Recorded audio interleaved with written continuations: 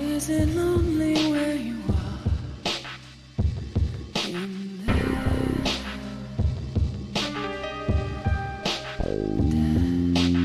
dead. Does the darkness know your name? Does mine?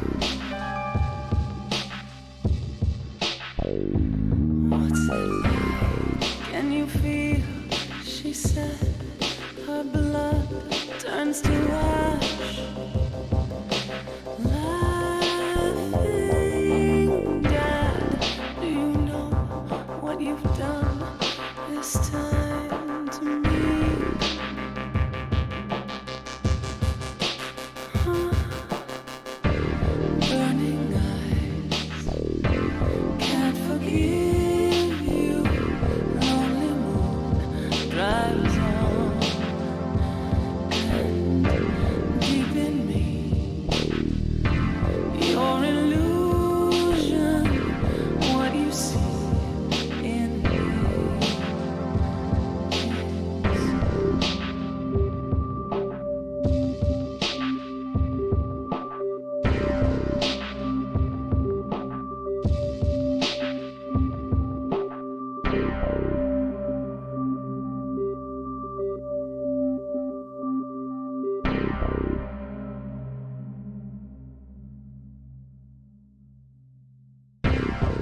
Did you have that dream again? Release. Breathe. You're receiving what you said, said she.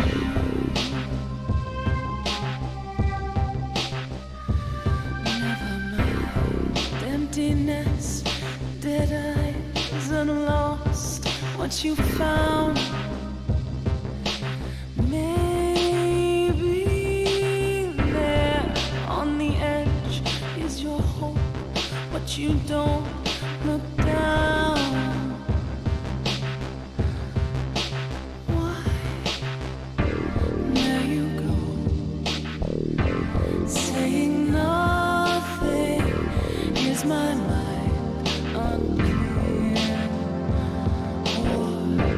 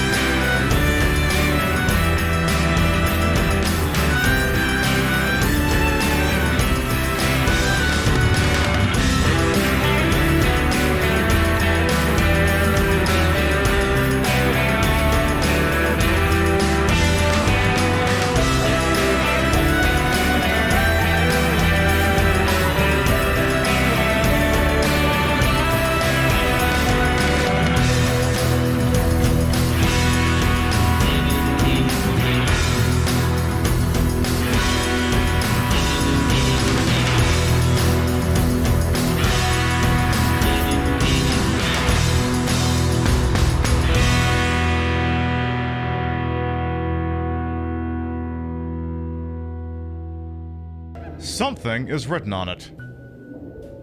Too bad I can't read it, because the surface has been rubbed away. Remains of swamp.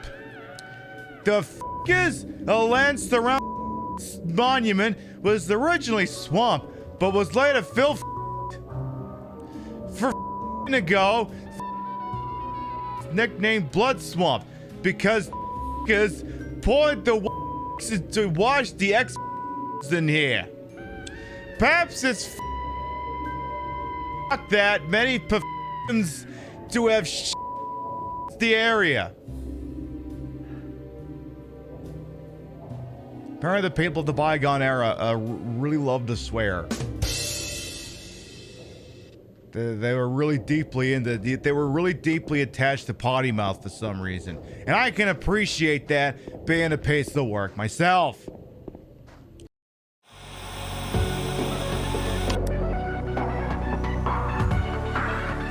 Welcome to Queen Pib on Twitch, where your time is well wasted. Here we play the games of the 80s, the games of the 90s, the games of the aughts, and occasionally the games of the beyond. And now, your host, who totally isn't doing their own intro, Patricia. To protect the world from devastation. To unite all peoples within our nation. To denounce the evils of humankind. To extend our reach to the stars above. Jesse. James. Team Rocket, blast up at the speed of light. Surrender now or prepare to fight. That's right. Mule's coming in hot. Hello. Mule, you got perfect timing. You know that, don't you? You got the perfect time. Well, perfect. I can say hello to everyone at the same time. The people who was already here and the raiders. Good morning, afternoon, evening, whatever time of day it is. Welcome to the show. Hope you're having a good day so far. I am Queen Pib, Patricia, Inga, Bogart. You may also call me Trish. Retro Variety Drag Queen streamer. Member of Team Stream Queens. And your time on this channel is well wasted. Welcome on in. I'm gonna go ahead and spoil part of the show for you tonight. The new Cody Shody drop with just something to do with the American healthcare system. And since we're playing Silent Hill 2 this evening, literally starting out in the hospital, perhaps I shoehorn it in sometime in the second hour. We're gonna do the new Cody Shody. Now start saying hello to everybody because there's a lot of yous. Holy shit.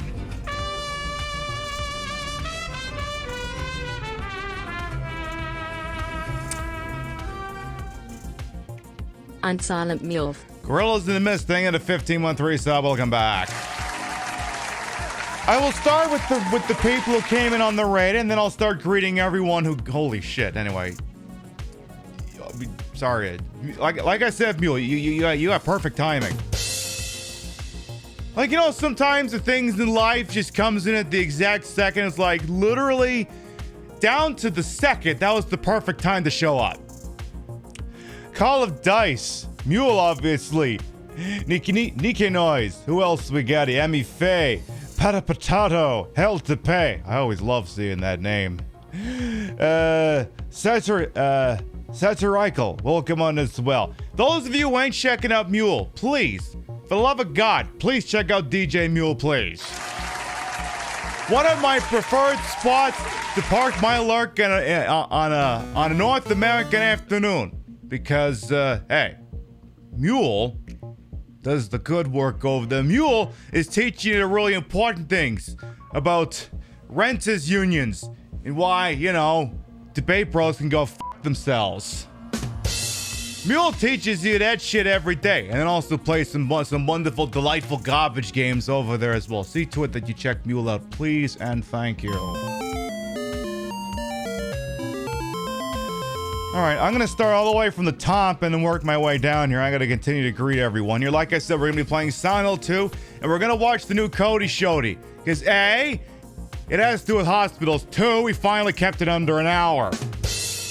We're gonna do the new Cody Shody tonight too. Heavy Buffet, Katie Boom, Funkadilla Chica, Rio, welcome on in. Hello, Angel Sucks, Patron Saint of Pizza. Good evening, how you doing?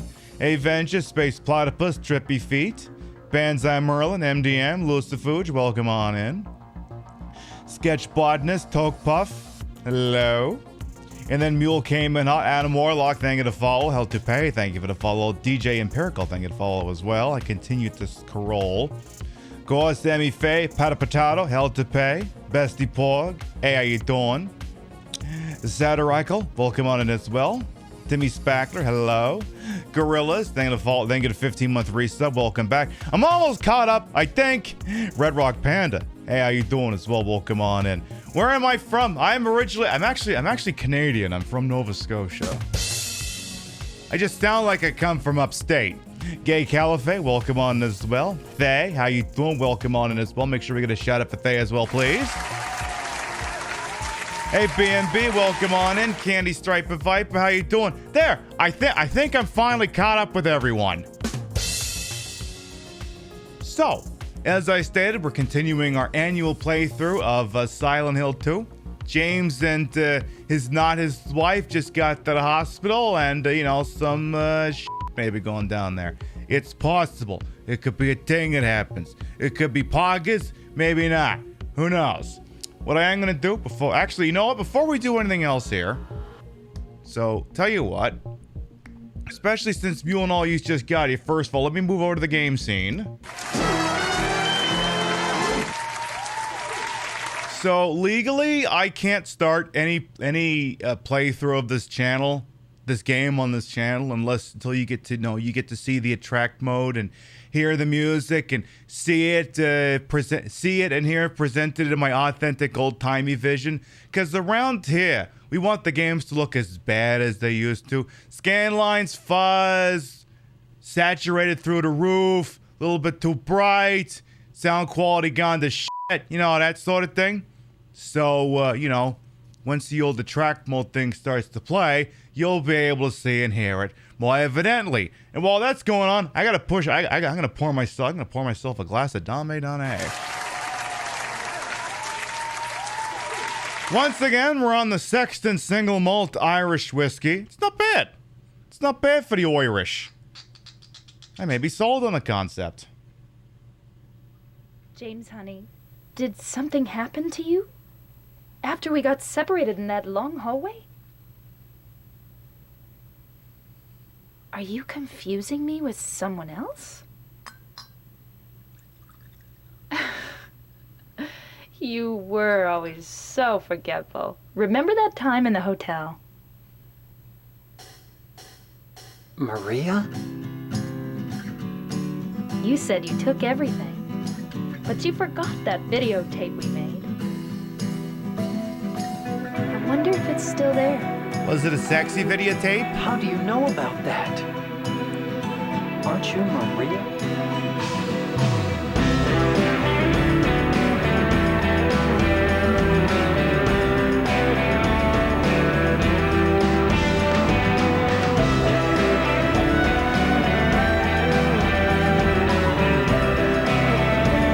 No, Bestie Porg, I had no idea. Okay, maybe I knew.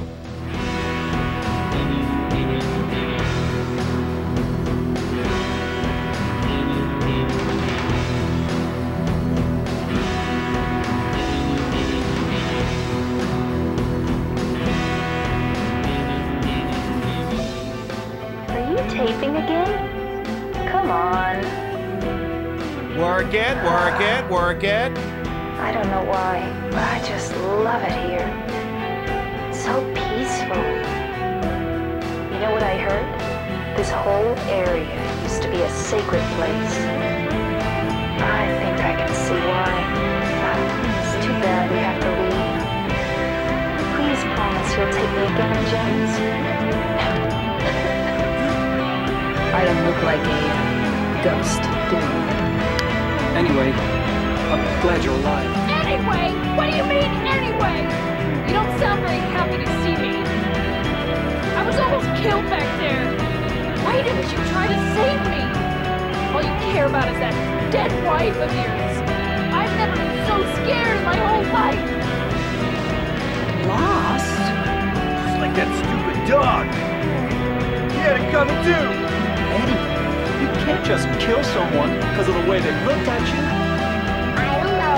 Maybe I did. What's a little girl like you doing here anyway? Huh? Are you blind or something? Oh, it's you. Hi, Donna Burke. Just putting a gun to their head?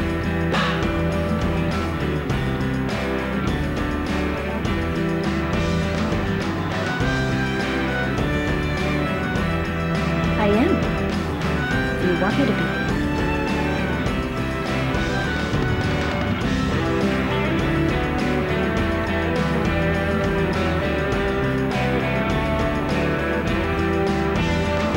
So, what about Laura? Did you find her? Yeah, but she ran away. We've got to find her.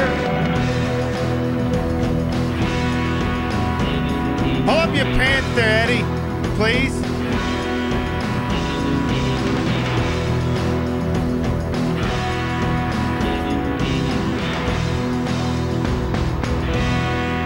It doesn't matter who I am. I'm here for you, James. See? I'm real. Actually, these are not real. Do what you gotta do, EB. Thanks for the lurk. Maria's dressed like Christina Aguilera? Fuck, I had no idea. It'd be like that. It'd be like that. So, go ahead and smash the old continue button. We'll continue right there wherever we left off there, eh?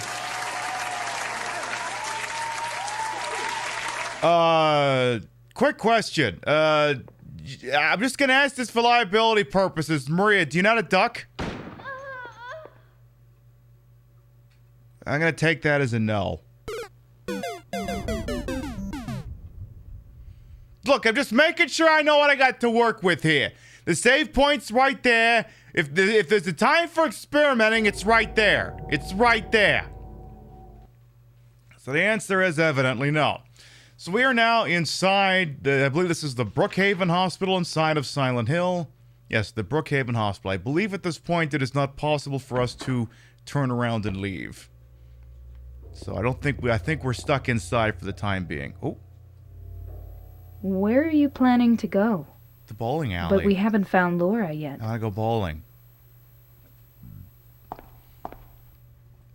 I wish to call Nico my cousin and go bowling with big American TTs. You know, the usual. And anyway, as I said, as we are in a hospital, we do have some React Andy content to do later. The video actually just dropped today. Cody Shody's got the perverse incentives of the healthcare industry. Once we're clear of the first hour, we may give it a look. We got some topical React Andy shit to do. Love that. I also love that he managed to keep the runtime under an hour. It's like, I love to watch this stuff. I also wish I didn't have to dedicate my whole program to it. So I suppose now I could just split the thing in half and watch half on one day and half on the other. But anyway, there is a memo here. We literally just got here. We are looking for small child. Also, I am this guy, James Sunderland. He looks kind of like William H. Macy. And he's looking for his wife. Supposedly she's in town. Also, she's dead. So that is understandably a little bit confusing. We're just gonna go with it. It seems to be about the patients hospitalized here. What do we have? Jack Davis. He has attempted to vote for Ralph Nader 3 times in the past for reasons unknown. Although he is normally a model patient who follows doctors' and nurses' orders, he must be watched closely due to his past pattern of voting for Ralph Nader and violent voting for Ralph Nader attempts. I hotfixed that word. I don't like that word coming out of my mouth.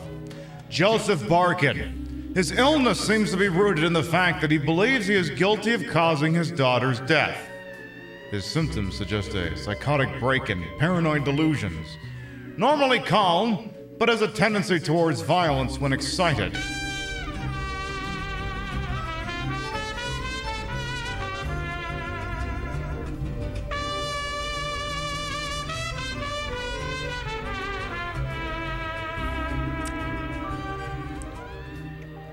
This town is full of pizza. How can you just sit there and eat monsters? Lucia, thank you for a 20-month resub. Welcome back. AV4, welcome on. A cantrip as well. The U.S. receives universal health care, but all the nurses are sexy faceless murderers. You press the red button.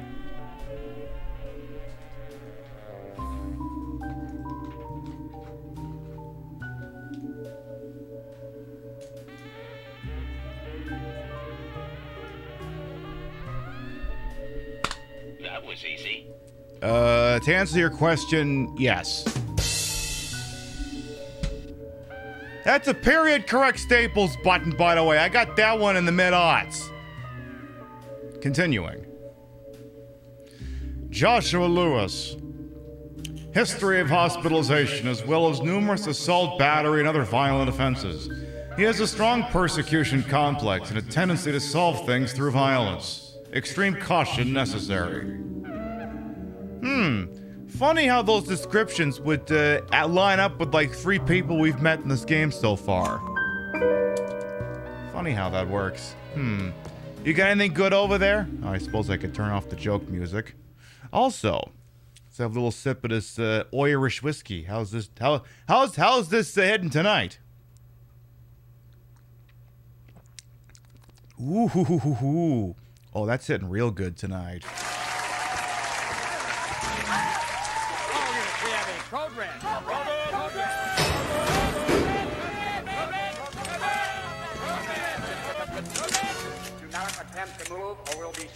My goodness. P3 and Raiders, hello. Welcome on in. Welcome on in, P3 and Raiders.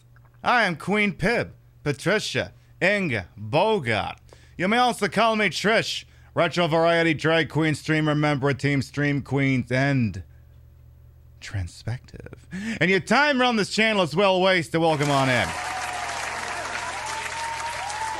Ped says to rush off the vid, but he sends the kindest regards. Hey, you know what? After playing Fallout 76, go do whatever the hell you want.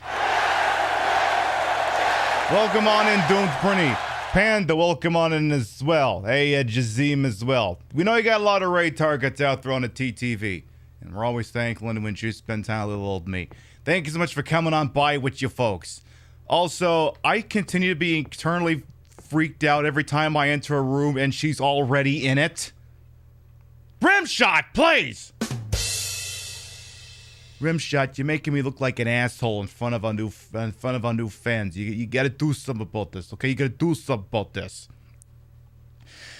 Hey, Competence as well, welcome on in. Yeah, oh yeah, across the pond, I get it. So, the problem is I keep seeing this typewriter and I just assume it's a save point because my brain is wired for Resident Evil. But I think I'm gonna have to do something over here. Something is written on it. What have we here? The potential for this illness exists in all people, and under the right circumstances, a producer could make more money with a flop than he could with a hit. Wait. Wrong work of fiction. Any man, woman would be driven like him to the other side. NBs need not apply here. Y'all don't have to worry about this shit. The NBs are off the hook for this one. The other side perhaps may not be the best way to phrase it. After all, there is no wall between here and there. It lies in the borders, where reality and unreality intersect. It is a place both close and distant. Some say it isn't even an illness. I cannot agree with them. I'm a doctor, not a philosopher or even a psychiatrist. Yes, Bones, that's great. Go sit over there. The Star Trek meta maybe starts next week proper. You go sit over there for now. But sometimes I have to ask myself this question. It's true that to us his imaginings are nothing but the inventions of a busy mind. But to him, there simply is no other reality. Furthermore, he is happy there. So why, I ask myself, why in the name of healing must we drag him painfully into the world of our own reality? Something else is written by hand. I got the key from Joseph. It's probably the key to that box. I got the purple bull key. Isn't it usually a papal bull, not a purple one? AJT. The typewriter is only a metaphor. Look, it's Silent Hill. Everything in this thing is a metaphor for something else. Hey, shots as well. Welcome on in. I saw that, Redlock. I'll have to have a look at that in a bit. I'll have to do that. Anything else here we can look at? Different types of papers and documents, but nothing interests you. Okay. All right. Wait, where is she? Wait, where is she? Is she over here? Oh, okay. She picked a different corner. Maria, you gotta be a little bit consistent with me, girl. You keep ending up in different places, and you're gonna weird me out. Different kind of memos, la la la. What is he looking at? What does he see? Oh, health drink. Health drinks in a hospital. Now here's the question: Did they take my insurance? I don't even remember what kind of insurance I have. Did they take my insurance here in Silent Hill? Are we on their network? Am I covered for any number of things that could happen in a Silent Hill game, both physically and emotionally? Are they gonna cover this shit? Lock is broken, can't open a door. That's just regular locked. Can we get in the washrooms, or is that the washrooms? Come on, I wanted to look at the washrooms. If I can't look at the washrooms in a Silent Hill game, why the fuck are we even here? Alright, cause some pissant kid wandered in here. Yeah, we've been denied the toilet meta for this evening. What a shame. Will they cover this shit? No, that's what the health drinks are for. Wonder what flavor? Hopefully scotch. As long as they're just glasses of scotch, you know what? I can live with that. I mean, it's not gonna heal what ails you, but, you know, at least it might relax you a little bit. I tell you, there ain't nothing. You know what? I've said it before and I'll say it again, because I had the same thing Monday night for the Better Call Saul finale and last night too. When I'm not streaming, a lovely glass of scotch, relaxing with my best partner, you know what? I wouldn't trade it for the world. Are there any doors in this hospital that open? Any at all? Like a stairwell or anything. Like maybe this one? Lock is broken, can't open a door. We've got a stairwell there. Hopefully we won't be denied. Can't get that door open. This door is locked. You feel that? Nice. I think I said as much on one of my Twitter accounts recently. I have more than one because, you know, professionalism. And I mean, we used to drink all kinds of things on the show, like, you know, mixed drinks, and margaritas, and White Claws and shit, but here's the thing. When you're wearing an extremely intricate outfit like this, you don't want to have to get up and go to the bathroom once an hour. A lot of effort goes into this outfit, and, you know, sometimes it's a pain to take parts of it off to do that. Oh, hey, here comes the attending nurses, who are fat-tittied, but it makes sense in, hey! It makes sense in context because they're my nightmarish delusions. Oh, I can't see. What am I shooting at here? Please stop hitting Maria. Maria, no! Maria, no! Maria, are you in the... Maria, I'm gonna need you to... Maria,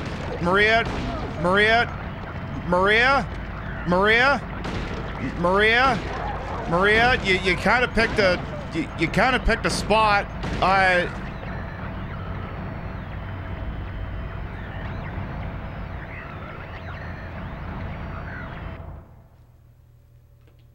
Streaks on the china, never mattered before.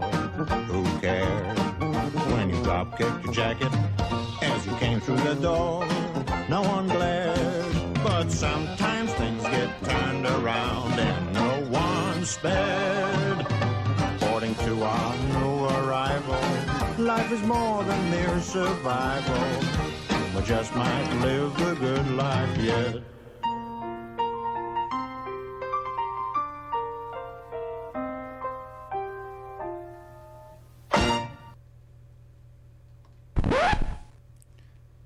Right, we'll try that again. Hey, Justice, welcome on in. All right, I'm getting caught up. We won't look at all the 10 million doors that don't open, I guess. Just, note to self, I don't know who could be credited with the kill on that one. Did I shoot her in the back of the head by accident, or did the nurses get her? I'll have to go back and check the tape tomorrow. I'll check the tape and see who gets credited for that one. Hey, Demunia as well, by the way, welcome on in. Yes, we do fancy a Mr. Belvedere for once in a while. Alright, tell you what, since the baddies seem to be following me, why don't I go, ow!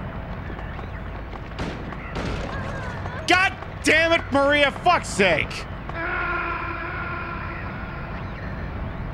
That thing is a 9mm. How did it go through the nurse and hit her? Yeah, it'd be one thing if that was a 40 caliber, but that was a 9mm. Please.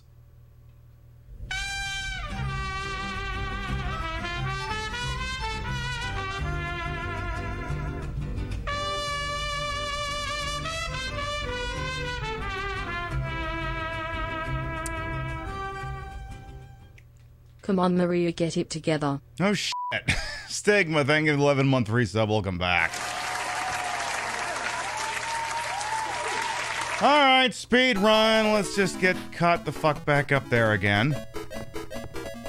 Go through there, get the key, because you're gonna forget to do this if you... Sorry, I just bumped into you. I'm getting a bad ending now. Sorry. Maybe we'll get the one where we revive you. I don't know. Maybe we'll do that one. We have the technology. Alright, get the health drink. Maybe don't bump into her again. Go right for the fucking door again. Try to avoid shooting her this time. Try. Do your best. Sorry I bumped into you again. That means you hate me. Can't get a good ending now, even though there are really no good endings in this game except for the one involving a dog. That's the best, most poggers ending. Alright.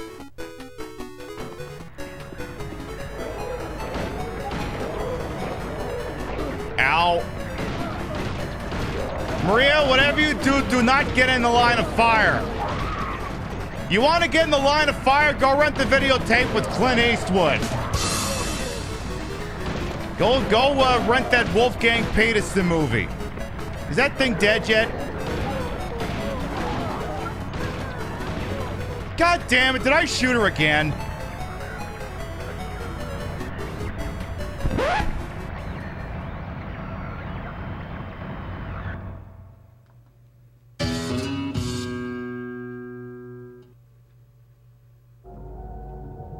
Okay, I don't know what happened there. See, now, Maria, couldn't you be a little bit more like, Eileen from Silent Hill 4? Where, you know, if I run really far ahead of you, you can't follow me into the next room, and then maybe I don't gotta worry about you getting shot by accident? Or killed by an enemy? Does that actually affect your ending? Yes. There's one ending I guess you can get if you're really nice to her in relative terms, and then endings you will get if you're a jerk to her. I mean, to be honest, like none of the stock endings are what I guess could be ever considered happy endings, except maybe the Leave one. Ish. I would say that's the least unhappy of the stock endings. Because none of them are truly happy endings, just least unhappy. And yes, running into her apparently counts against you. Alright, let's try making sure the gun is fully loaded before we start squeezing off rounds here. Okay, get the other one. Maria, please don't stand right behind me. Could you... James, please target the... James, please target the one that's right in front of you. James, just one literally right in front of you. Oh, great. Now I'm dead.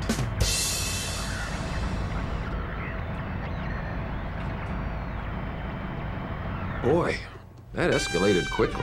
I mean, that really got out of hand fast.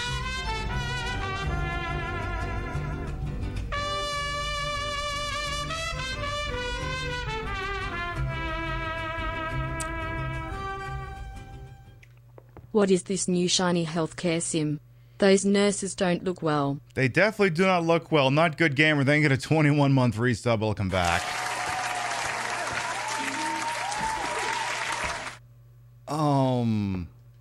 Okay. Be nice if we had like a shotgun. That'd be pretty fucking poggers. Me. I hope this Silent Hill 2 playthrough doesn't go too fast. Also me. We'll be lucky to get out of the first hour of the broadcast having those 2 nurses dead and everyone else here alive. Apparently rapid progress on tonight's program is not something I'm going to have to concern myself with. Hey, Gus Grim as well. Buongiorno. Alright, make sure the bread is loaded. The Beretta is indeed loaded. Okay. The bread is loaded, and I'm getting loaded. Okay.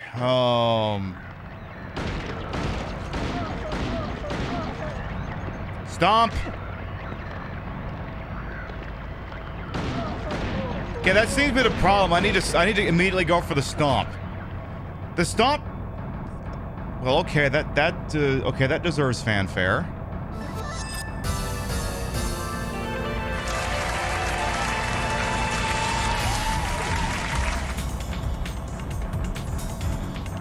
Memo to self. Actually, hang on here. I got a better way of taking a memo to myself. You still got batteries in you? Oh, good. You do. All right. Diane? I found myself in the Brookhaven Hospital. After multiple attempts of trial and error, I have discovered that, apparently attempting to foul the nurses in here when they hit the ground is considerably more effective with my foot, rather than continuing to shoot them with my, department-issued sidearm. Could you get through to the armorer and make sure that they know that they are not to use their service weapon to fully discharge nurses in Silent Hill, that they should instead use their feet? Thank you, Diane. Wow, that bit hasn't been on the channel in a while. What's that, Coop? I didn't catch all of that! Door won't open. That door opens. Oh, this is the one where I prick myself. Ow. What's wrong? I just pricked myself. Are you okay? Yeah. You got a boo-boo. You want me to suck your dick?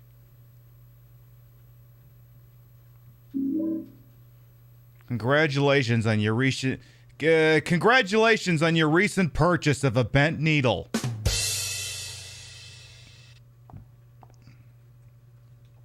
Feels like it should come with the whole, you know, the service manual that says, congratulations on your recent purchase of a bent needle. With good care and maintenance, your bent needle will be able to provide you with high quality bent needle for years to come. 90-day limited warranty. Option to extend the warranty another 3 months if you register with us. Well, we got a shoddy and a needle. And tetanus. Yes, we also got tetanus. You're gonna pretend the reboot never happened just to maintain this new idea that Gordon is Diane. Hey, you know what? I mean, maybe Gordon gets some of those notes too. Who knows? Who can say? Locker won't open. This is no time to be looking at a stupid poster. Yeah, well, you could be staring at my giant titties instead. You need to rewatch Twin Peaks. Hey, go knock yourself out, babe. You know where to find it. Go knock yourself out, babe. Locker won't open. There's some shit in here. There's some posters. There's a magazine here. That won't do me any good right now. Is it a wanking magazine or something? There's something inside the pocket of a white lab jacket. It's covered in blood, and it's got an examination room key. Roger that. I don't know that I would call that a white jacket. Again, drenched in blood, but, you know, knock yourself out. So once again, of course, the fat-tittied nurses got their start in Silent Hill 2. Now, there are nurses and doctors in the original Silent Hill, but they aren't nearly as fat-breasted. They're just hospital workers who, I guess, have succumbed to whatever was going on in that game. Now, it is important to remember that many of the things that happen in this game are specifically unique to this game, including 4 legs, this thing that's literally all legs, because they are manifestations of James's anguish and general psyche. So whenever Pyramid Head shows up in something that's not this, he's literally doing a Krusty the Clown-ass walk-on. Hey, hey! Who are we haunting now? Because it's someone that he has effectively created to punish himself for things he may or may not have done. By which I mean did do. By which I mean he did do it. So when he shows up, for example, in those Silent Hill movies, it makes no sense whatsoever. Some handgun bullets. Exactly. Hey, hey! Honk, honk. So now I'm in a bathroom. Or something. Or I guess it's a patient's room. There's another typewriter, scattered papers. Just plain white paper. Nothing exciting. Oh, hang on. Okay, looked at it more closely. There's a typewriter here. I got no use for this. I was going to say, yeah, because the typewriter industry's dead, but this game takes place in like late 70s, early 80s. So no, this is still... Because that's another thing that sometimes... Did you miss Head? Not in the hospital yet, no? Not here yet, no. But yeah, this game, like, we're used to the idea that games take place in the year in which they were published, but no, this game actually takes place in, like, late 70s, early 80s. Wait a minute. What's this? There's a sheet of carbon paper still stuck in a typewriter. I can still read the imprint left on it.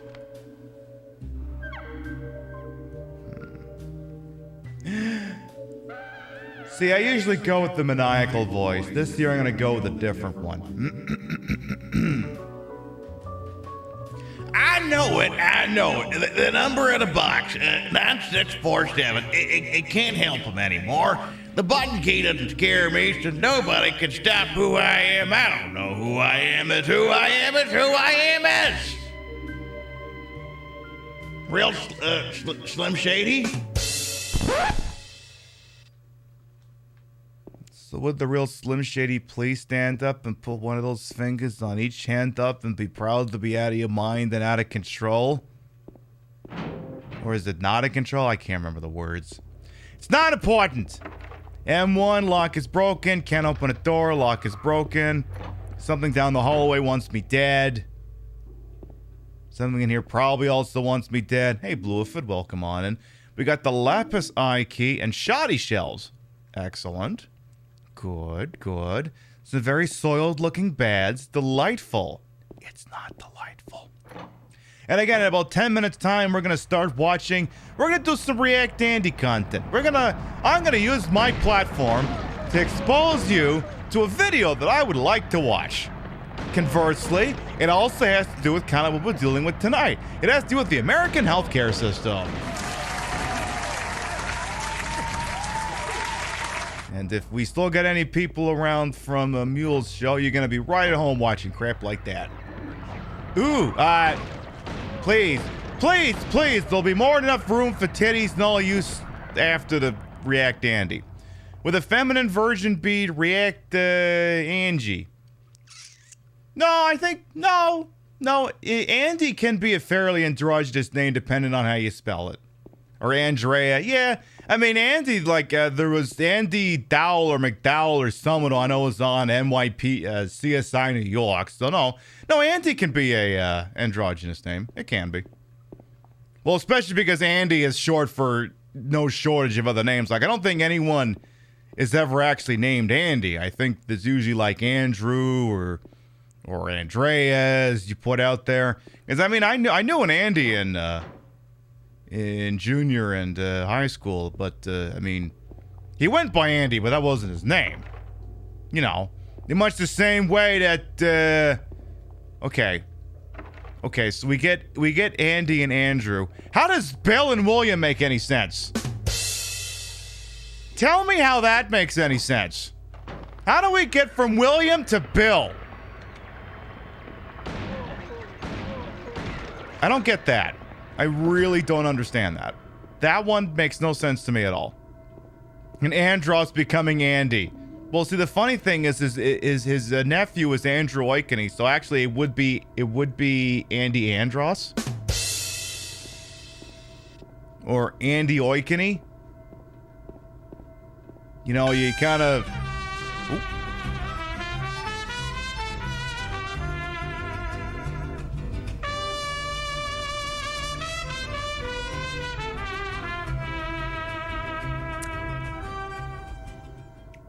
Hi, Pib.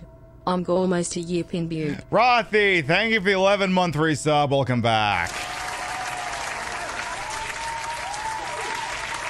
Make sure you check out Rothy too. Make sure I get a shout out for them too, please, and thank you.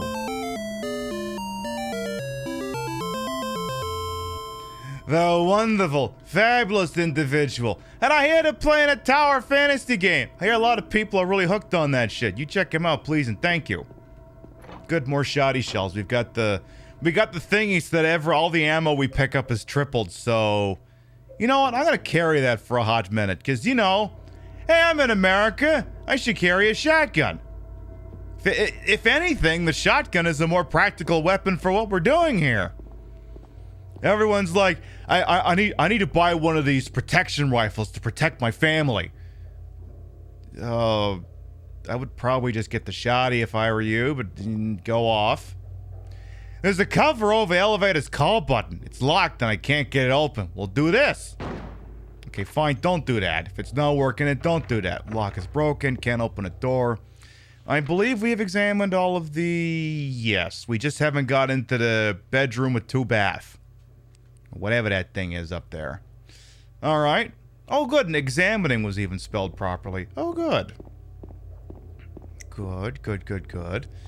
Alright, were there any rooms out here that we didn't open up yet? Sorry, look, it's not a survival horror game until I've looked at a map a billion times. You think it's bad now? Wait till we get to doing that X-Files game.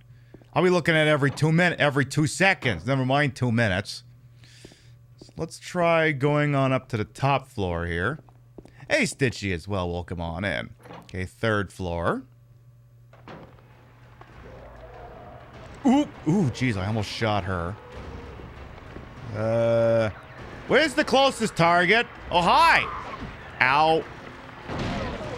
Okay. Hey, hello, Jonas as well. Welcome on in. I'm doing alright. I am apparently dying, so I should probably correct that. Yeah, you know, let's have one of these alleged health drinks. There's an X-Files game. See, the funny thing is, I technically didn't even specify which one. Oh, there's 2 of those, and they're both getting featured at some point. There's that PlayStation 1 one, which is an FMV game. And those are always great for React Andy content. And then there's Resist or Serve for the PlayStation 2, which is very much a Resident Evil, Silent Hill-ish survival horror game. Very on brand for this channel. And you can play as either Mulder or Scully. They actually have 2 somewhat different campaigns. Replayability, we love to see it. Also, Mulder stops by a video rental place in his podunk town and he gets very upset that Ass Lovers 36 is out already. I wish I was making that up, but I'm not. You have the FMV one as a kid? Oh yeah, I love that game too. We will be featuring it at some point. I promise. So much stuff to do, so little time. Alright, what else here can we get open? That block don't open. Floor is not out here. This elevator does not seem to want to function. This door open? Door don't open. I gotta say, this hospital kind of sucks. Are we sure this is a hospital and not like, I don't know, apartment building in Queens? Could it be there? What have we got here? Huh. Oh gosh, right. Don't we have a note? We had that thing. I always forget that you can actually look at memos in this game. Imprint on carbon paper? Was this it? Number of the box 9647. That doesn't sound right, but let's give it a try here. 9647. 9647. Nope. I didn't do it. Apartment building in Queens. Hey, you know, it's sometimes I know how to aim. All right. Let's make our way up top here. Okay, roof. And the rooftop is locked. Okay. So, got a door here we can't get open yet. Yours is Countdown Vampire. I have access to that game. I haven't played it yet, but I do. It is on the list. We do have it on the PS1. Oh, okay. Is there a note around here by any chance, or? Okay, so we have this thing. Don't know how to get it open yet. Do we have any other open leads? So this door up there does not open yet. If I look down here at the second floor, did I miss anything? Oh, we didn't check that day room. You know, day room. Fighter at a night room. Champion at a... This crap writes itself, seriously. But yeah, Countdown Vampires is on the someday list. At someday, we are going to sit down with a walkthrough and give Martian Gothic another try. But I'm going to have to be glued to a walkthrough the entire time. No deviating from it any whatsoever. Oh, well, so much for that. The lock is broken. I can't open a pissing door. Isn't she supposed to get tuckered out and lay on one of these beds at some point? Isn't that a thing? Oh, did we go down to the... Isn't there a basement? I don't know if we went down there yet, or if we even could. Actually, there's an elevator. Did we even try that? I feel like we're missing something. I could have sworn there was, like, other rooms here on the first floor. Are we on the first floor? No, we're on the second floor. I could have sworn there was more on the first floor that could have been done. Maybe I'm confusing it for Silent Hill 3. Because Silent Hill 3 also comes to this hospital, but it's not one-to-one the same experience. I mean, yes, like so many games out there, it does reuse assets, but, not as much as one would typically expect from a Konami production. That door is locked. I could have sworn, like, the doctor's lounge or one of those examining rooms would open up. Let's double check that. Come on, one of you has got to open. Lock is broken, can't open a door. I could have sworn one of these pissing things would open. How about you? Okay, that's just regular locked. What do we have for key? What do we have for items? Blue gem, white chrism, book of lost memories, a bent needle, a lapis eye key, a purple bowl key, examination room, f***'s sake. Alright, okay, I know where we're going. Apparently, I think we have the key that opens up the door at the ass end of this place. Look, when you get confused in a Silent Hill game, look at your items sometimes. Or maybe not. So, do I not have the... Oh, okay. The other examination room. Silly me, there's multiple. I mean, yeah, I guess it stands to reason a hospital would have multiple examination rooms unless they just want to have just the one. It's just the one examination room, actually.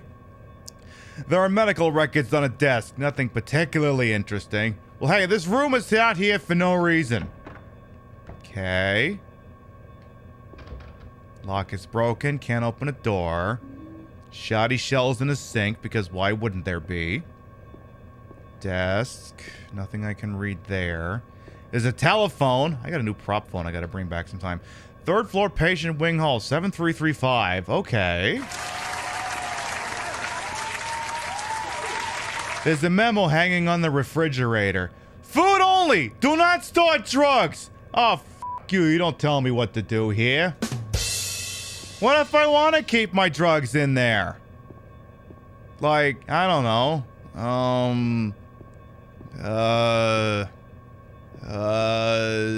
You know, the drug that does drug stuff, you know. Drug and all? What was that one that Robin Williams made up in that stand-up? Oh yeah, the drug fuck it all. Are you feeling symptoms of anguish? Are you in extreme pain? Have you considered taking fuck it all? Available over the counter without a prescription. Fuck it all. I'm gonna just put the code in here before I forget it. So 735. Oh. No, oh wait, no, you want the code on the 3rd floor. I figure, look, before we get to the React Andy content, you take fuck it all regularly? Oh, I know you do. I'm drinking some fuck it all right now. So I tell you what, chat, are we ready to learn about the perverse incentives of the healthcare industry? Let me put this code in here so I don't forget it later. All right. Perfect. Now we can park it here because, you know, well, here's what would happen. I look down the stairs, we got the code, I go up here, if we watch the video before I put the code in, I'm going to forget it and I know who I'm dealing with. So, we have the new Cody Shody. I'm going to drop a link for it in chat right now. I'm going to watch a video about, you know, America. And so Cody Shody over here is working on some videos discussing the profit margin. Or the profit motive and, you know, how it ruins things. Yeah, well, your mom needs to repay her debt in full by the end of the month or face substantial legal consequences. So, oh no, I'm so sorry. I didn't know. I didn't know. That sucks. Wow. Hi, what's up? Didn't see you there. How long have you been watching? Were you here when I was crying? I wasn't crying. I love doing that bit. My favorite is this one I steal from Stephen Colbert. It's like, hi, I didn't see you there along one full wall of my cabin. Welcome back to some more news, I guess. Except we don't have any news because in order to do the news, you need to have money, and we don't have any money due to the fact that our sponsor from last week has not only decided to stop sponsoring us, but is also suing us for defamation. Turns out companies don't like it when you call them an evil, soulless industry that prioritizes money over human well-being or any genuine pursuit of justice. Mm-hmm. Also, Katie has continued her research trip, but is very upset about the situation. In fact, she's so cross that she extended her trip another few weeks while she attends a producer conference at some guy's chateau on international waters. Oh, that's got to be her now. Okay. Hey, prison boy. All right. Can you look up the odds for Russian roulette with 10 people? Also, I solved our financial issues. No need to stop doing this show. That's great. Okay. It looks like she's sending the information over. The teleprompter lizard is just loading it up. And here we go. Hey, news fan or fans, huh? How would you like some exclusive, limited edition, some more news merch? That's right, idiots. We're giving away such memorable collectibles like our old backdrop, Warbo's entire face, and Cody's shoes and front door. All for the incredible price of $350,000 per item. I'll take Wombo. I guess I can buy a new front door for less, but who's gonna... Someone has just purchased the door. And there it goes. Well, someone just took my front door. Okay, that was wacky, but I guess we can now afford to do this episode in our series about the quest for profit infiltrating our basic human needs. An episode that I guess is gonna cost $350,000. Not sure where that money's going. It's Katie again. Hey, Doorless. No need to look up those odds anymore. It solved itself. Also, does the TSA have any policies against anteaters? Good question. Come on, production All right, values. the Title Monkey's back. I mean, we are dating after all, according to the narrative that we have laid out, which is not to say that I need fan art of that, so you can stop sending us fan art of that. Also, there's a strange dog in my house now, because I have no door. Yay, okay, Great game Dane! face, all right, it's time to talk about healthcare in America. Fuck us.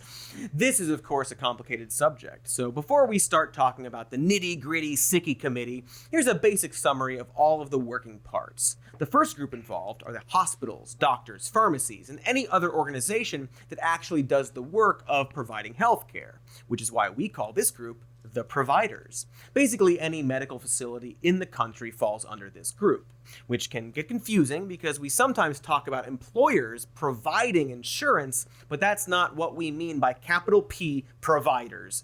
In America, while there are some government-run hospitals, the majority of all providers are privately owned, with about 56 to 58% of those being nonprofit, and the Yay. rest being run as for-profit industries. Ugh. The next group, the group receiving the healthcare, we will call patients. That group seems pretty self-explanatory.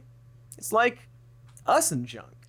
The third group is the insurance companies, either private or public sector. This group is called the Nice insurers picture. or the payers because in theory, they pay the providers large sums of money for their medical services. These payers handle the oftentimes complicated financial transactions with the providers so that patients don't have to do it. And in return, they get paid an ongoing fee called a premium, either directly by the patient or, as is most common in the United States, by Group 4, the employers. Or let's call them employers here, because come on, we're on a P roll, so we gotta keep that going. I don't know. So the employer pays the payer pays the provider treats the patient works for the employer, and the antelopes eat the grass. Circle of life. Circle of life. We lost our P roll, and I'm sorry. Anyway, it sounds simple, and in an ideal world, it would be. But because we live in this, let's call it world, it isn't simple at all, and I'm going to spend the next 30 to 500 minutes explaining to you why that is. There's literally no way for me to know someone already stole my wall clock because I have no door. Let's start with the basics. Healthcare in the United States is f***ed up its holes. True. All right, basics over. Let's Yay. now expand on that. Contrary to common sense, the healthcare industry is one of the most costly industries in the country, and the U.S. is an outlier when it comes to GDP per capita as well as healthcare consumption per capita. America spends, on average, around $12,000 per person per year. The next closest country, Switzerland, spends around $7,000, which I'm almost positive is less than 12,000. Yeah. When compared to 9 other wealthy countries, including Canada, the UK, and Australia, the US spends the most on healthcare as a percentage of GDP, yet comes dead last in overall healthcare performance, is the least affordable, and ranks last in equity. However, despite these frankly abysmal outcomes, healthcare is still somehow one of the most profitable, if not the most profitable industry in the United States. Wild. According to IBIS, an analytics and consulting company, the healthcare industry has one of the highest grossing revenues in the US, already bringing in hundreds of billions of dollars this year. So to recap there, American healthcare costs the most, does the least, and yet is one of the most profitable industries. I wonder where all that money is going. It must be that money monster we've covered in the past. Yeah. One of these days, we're gonna get him. Clooney, I'm gonna get you, ya money monster. Pow, zip, zap. Okay. On a light bulb. How exactly did we get I gotta here? watch that movie. Let's start with the book An American Sickness, written by physician and journalist Elizabeth Rosenthal. It details how the archetype for today's patient hospital insurance employer model was developed at Baylor University Medical Center in Dallas, when, sometime in the early 1920s, the medical center realized the hospital was carrying a huge number of unpaid bills. They then devised a system with the local teachers union wherein teachers could pay $6 a year in return for a guaranteed 21-day stay at the hospital, which at the time would have cost $525 without the insurance. The model quickly spread and was called Blue Cross Plans, a name you might still recognize today if you're lucky to have decent insurance. Blue Cross Plans were not originally intended to make money. At this point, healthcare was still considered a charitable endeavor, so rather the goal was to protect patient savings and keep hospitals afloat, an admirable goal that I hope lasts. Yeah. Shit! Spoilers! I'm burning! Anywho, as medical technology improved, so too was the insurance business forced to adapt. The invention of ventilators and development of the first anesthesia suddenly meant that far more people could be saved from disease and injury. Huzzah! It was super convenient because the 1930s and 40s had a bunch of wars and epidemics, and everyone ate asbestos straight out of the can. So flaky. Bring and back dry. asbestos! Try Don't- some asbestos. Never. Don't do it. No. So suddenly, 21-day stay, $6 a year plans were no longer good enough. Americans needed insurance plans that could provide continual coverage of their medical needs. So when the National War Labor Board froze salaries during World War II, companies realized they could attract workers by offering health insurance, which the government liked so much that they ruled that money spent on health benefits wouldn't be taxed. A win-win for everyone. All we had to do was not f*** anything up with, greed. Shouldn't be too hard, you know? It's not like greed is on some really popular list of bad things people always do. I don't know what they'd call it. 7 mind-blowingly bad things we don't want people to do, parentheses, doctors hate number 6. Of course, at this point, Rosenthal explains, Blue Cross and its partner Blue Shield were basically the only major insurers in existence. And because they were prioritizing actually helping people, the number of insured Americans skyrocketed. Between 1940 and 1955, the percentage of Americans with health insurance went from 10% to over 60%. Imagine which is that. a pretty big deal. This jump was absolutely due to the fact that Blue Cross Blue Shield accepted everyone who wanted to sign up and charged all members the same rates no matter how old or sick. If, like me, this seems to you like the only reasonable way to handle something as important as healthcare, then boy oh boy, do I have some extremely unsurprising and unfortunate news for you coming up. I can change my mind. Despite the two Blues' charitable models and their popularity, the new demand for health insurance presented a business opportunity for other less magnanimous companies to swoop in and begin offering insurance on their own terms. For example, accepting specifically young, healthier patients that they knew could make them a profit. Because you see, actually having to provide medical care to a sick person isn't nearly as cost-effective as charging a healthy 20-something a monthly rate in perpetuity. This is, of course, why young people are cooler than us olds, and also why we need to harness their youth for our own eternal replenishment. One day! These new companies charge different rates depending on things like your age or whether you had a pre-existing condition. They also offer different policies for different costs, which offer different levels of protection. Hey, weird. That seems like a way worse system designed to run the country into the ground for the sake of profit. It seems so like obviously, it. That's the system that stuck. Because capitalism without government regulation simply rewards the companies that make the most money, which is why some industries that we need to survive should perhaps be exempt from that system. Even the Blues eventually caved, becoming for-profit in the 1990s. And as insurance companies became more and more profit-focused, insurance started to become more and more expensive. In America in 1970, per capita spending was just $353 per person, or around $2,700 in 2022 money. Contrast that to today, where, as we previously mentioned, the per capita spending is over $12,000. And of course, all of that extra money is going exactly where you think it's going. Up my the butt? people at the top of the insurance companies. Same difference. United Health Group, the largest health insurance company with a 15% market share, made $17.3 billion in profits in 2021. Their CEO, Andrew Whitty, made a shit ton in total compensation the Oh, hi, Green Mania, please. Oh, don't worry. Don't worry. We are playing Silent Hill. We're taking an opportunity to learn about the healthcare system that exists in Silent Hill 2. I can assure you, he's very on brand. He's very on brand. Previous year, $418,000 in salary, $1,470,000 in bonuses, $8,025,000 as stocks, $2,675,000 as stock options, which I guess are different from stocks somehow, and $268,000 in other types of compensation. Whatever the that means. Maybe he swept up around the offices or something as well. That was nice of him. Oh, it does thanks, coffee, Andrew. if only. All in all, Whitty's compensation totaled $12.9 million dollars in a single year. Anthem, the second largest insurance company, made $6.1 billion in 2021, and their CEO received $17.1 million in compensation in 2020, while Aetna, the third largest insurer, made $7.9 billion in profits and provided their CEO with $20.4 million in compensation.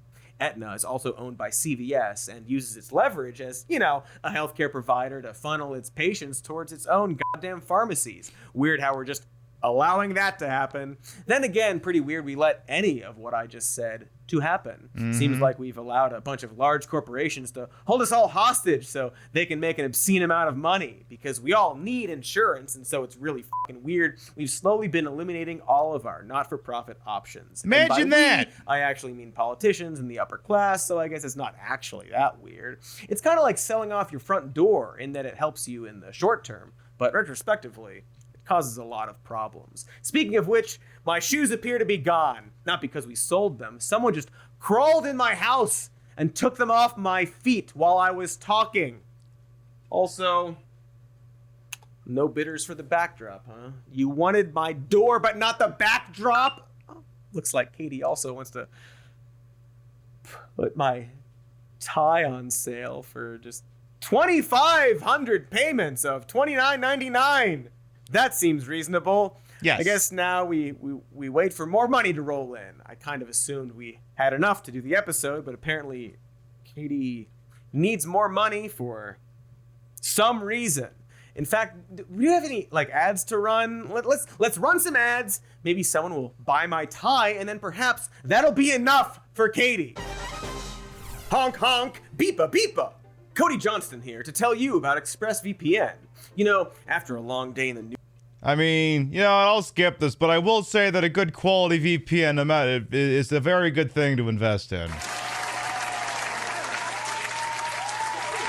Especially if you're the sort of person who likes watching, content, but maybe you like to only have the VPN subscription instead of 10 billion video-on-demand subscriptions. How you get one from the other? I don't know. That's just what I've heard. And we're back. Tie got sold off. Well, I really miss it. My neck feels exposed, because my tie normally goes all around my neck, like here on the show. Also, here's some other things Katie is now listed on our Some More News auction site that apparently exists. Original Some More News artwork. Studio cameras, sound equipment, seems like we need those. Exclusive Some More News brand keys to Cody's car.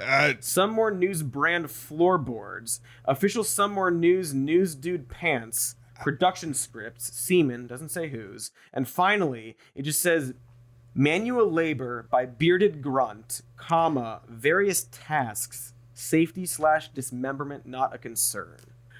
Great, I'm sure that'll all be fine. Okay. So now we've covered how insurance companies are, to put it lightly, really expensive, and how that wasn't always the case. That's the payers. Now let's talk about the providers, or rather, the doctor side of things. As you likely knew before I started talking, an uninsured hospital bill in the United States has become unbelievably expensive. In terms of healthcare in general, between 1993 and 2013, overall spending has grown an average of 6% each year. But hospitals specifically have grown in price at a disturbing rate. According to one study, between 2007 and 2014, prices for hospital inpatient care grew 42% compared to only 18% for physician prices. You can obviously see this the most when it comes to pooping out kids. from your butt. Here's an article from 1994 complaining that giving birth now costs over $7,000. And now here's an article. If people wonder why the f I don't have kids. You kidding me? That shit's expensive. Yeah, but who will look after you when you're old? Yeah, you just save the fucking money, and then I can, I don't know, pay to go somewhere where people do that shit for me.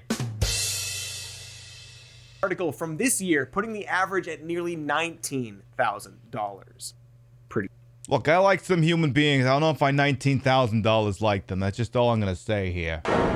Steep, considering you can't even use them in coal mines anymore, you know, like we could in the 90s. And of course, prices can vary wildly from hospital to hospital, depending on the prestige of the institution, what state you live in, and as always, the quality of the patient's insurance. In America, the country we've been talking about, many hospitals and doctors' offices got their start as religious charities. And in fact, many hospitals are still connected to religious institutions. Yep. Did you know that between 2001 and 2016, the number of American hospitals affiliated with the Catholic Church grew by 22%? That's not particularly relevant to the episode that we're doing now, but it's weird, right? Get the f out of my doctor's offices, Pope! I don't know his name. Pope Frankie. Jeff! Or whatever. It's Pope Frankie! Yeah, Jeff. Originally, these institutions helped the poor and the sick over all else. Imagine that. And kept their fees as low as possible.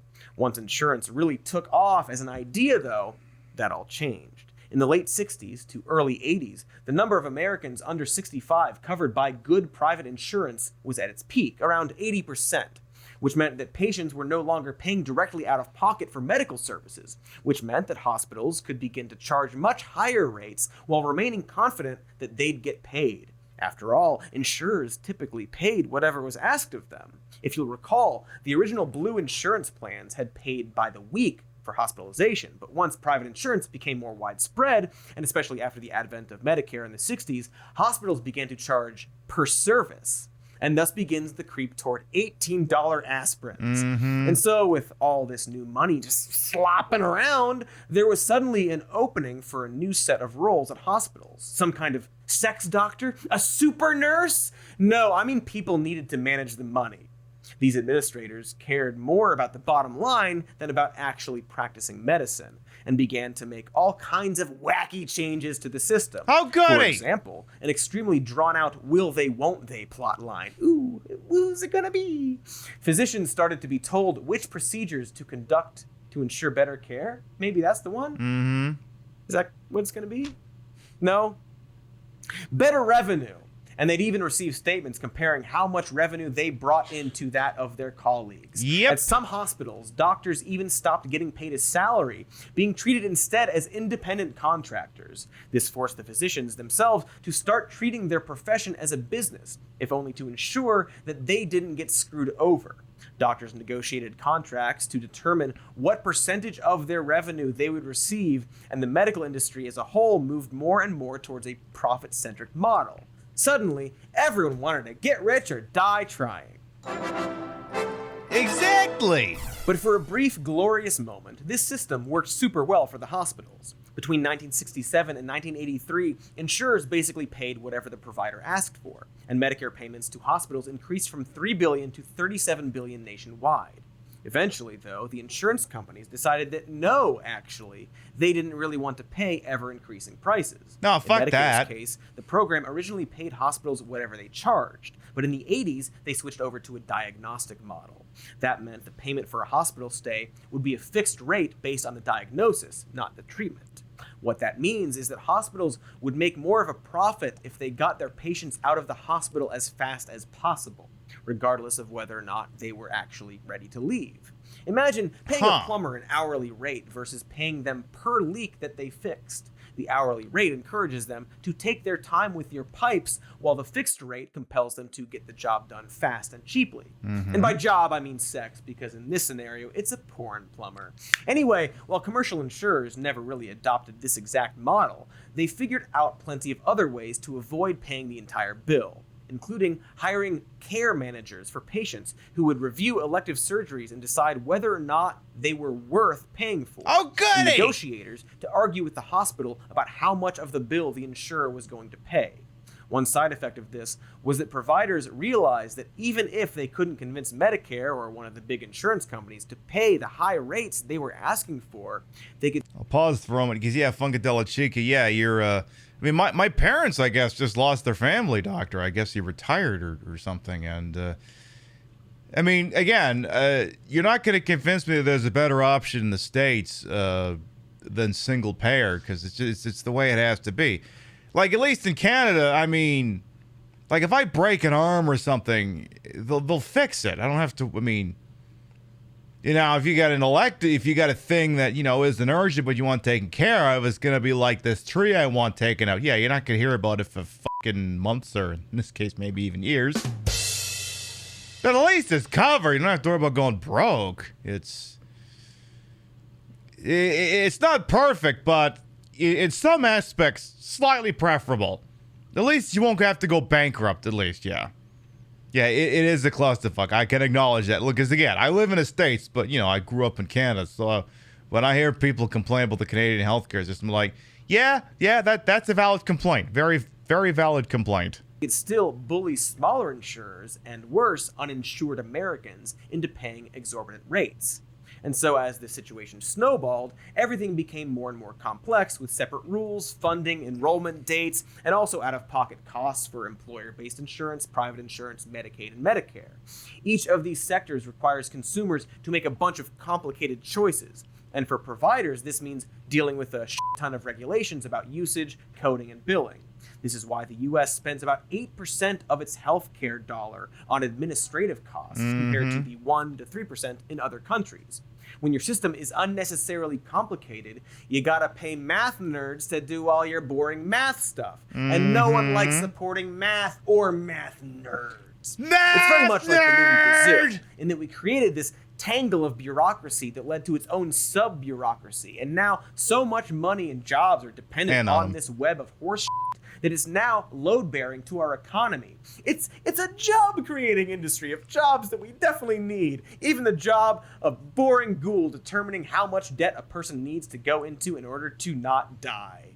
It's a Jenga tower of unnecessary costs. Speaking of, another thing we pay more for than other countries is doctors and nurses. The average U.S. family doctor earns upwards of $200,000, while specialists usually make over $300,000. Now it's even more fucked up. Way above the average in other industrialized countries. American nurses make considerably more than elsewhere, too. The average salary for a U.S. nurse is about $75,330, compared to $64,793 in Switzerland and $69,699 nice in Australia. For the record, I'm not saying we should be paying doctors and nurses below what they deserve, except for that one guy who said I had weird feet. Yeah, that guy. You have weird feet. But if that cost becomes prohibitive to Americans actually receiving care, then we clearly need to figure something out.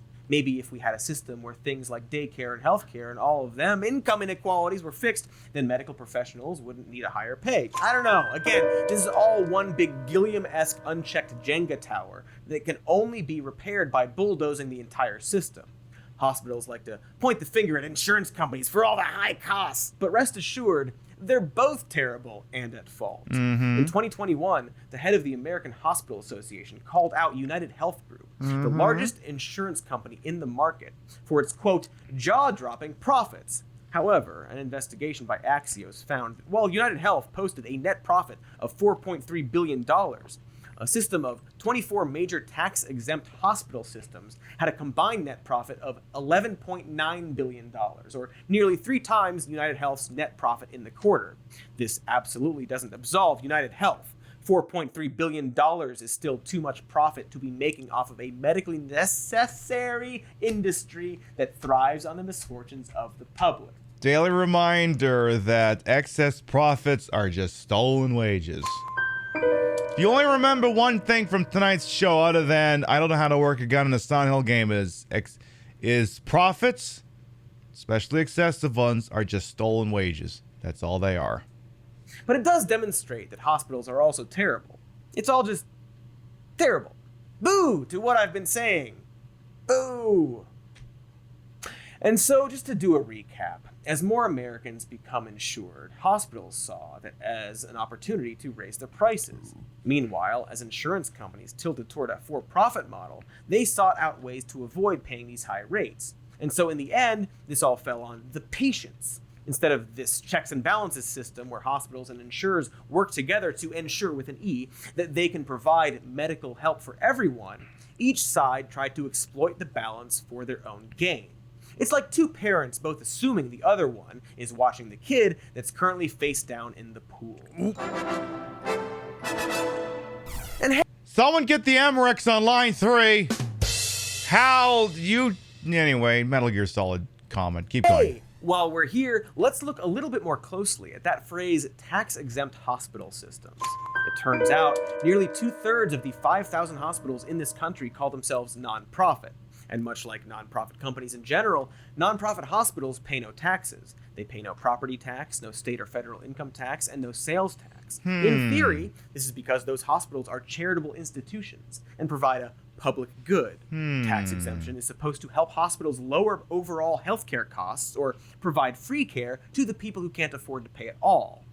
But you know what's coming. That is so clearly not what is happening. Those shit. Tax breaks just contribute to that $11.9 billion profit margin we just mentioned. Shit! Which in turn goes into executives' pockets to pay for things like extravagant galas, private jets, and offshore bank accounts. Tom Thomas, founder of the Association of Independent Doctors, calls this the biggest abuse of the U.S. tax code by far. Silly name, but he probably has a point. Thank you, Tom Thomas. In fact, a study by researchers at Yale, the University of Pennsylvania, Carnegie Mellon, and the London School of Economics found that nonprofits don't price any less aggressively than for-profits at all.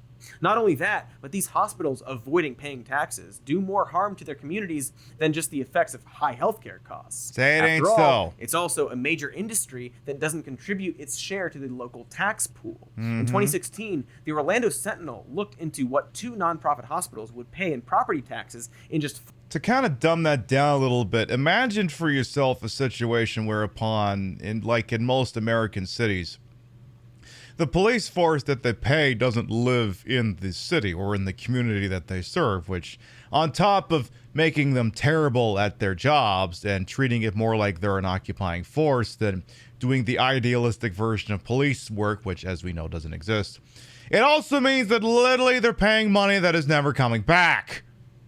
Now apply that to the healthcare system. 5 Central Florida counties and found that if these institutions paid property taxes alone, the community would net an additional $45 million a year. In a mid-sized metro like Orlando, $45 million could pay for school teachers, community health care, and financial aid for those who need it. Or maybe a bitchin' water park. Orlando needs more parks, right? No. Water style? No. Or, I guess more likely the money would go towards prisons and cops, but it could be for those other better things. Haha, again, it's a Jenga tower. Hey, Ron DeSantis, you do that, you can have $40 million for the cops and $5 million for privates for social services.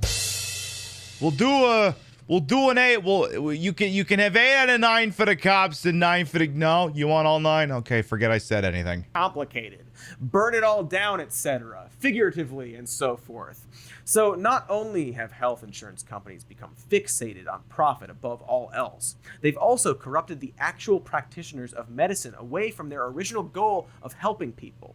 Like Sauron or Christian Slater in the film Heathers. Either way, it ends with something blowing up. Hey, speaking of which... I think it's Katie again. Hold on. Katie, what'd you do now? Hey there, Weird Feet. Oh, that's The his auction doctor. is going great, Oh. but we're still not making a big enough profit. Sending info to the teleprompter lizard we've always had. Okay. Really scraping rock bottom anyway. What's next? What could possibly be left to sell? I will read the goddamn... Hello, news sluts. It's me, Katie, speaking through Cody. One of the biggest comments from our many message boards is that people from around the world would love us to do a live show. And so, in response, we are now selling samples of Cody's blood. I'm sorry. Oh, God. Hold on.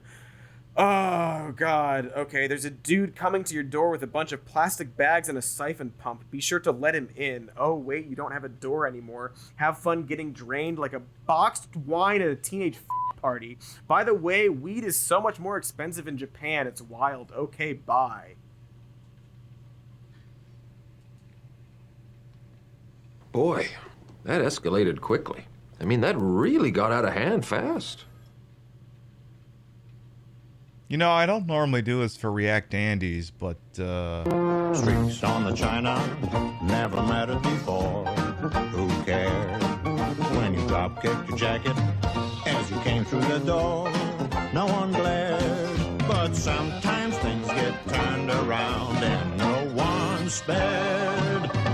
According to our new arrival, life is more than mere survival. We just might live the good life yet.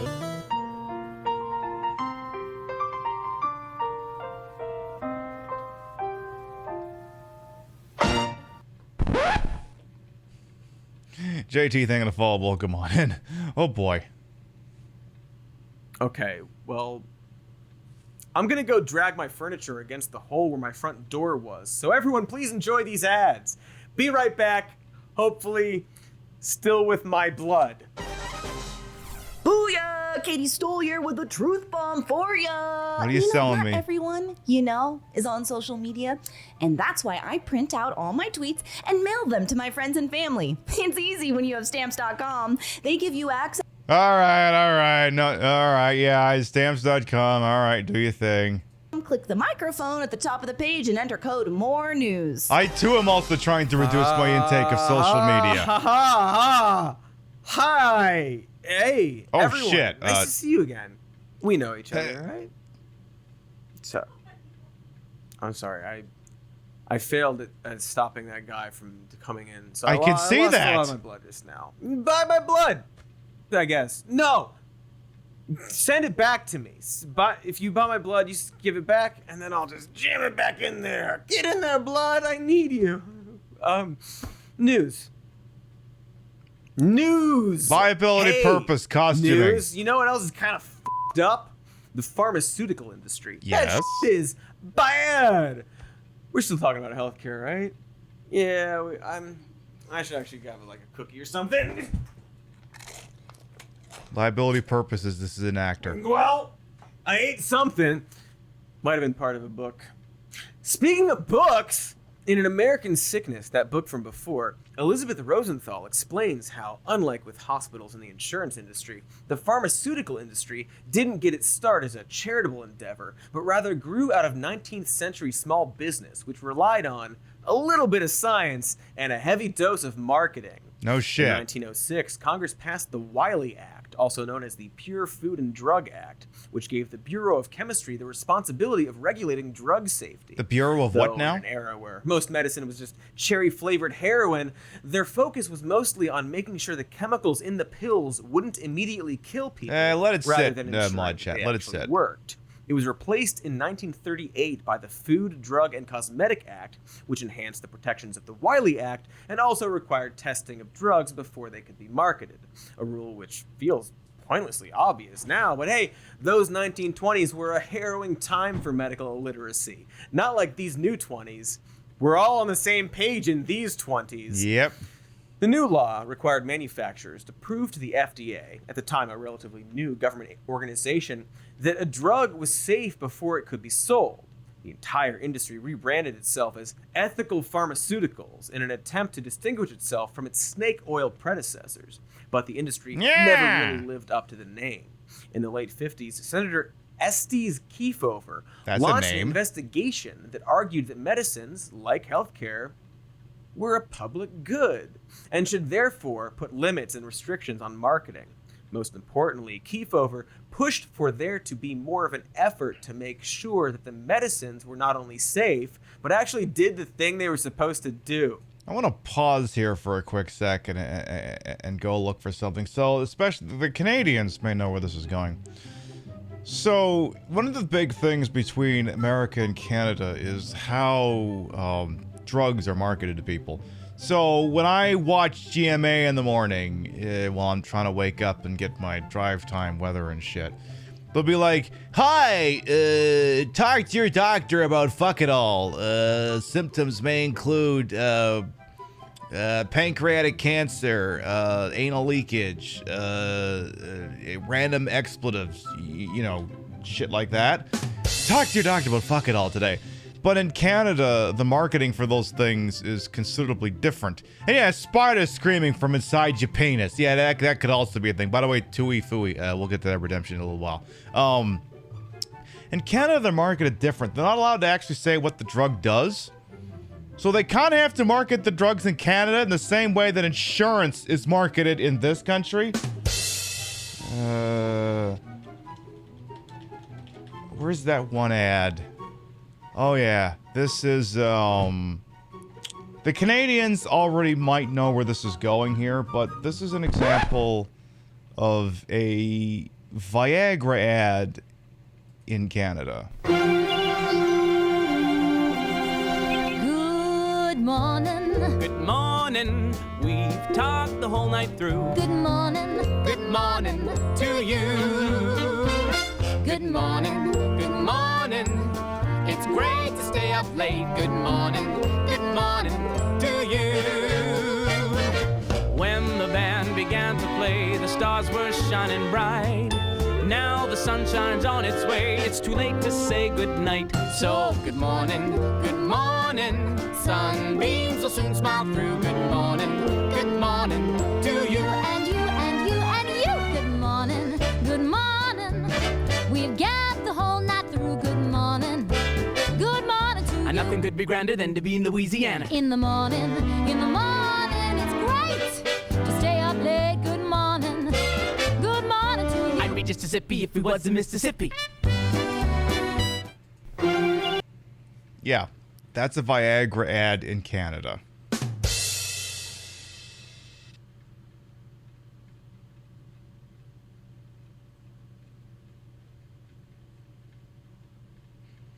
So yeah, it's not, if you, especially with the football season coming up, what gets marketed during an NFL game? Trucks, beer, penis pills. And the penis pills are all advertised the same way. Hey, does your dick not work too good? Even though your wife is being played by someone who's got like a low-cut top and she's smoking hot? How'd you like to make your dick work better? Please consider investing in it. Talk to your doctor about this.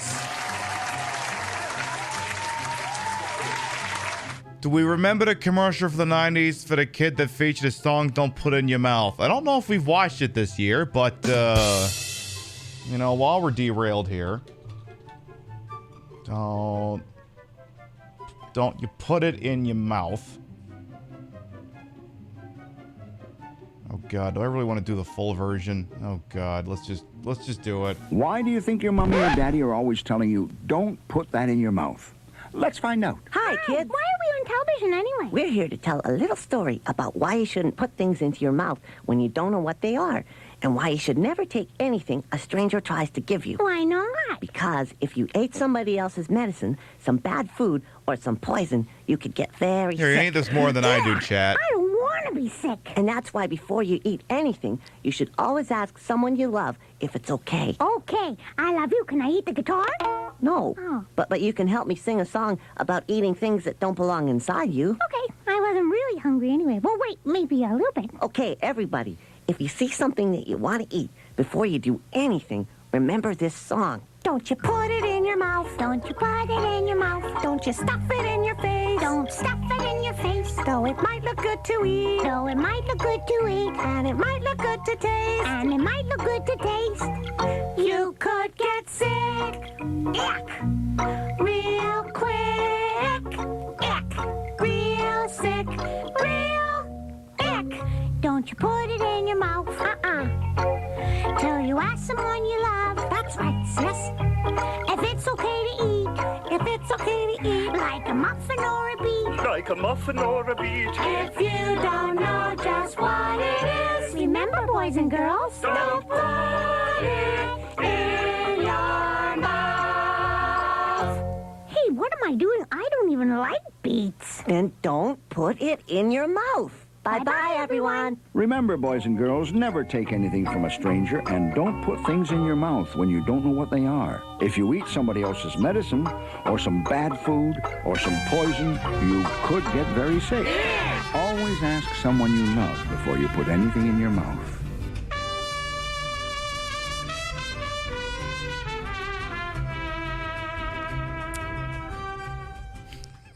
Drunk in bar but wanted today. I love you and chat ping beat heights. Berlin's thanking a 21-month resub. Welcome back. Your bitties, rates, and subs to these channels will never required. Always appreciated. Thank you, thank you, thank you. Okay, before we get back to the depressing, you know, hospital stuff. Okay, let's do some actual CanCon. Let's just do some CanCon that won't give me too much shit. And then how much of this video is left? We got 12 minutes. I'll give you this, and then, you know, last bit of Canadian content, and then we'll learn why healthcare sucks.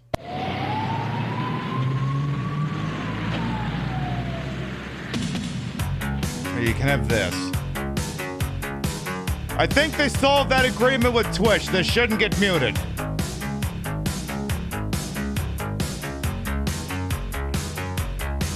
For now.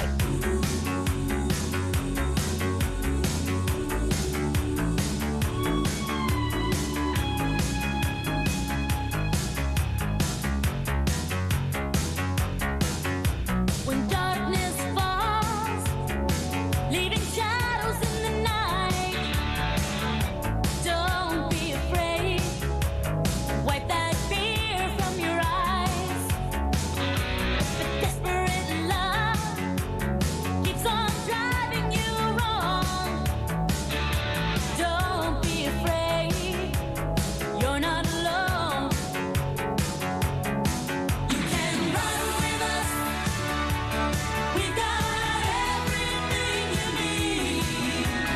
Run with us. We are free. Come with us. I see passion in your eyes. Run with us.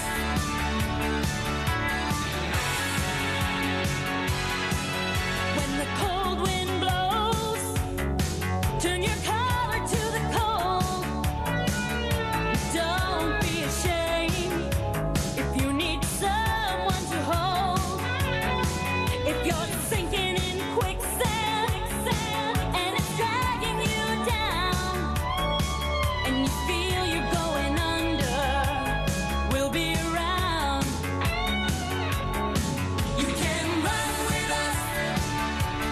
We've got everything you need. Run with us.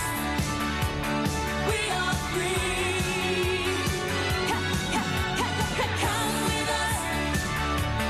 I see passion in your eyes. Run with us.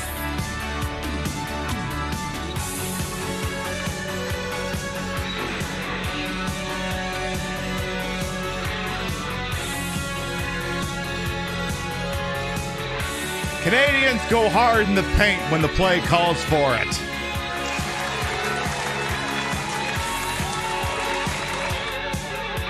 Behind closed doors, all alone by yourself, and you're longing inside to be somebody else. You pick up the telephone, and there's no one on the line. Don't be afraid, 'cause there's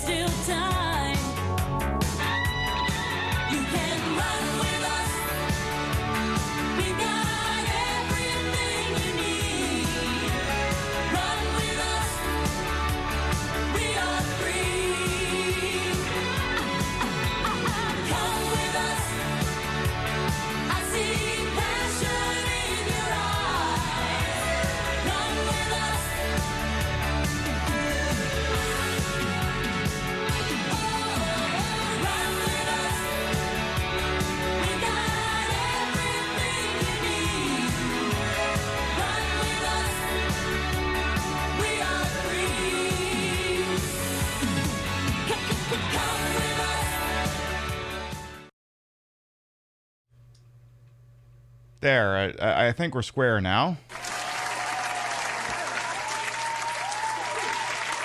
By the way, for those of you who... Okay, so in case you didn't know, it's basically one of the theme songs to the Canadian TV show The Raccoons. Also, from what I understand, one, all the episodes are on YouTube from the people who used to make them.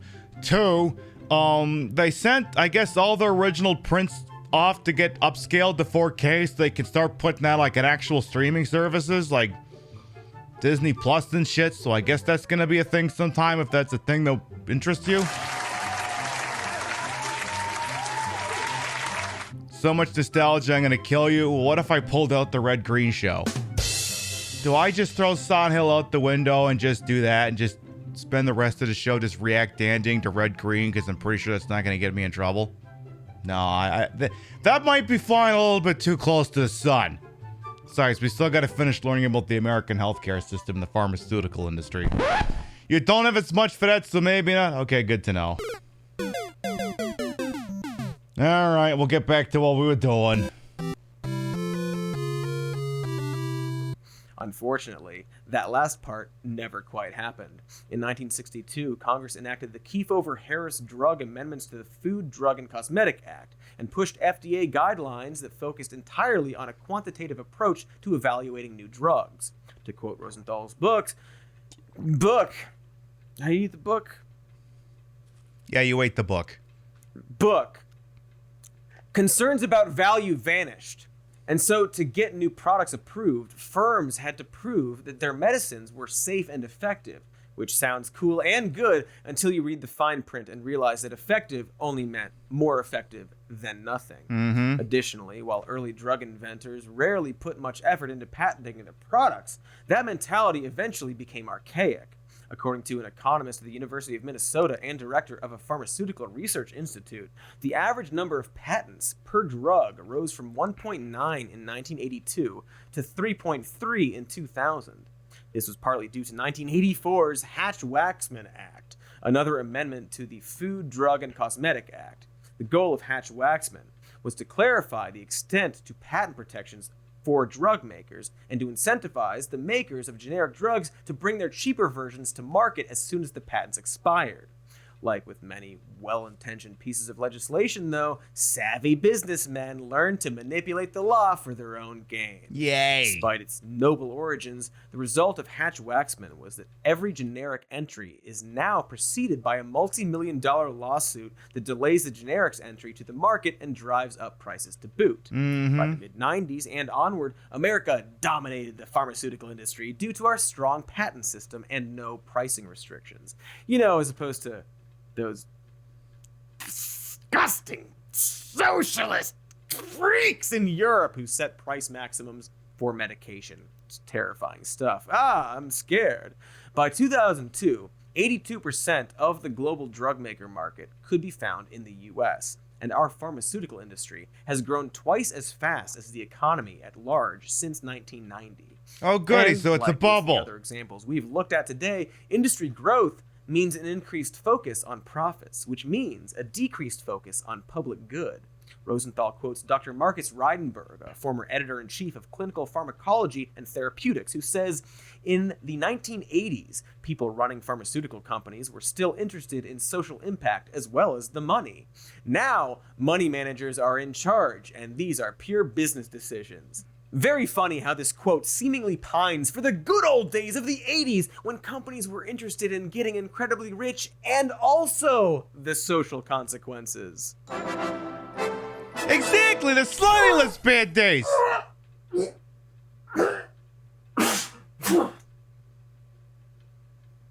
Yeah, don't eat that book. Pieces of book. So the ultimate poster child for this, let's say, new business first attitude is famously Martin Shkreli. Oh boy, here we who in go. 2015 bought the rights to Daraprim, a drug used to treat parasites that had been on the market for years, and raised the price from $13.50 to $750 a pill. This pissed everybody off so bad that Shkreli ended up going to prison for an entirely unrelated crime. Kind of like Al Capone, except at least Al Capone looked kind of cool while he did his crimes. The hat and suit and shit. Shkreli just looks like A smug wraith? And I mean, even though, Al Capone was bombing people and having people whacked and stuff, at least he was providing alcohol to the public. Still a monstrous human being who was allowed to operate because the government stepped in and instituted prohibition on a widely popular product that the public still wanted anyway, and that he filled into, he filled that market vacuum by bootlegging in whiskey and such from Canada. But at least he was still kind of serving the public. At least it was that. Dude looks like Frodo's sickly cousin who never left the Shire and spends all of his time blogging about big-titty goth-mog girls. Brodo!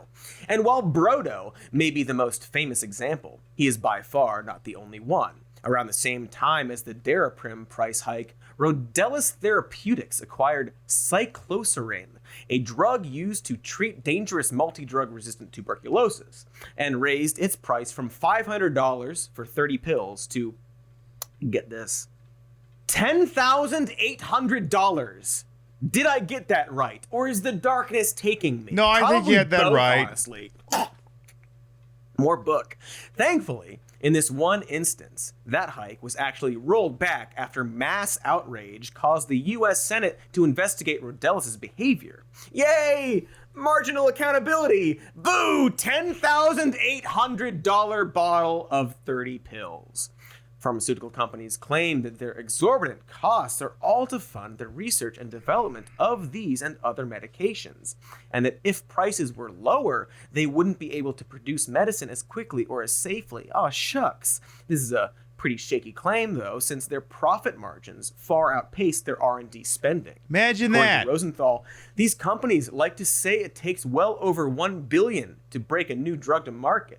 But she suspects much of that estimate is actually put towards testing markets, advertising, and promotion. Mm-hmm. Like everything else business-oriented that we've mentioned already, direct-to-consumer drug advertising has exploded in the past few decades, with national spending going from $166 million in 1993 to $4.2 billion in 2005. That's a bit of a jump! Direct-to-consumer advertising made up 40% of total pharmaceutical promotional spending. If the thought you're having right now is, isn't it kind of gross and bad to market drugs directly to consumers? You're right. It is. America is actually only one of 2 countries that allow it at all, along with New Zealand, home of Brodo. Despite this, the Supreme Court has definitively protected drug advertising under the guise of free speech. And as we all know, the Supreme Court is a perfect and flawless institution that has never made a bad call. Like with the hospitals, the drug industry has also tried to blame insurance companies for high prices. And like with the hospitals, it's absolutely both parties' fault. Look, I really can't make it clear enough how huge of a problem this is, and it's continuing to get worse. 23 million people, nearly 1 in 10 adults in the US, is in significant medical debt, and that number is only going to get larger. That's especially if the ongoing medical crisis that is the COVID pandemic continues to be a part of our lives, which at this point, it really seems like it's going to. Yep. There's also the opioid epidemic, which is a massive problem that we haven't even mentioned yet and honestly probably deserves its own episode. OxyContin, an opioid developed and marketed directly to the public by the Sackler family, has netted the family $10 billion they all get video gamed. in profit, and also has led to the deaths of at least 500,000 people since 1999. Seems like someone should go to jail for that fact. Actually, it seems like a lot of people should go to jail for a lot of facts in this video. Yes. On that subject, last week we talked about how the prison industry probably shouldn't be an industry at all, because if there's any type of system that's devoted to making judgments that will affect people's health or freedom, that system probably shouldn't be run by individuals solely interested in making personal profits. You'd think that. Or at the very least, that system needs to be highly regulated in order to counteract the greed of the individuals running it. And not to take away from the importance of that last video, but the healthcare industry is quite literally about life or death decisions that in no way should be made with profit in mind. And it's sort of amazing when you stand back from it that America hasn't rectified this problem. And not only that, have instead politicized this in a way that's convinced a portion of America that getting universal health care is somehow bad and socialist and like what the Nazis did or some fucking nonsense. And boy, even weirder that we managed to do this with the energy industry as well, and during an oncoming climate catastrophe being exacerbated by greedy individuals willing to risk life on this planet to make some extra cash. I wonder what his next video is. I could talk about how single-payer healthcare is a step in the right direction, or how the Affordable Care Act put a few good band-aids on the problem, medical reference. There are obviously a bunch of practical proposals for a healthcare system in the US that would actually put health over profit. But ultimately, none of that really matters if we don't fix that underlying issue that ties this, the prison industrial complex, and perhaps a future video about the energy industry all together, which is the fundamental refusal of the powerful to cast aside capitalist ideas even when it's literally killing us. And even more importantly, we need to fix the perception that ideas like universal healthcare will be some kind of disaster for America. Because let me tell you, it's already a disaster now. It needs to change now, like today. Because I think I might need to go to the hospital today. I'm very dizzy. Oh, good. It's from Katie. Oh God, now what are you having to sell? I love her texts. Great news. I sold all your blood to a single anonymous pervert.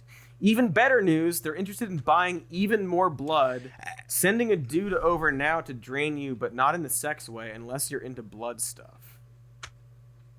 That's bad. Hey, I think that might kill me. It's just an emoji of a gravestone next to a stack of cash. Is there anything else they might want besides my blood? I'm kind of willing to do anything not to die.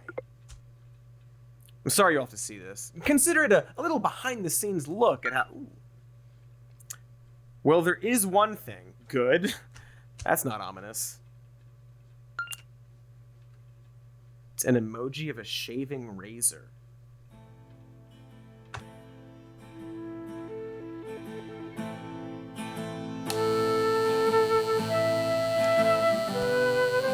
Don't do it! Don't do it! No! No! No!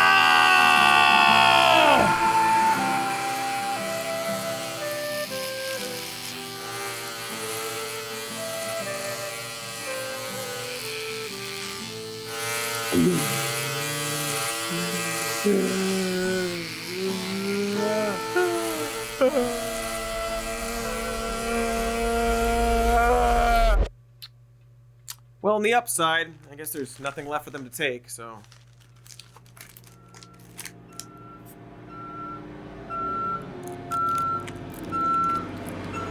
He looks good, though.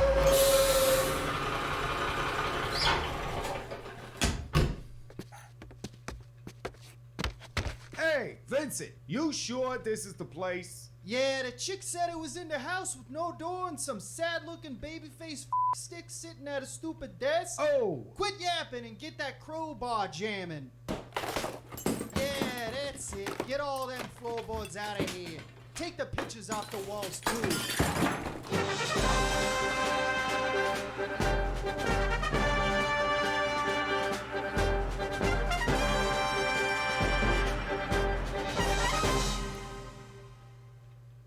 I mean, it doesn't look bad, actually. Yeah, it doesn't look bad. It looks good. Nice.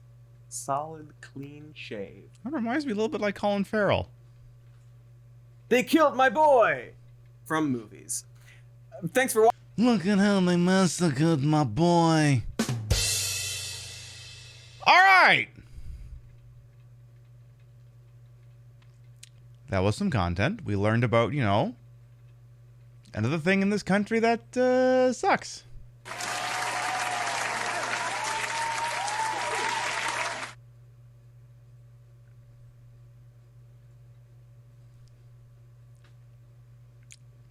My executive producer can go ahead and place us back in the Silent Hill 2 category. We'll be getting back to that shortly. I mean, this isn't the worst timeline, but it's pretty close. Also, usually I shrink that much over a 4-hour period, not a 2-hour period, so that's going to be interesting.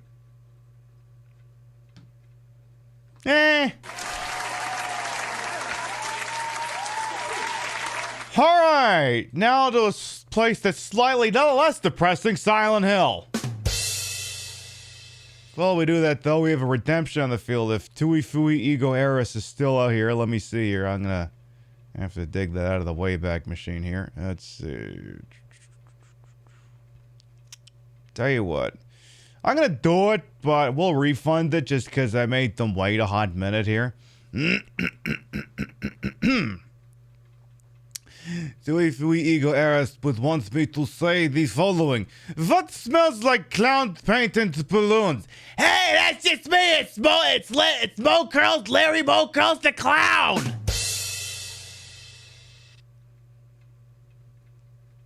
I'm trying to remember. Did we redo that case as part of our? I can't remember. Because I know we did a couple of select Ace Attorney shows across the last couple of years that were just like single one-off case. I'm trying to remember if that's one of the ones we did or not. Anyway, back to slightly less depressing place, Silent Hill. Maybe I will reload the shotgun. Maybe I'll do that. All right, we were playing a video game at one point.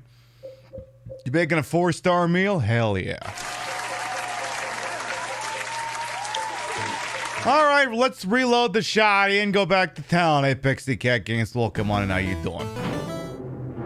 Joker, I'm gonna follow as well. Welcome on in. All right. Oh, Maria, you're still here. I'm still being followed by a girl named Maria. Lock is broken. Can't open the door. Is there a bat in here or something? Oh.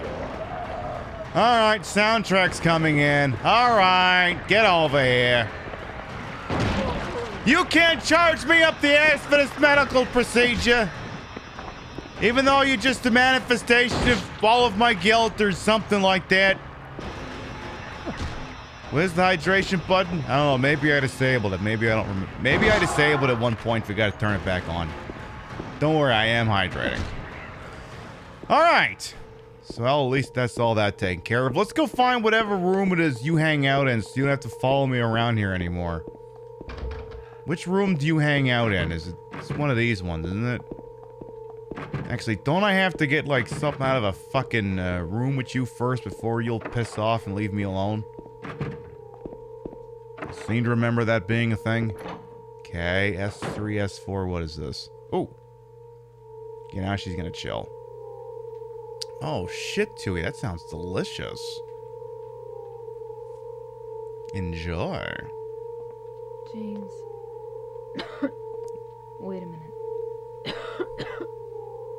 Oh, Pixie Cat. I could go for some fish sticks. I haven't had those in years. Ages. It's just a hangover. Oh, me tomorrow. You should rest.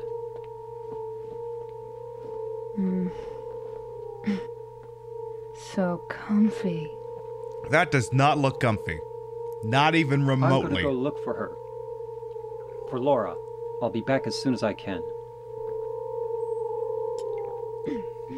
James, I want to ask you something. What if... How did you get hung over between when you got here and now? What if you can't find Mary? What will you do? I haven't thought about that.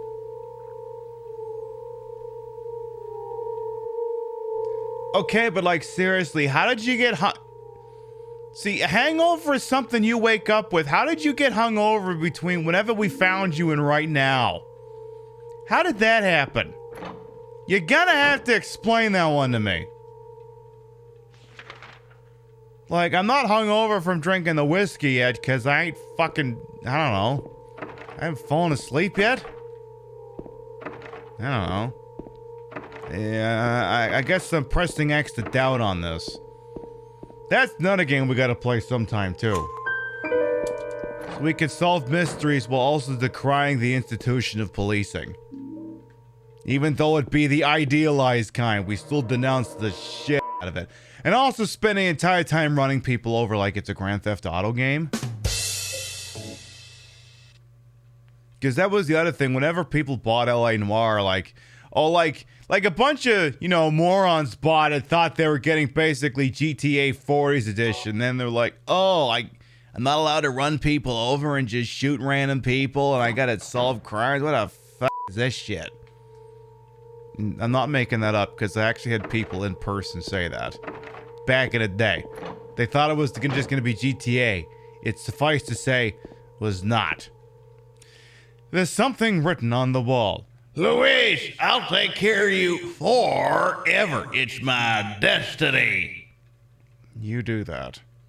So here's part of the very cursed box. I'm just gonna leave that as it is right now. I do not want to touch that thing. I don't want to touch it. So apparently we can now go to the rooftop. That's pretty fucking poggers. Alright, suppose we could go do that. I wasn't aware there was a rooftop. I guess I hadn't considered going up that far. What else is new? Oh yeah, you know it's a great movie to watch while you're working? Or I should say have on while you're working? Star Trek the Motion Picture. You know why? Because nothing happens in that movie. Should be, I believe it is also referred to as the motionless picture.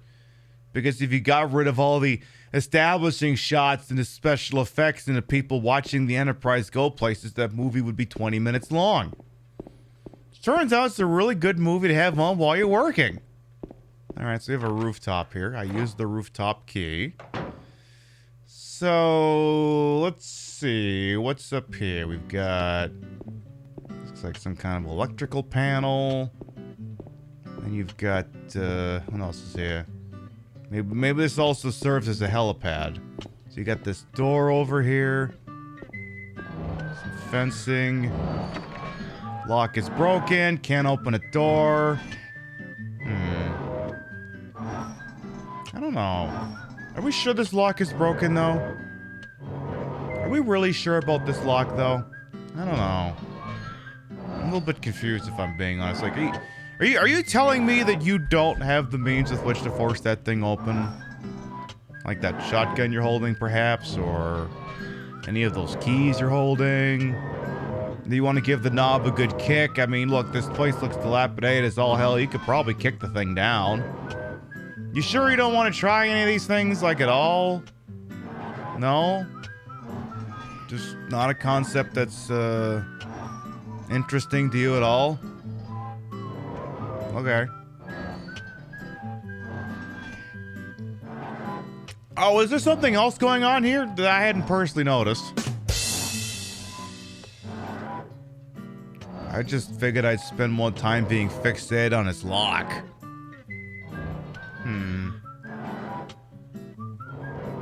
Give me a second here.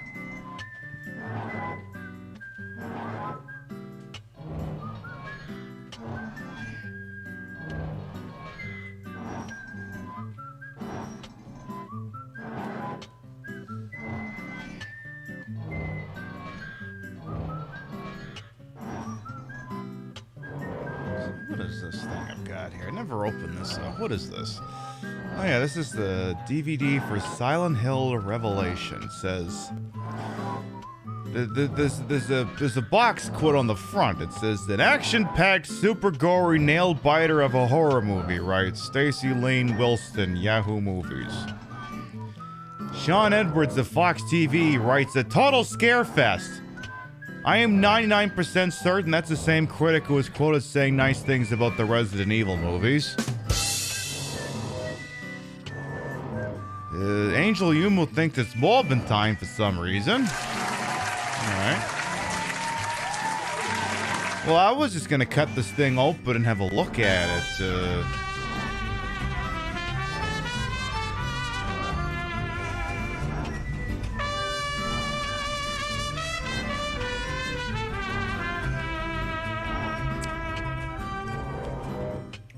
Mom, 15 months of entertainment and a safe place to be my LGBTQ plus self. Thank you for all the laughs and the good times. Fucking A right, Junibug. Thinking a 15-month resub will come back. Yeah, I'm told this movie's not very good. It's gonna be real interesting when I watch it for the first time in a week and a half. Details in a Discord. So, I guess apparently it's Morbin time. Okay. I suppose we could do something with that particular piece of information. Alright. Angel Yumo says it's Morbin time. I don't know what's going on down there, but I hope they're okay with it. I hope they don't mind. You don't mind over there, right? Okay, look, I just wanted to make sure. Just wanted to make sure whatever's going on down there is okay with waiting, alright? Exclamation mark play!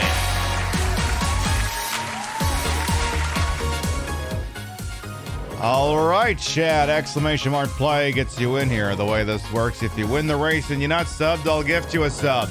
You win the race and you are subbed, then a gift sub is bestowed to the community in your honor. And it's open and available to everybody who followed me or not, subbed to me or not, stupid me or not. Whether you can't find the mouse in this scene for some reason or not. Or whether you're carrying around a large stick. Open and available to everyone, so I do want to see lots of balls in my face.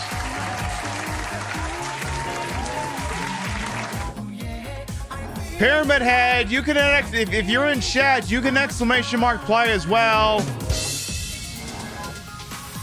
Yeah, he understands. He'll be fine with it. This is Convergence. Sprinty Sprees holds the track record, a minute 47. One of your name up there instead. Exclamation mark play gets you in here. We'll give you about a minute, then we'll do the goddamn thing.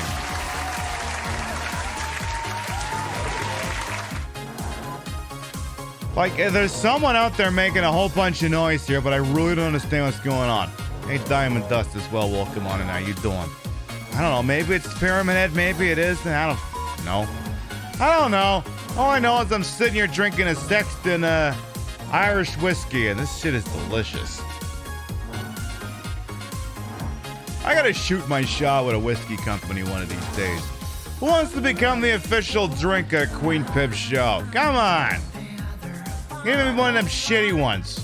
I don't care. Tell you what, you just reimburse my whiskey budget, and I'll go ahead and tout your dumbass products. All right, we have 36 brave souls entered into Convergence. Exclamation mark play going once. Exclamation mark play going twice. Seriously, where's my fucking mouse? Yeah, I'm gonna have to do it like this.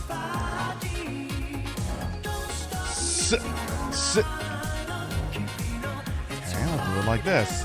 Sold! 10, 9, 8, 7, 6, 5, 4, 3, 2, 1. Make balls go now! Again, Pyramid Head, you can wait. You can wait. This will keep. We had some near attempts, I think, to break the record on this one over the weekend. Let's see if anyone here has maybe got a good shot at this. Let's see. Who wants to try and take Brinty Sprees' crown? Because they have been holding that one for a very long time. We're going to have to work some hard to take that one away from them. We got Exile and PA out to an early lead. We got Pixie Cat Games. Mike from Canmore is also in the mix. All right, so it's going to be relatively by the book here. We see a bunch of the old Yeetas bonking things around. You see Pixie Cat Games is taking a lead over here. They're going to be the first one to go across the speed up thingy-madoodle over here. They got a fairly commanding lead at the moment, but we have seen commanding leads go up in smoke. So just because they're in the lead now doesn't mean it's going to hold. All right, see Fairy Cat, Exile, Celeste coming in now. Who's dropping out first? Whose balls are going to drop first? It's still going to continue to be Pixie Cat. Okay. You're still in this. You stuck the landing so far. So good. Exile and PA regrettably is going all the way down.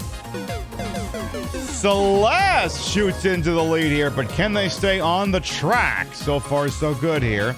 Now, y'all are going to have to do some good here if you want to get into that bucket, because I want to say Brinty just shoots out of goddamn nowhere. So just because Celeste's in the lead, don't mean that this is going to be a record run here. We're going to go wide on this here in case someone shoots in here. All right, because Brinty's going to land in 10 seconds. Pixie's in the lead at the moment. Rio's going all the way downtown. I'm in a mix too for some reason. See, there goes Brinty's Ghost. All right, they're going to maintain the record. Who's gonna take the score though? Cantrip's still in the lead, and it looks like unless something wild happens, oh, here comes me! Here comes me! But it's gonna be Cantrip for the dub. number one. I really tried so fucking hard. Mamma mia. Cantrip takes the dub, followed by Queen Pimp, whoever the fuck that is. Shufflebug, Hambot, Funkadilla Cheek, Annie Pinky, Tui Fui Ego Eris, Mike from Canmar, Pum Crypt, and Angel Socks to round out the top 10.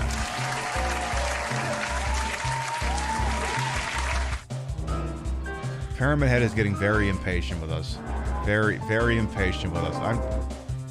Does everyone mind that I just let his audio keep running through this? You may have figured it out at this point. He won't attack until I clear out of that prompt. Yeah, she's pretty funny, aesthetically pleasing. I've heard the same thing, Mary. I've heard the same thing. Ghost last when I'll turn out the lights. Alright.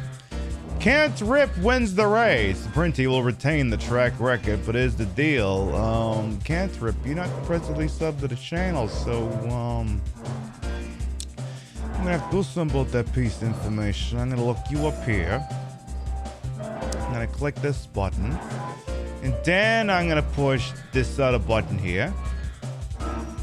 And that button too. And also this one. And there you go. You don't gotta worry about ads for the month. Enjoy those emotes in the ad-free viewing. Congratulations. Tell you what, we've been live for about 2.5 hours. We're gonna take a short BRB, allow you all to get up and stretch, use the rest facilities, polish the knife that you're gonna try and whack James with over here, and we'll see you in just a moment.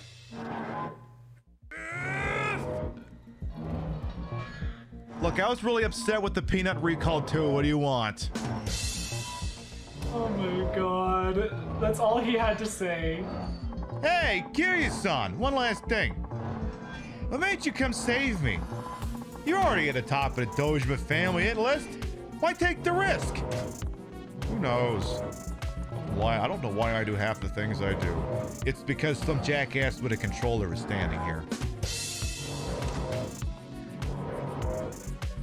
Then they do that, and it's like, oh my god, I popped the chub looking at you. Which, you're gay now. I made you gay. Sorry, I don't make the rules. You popped the chub and then came in here and listened to my voice, you're gay now. Sorry, I don't make the rules. I mean, look. I wasn't queer before I started Twitch, and now I'm hella queer. So, I'm as shocked by these revelations as you are, individual who got banned. Look, I'm in the same boat as you are on this one. I didn't think this is where I was gonna wind up either, and yet here we are. I am just as shocked as you are.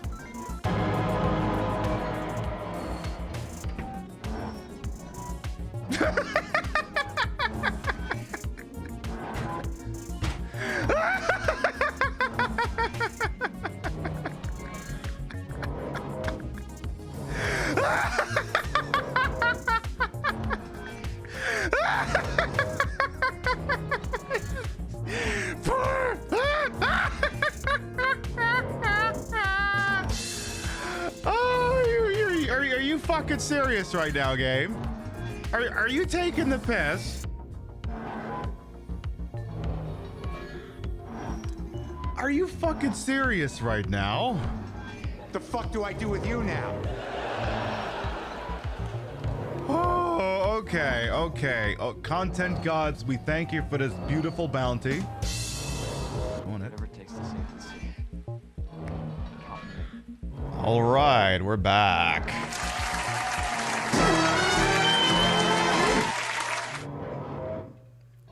Pyramid Head, I've been keeping you waiting, haven't I? Do you mind if I stretch this bit out like another 5 minutes there, Pyramid Head, or are you okay with me just letting you run around in a circle for a bit? Like, yeah, he won't attack until I clear this prompt. And if you're just getting here, we've basically been leaving him on red for like the last 10 minutes. Tell you what, Pyramid Head. Tell you what. I gotta tell you, this shit is good because it is disappearing. Give me a little more. Little more. More, what the fuck do I care? Yeah, a little more. There. Just a little more. I am drinking the water, too. Don't you worry.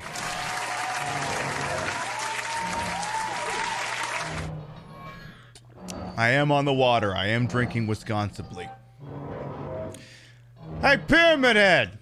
To you, in the immortal words of that one guy on that one season of, I think it was Bachelorette, cheers to you being a bitch.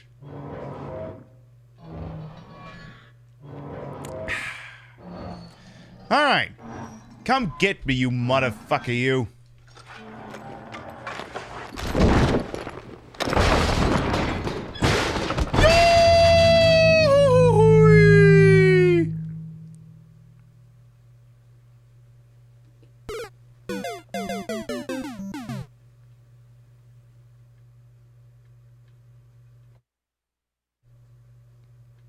Okay. I think my boy is hurting. Yeah, he hurt. Like a lot. Like a lot. Wonder if I should use this here. What is this place? Okay, okay, hang on, this is somewhere else. This is the special treatment room. Curious. Suppose I can unlock that first. What have we got here? There's some shit on the ground. Can I look at it? No? Okay. Lock is broken. Can't open a door. Next one. Something is written on the wall. If Joseph looks calm, he can be taken out of his cell. What was he calm, though? Was he calm, though? Oh, something went down in here. There's a lot of raspberry jam on the wall. Something written on the wall, it says here. Turn the numbers. Better not forget them, so I'll write them down here. The other one, my secret name. I think that said 3364. 3364. If I'm looking at that properly. So 3364 is apparently one of the codes. Okay, I'll have to try to remember that. 3364. Alright. Moving on. So that's cool. Alright. Anything new change out here? So I guess that presumably would be, I guess, the last thing to getting that stupid thing open. With the lapis eye key, the purple bowl, and we have those two codes. I think that should be enough to get the extremely cursed thing open. The question is, I can't remember which room it's in. Is that, is it on the second floor? Doesn't say. I'm gonna guess it's in S3. I'm not 100% on that, but I'm gonna say S3. Your steak is done. Enjoy. Alright, so check out S3, the S3 plan for Metal Gear Solid 2. Oh, that's where Hangover Lady's hanging out. You will fun over there, Hangover Lady. Have we saved the game in a hot minute? We should probably do that. Then I'll go see if I can figure where the extremely cursed, wonderful box from Legend of Zelda's at. Well, I assume it's a Legend of Zelda box. Oh, well, shit, okay. I seem to have located it. Alright. Okay. So, we have the lapis eye. So that's one down. Then you got the 3364. 3364. Then this code was... Oh, I'm gonna look that one up. There was a note for that, if memory serves. It was the thing that was found in a... Yeah, no, it was the imprint on carbon paper. Yeah, that's the one. Alright. Imprint on a carbon paper. 9647. Okay. So get your 9647 typed in there, you bastard, you. 9647. Then you just need the one more key. And then see if we can do the timing on this bit properly here. This thing. Alright, your purple bowl key.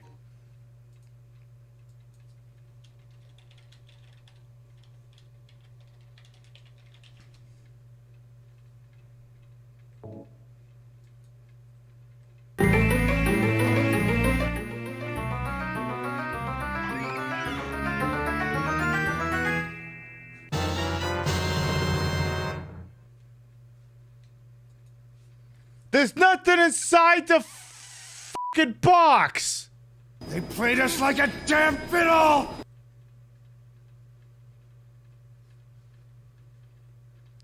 No, I'm wrong. There's a few hairs inside.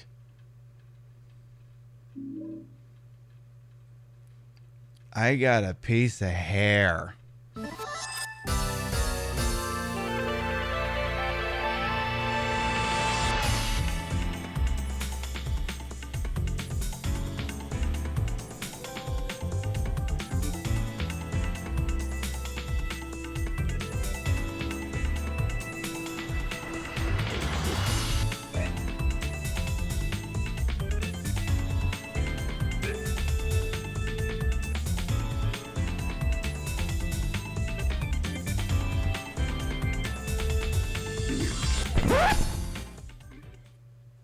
Love that. It's just the one hair, actually. And Volgamon Alien as well. Yeah, it's just the one hair, actually. I don't think we've actually found where the room where that crap would get used yet, but I'm pretty sure that's a different floor. Alright, well, yeah, that seems about as good a time of excuse for a flap as any other here. Ooh, that was a good one. That was a GG-easy. Don't usually get a GG-easy on the first flap of the night. That was pretty good. That one was pretty poggers, as I do believe I think that's the phrase that kids like. Oh, one more pointless ass YouTube thing I want to throw in here at the last second here. Our boy Regular Car Reviews, he finally got an ad to do Manscaped. This and Toyota pickup. I'm not showing the whole thing. I just wanted to show this part of it. Just this one part of it, because it's 10 out of 10. Use barber shears to clean up your mess. Use the right tool. It comes with its own headlight, and it doubles on snare. And a Okay, it's worth the money right there. Like, I don't even care about the rest, but it's like, okay, that's good advertising. You tell me that thing can double as a snare drummer, I'm in for it. You felt that flap in your soul? Hell yeah. Alright, no, where the there's like some fucking thing I gotta go in. I gotta put my thing in someone's head or hook a thing to get some other stupid thing. Let's just... Can I go back on the rooftop and see if Pyramid Head Daddy wants to push me off this thing again? You always see YouTubers doing the Manscaped segments. Yeah, I mean, hey, they gotta get that coin. I mean, hey, to be fair, the ad read that he came up with that is so good, I would almost consider it. I'm on the fence. I'm on the fence about it, as it were. Not about doing it, I mean purchasing the product. I don't mean doing a thing. Like I said, if I get a sponsorship, I want a whiskey. I want a whiskey deal. That's what I want. How's Giuseppe? Fine, I assume. You have one, never knew it could do that. I mean, today you learn. Just put that thing on a snare drum and boom, instant drum roll. I think it's the examining room 3 is where I think. You heard whiskey? Yes, yes, whiskey by, of course, whiskey. Hey, whiskey people, sponsor the Queen Pip show, you drunk bastards, you. I'll tell you what else can get a sponsor. If Funkadella Chica wants to see some, apparently. And I'll tell you what, it ain't that bottle of whiskey. Well, I'll have a little more.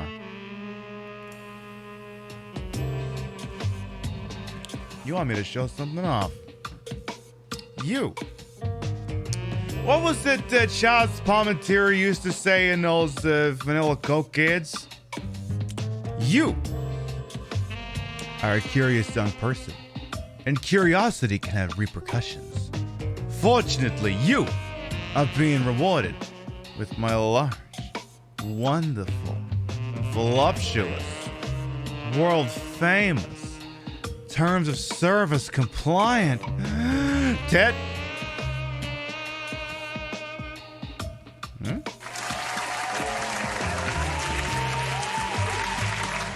His name's Giuseppe. What happens when we squeeze my tit? He's adorable.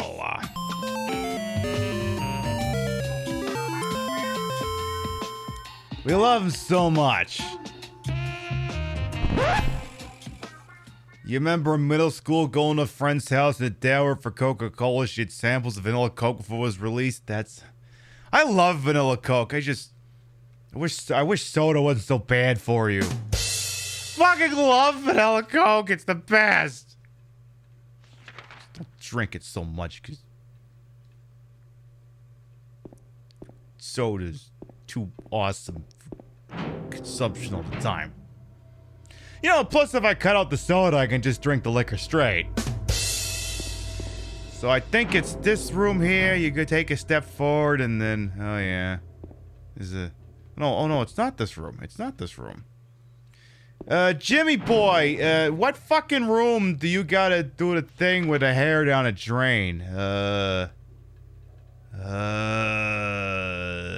don't remember. I legitimately don't remember what room that is. I think it's one of the... Maybe it's that examining room too? I think. Can I get that open? Do I have a key for that? I don't think I do. No, I have the piece of hair and the bent needle. I gotta put those two together to get something. The problem is... where? Because now the problem is I don't fucking remember. So it's not the day room. It's not any of those M rooms. The elevators don't work. Unless they magically unless the elevator magically started working again. Oh, maybe it did. Maybe I need to call the elevator on a different floor. Which floor are we on again? The second floor? Let's try calling the elevator from the third floor. Oh, you don't gotta worry about saying shit. I usually figured this out on a long enough timeline anyway. Usually. It's not a guarantee. The guarantee is also void in Tennessee. It's been known to happen on occasion. See if maybe that elevator opens from this side. Alright, Jimmy, my boy. See if we can get this thing open. Is it this one? No. No. Jimmy, I am very disappointed in you. Actually, in before, just the door at the bottom is now unlocked. Maybe that's a thing. Maybe this is one of those things that a room just randomly unlocks because fuck you, we decided to randomly unlock it. I should check. We don't know for certain. I could be barking up the wrong tree here. Go down to the first floor. Do it. Enjoy it. Have fun with it. And see if that door just randomly opens now. No. Alright, well, so much for that fucking idea. Any chance any of these other rooms magically started opening up? Maybe? Do I go back and... Maybe I need to go back and check on Maria. Would I have to have her around for that? I mean, I know I gotta re-link up with her at some point, because... reasons. That have nothing to do with dangers to her safety, or anyone else's for that matter. Perhaps I need to go check on her. But actually, wait, no, we've checked on her since we fell off the rooftop, so that can't be it. Hey, Quesadilla, welcome on in as well. Like, that's the thing. I only play this game like once a year, so some years I'll remember some things and then forget others. So there's probably something I'm forgetting that last year I remembered, and then this year I'm remembering something I probably forgot last year. It's just the fucking way it goes. Plus, you know, you got your streamer brain going on, and then, you know, you maybe had a drink. It's possible. But at the end of the day, it's Silent Hill 2. And this game can do very little to be wrong because Silent Hill 2 is beautiful and I love it.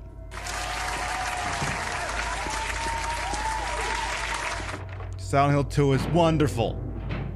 It's one of the only true artistic games we have.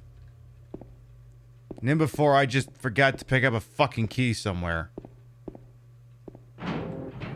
Because, you know, for every Silent Hill 2 we get, you get a million fucking live service crafting sims and shit. You know, maybe they're good, maybe they're not, but that's beside the... Okay, I just wanted to make sure I really grabbed what was in there. And it seems as though I did, so I guess I don't have to worry about that. Okay. Alright. If I was a Silent Hill 2, where would I need to be? I mean, don't get me wrong, I don't mind the runtime gets dragged out, because, you know, we got to react Danny to the new Cody Shody and learn about how fucked up the hospital systems and shit are in this country. Because, you know, I had to learn about a place that was somehow worse than Silent Hill, aka the place we live in. Gotta make doubly sure we press the buttons extra hard, exactly. Or wait, don't I have to find Laura? Oh yeah, I gotta find the little pissant, don't I? That's what the problem is. Cause yeah, the Laura thing is before Pyramid Head. That's what I gotta be doing. Hey Laura, you little shithead, why don't you try and get Jimmy, my boy, over here murdered? You're doing your best job, I appreciate it, but I'm gonna need you to try and get Jimmy Boy killed. And Jimmy Boy, cause yeah, doesn't that go down on the... Maybe that goes down the third floor? No, that doesn't go down the third floor, does it? She shows up somewhere. I thought that was the first floor. But that happens before, you know, before Maria does her Aerith impression. You know what I mean. Because that happens first, so... Here, give me some background music. Give me some background music while the gears start turning in my head very slowly. Alright, search all the rooms. Where's that little snot-nosed brat? Maybe one of these doors magically starts opening. Are you in here? Even though I'm pretty sure I was in this room 2 minutes ago. No. How about this one? Huh? You in here now? No, you were literally here like a minute ago, Pib. You were literally here a minute ago. You were here, and now it's gone. The Aerith comment killed you? Yes, so did Sephiroth. He did that, and we have to live with that for the rest of our lives. Laura, where the hell you at? You gotta try and get Jimmy, my boy, over here murdered. You gotta do that. Okay, well, fine. I guess you're not going that way. You're gonna have to go check some other fuck-ass floor. Alright. Where's Maria? Actually, you know what? I should go check. Maybe Maria wakes up. Maria, you're on the third floor, right? Are we on the second floor or the third floor? Is anyone working in this hospital? I gotta pay out the nose for these premiums and this hospital's not even fucking staffed? Lisa, where are you at? I know you're in the...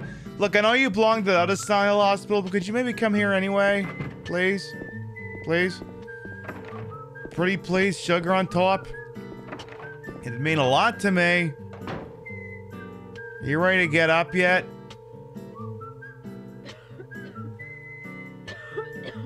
I'll be okay soon. Did you find Laura? No.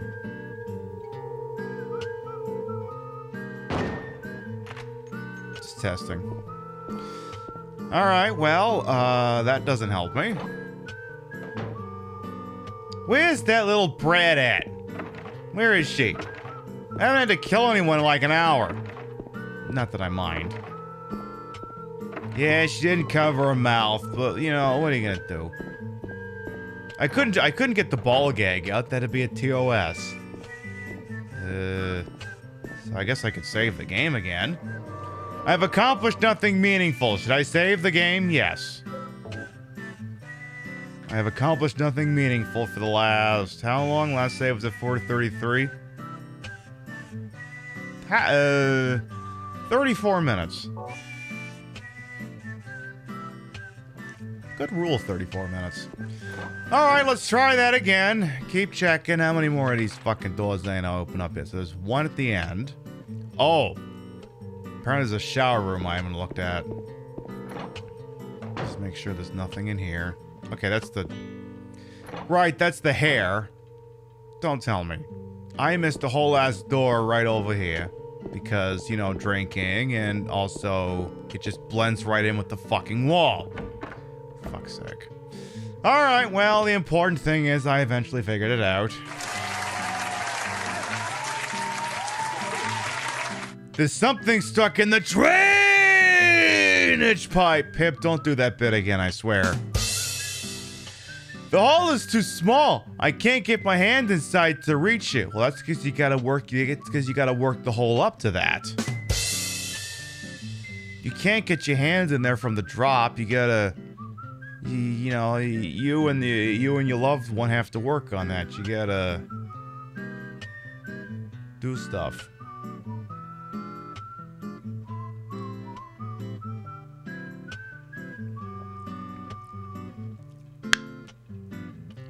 Maybe if it a long, narrow tool of some kind. I mean, yeah, you know, dildo would work too, I suppose.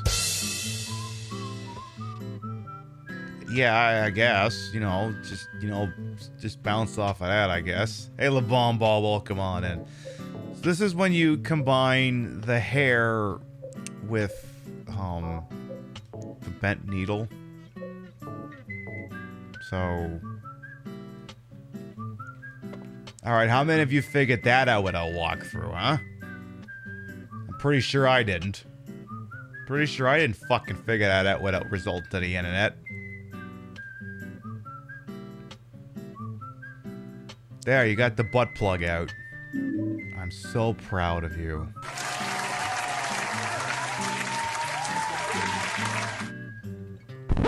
Alright, that's it. Back to atmospheric and shit. Uh-oh. Oh, the attending nurses are here. Hi! Hi. Wow, jeez. I shot her so hard she flew in a completely different direction. I'm good. Alright, first floor and basement, let's go! Give me the first goddamn floor. Because there is only the first goddamn floor, apparently. Alright! When do I get to go? When do I get to join the... Oh, yeah, I gotta think about that.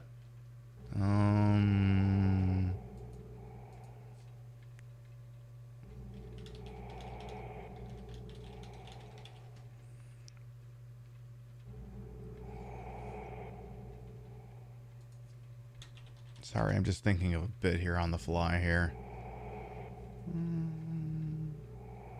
There, perfect. Ready to go. Okay. Lock is broken, can't open a door. Why don't we just go right to the end and get that thing unlocked first? That seems like a reasonable thing to do. Oh, it just opens now. Well, that is fucking stupid. How dare. The door is locked. Hey, Laura, where are you at? You gotta get me in a thing where I get fucking murdered. Yeah, this is the place, ain't it?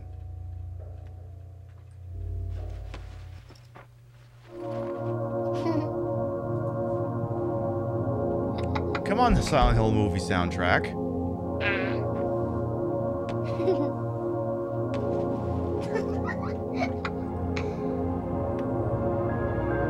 Laura? Huh? You know my name? Eddie told me. How do you know about Mary? What's the big deal?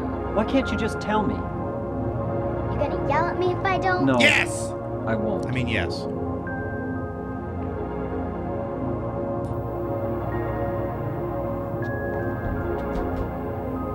I was friends with Mary. We met at the hospital. It was last year. You liar! Laura, Fine, don't believe me. But last year, Mary was already...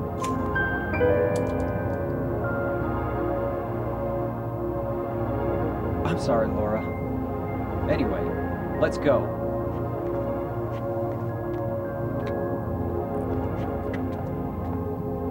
We can talk about this later. This is no place for a kid. There are all sorts of strange things around here. I can't believe you haven't even gotten a scratch on you. Like drag queens Why drinking should whiskey. Almost like they're not seeing the same thing. Wait, there's something I gotta get. Later, okay? But it's really important. Is it a bottle What of scotch? A letter from Mary. Oh shit, go get it. I wanna go get it. Is that okay? Yes.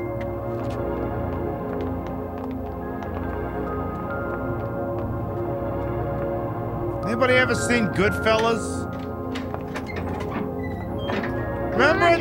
Remember at the end of the movie when Bob De Niro is telling Lorraine Bracco to just go over that he got some really great dresses for her, just in that one store that's got like two very scary looking people in it?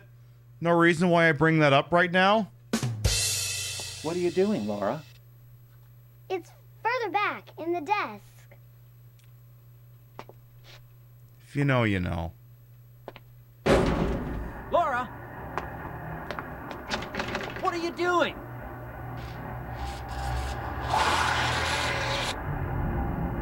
Ha ha, I tricked you. Open the door, Laura. Why should I? I'm a liar, right? Want me to open it? Huh? Yes! Do Yes, ya? I do! What's the magic word? Laura? Okay, I guess I won't open it. I think I'll just leave you at this. You snotty little brat! Open up! Why, you... Laura? You hurt me! Holy shit! What the hell did you just say? Fire in the hole! Oh boy. Sorry about the loud shotgun blast, folks. By the way, dodge the thing in the fall while come on in. Oh boy. Oh boy. Keep moving! Don't let them touch you. They got feet. They're offering up feet content for free. We can't have that. We can't have that. I love that fart face got held by Automod. I fucking love that. Can't make this shit up. Oh no, there's a new one! Ah, jeez.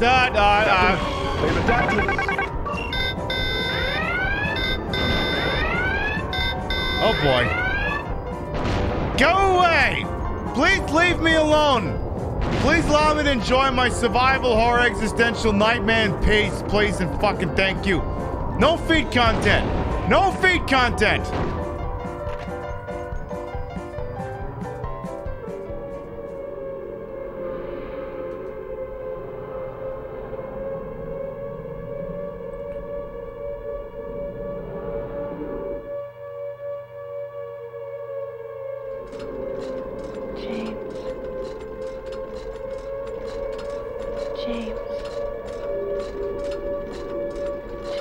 Am I good? Uh-oh.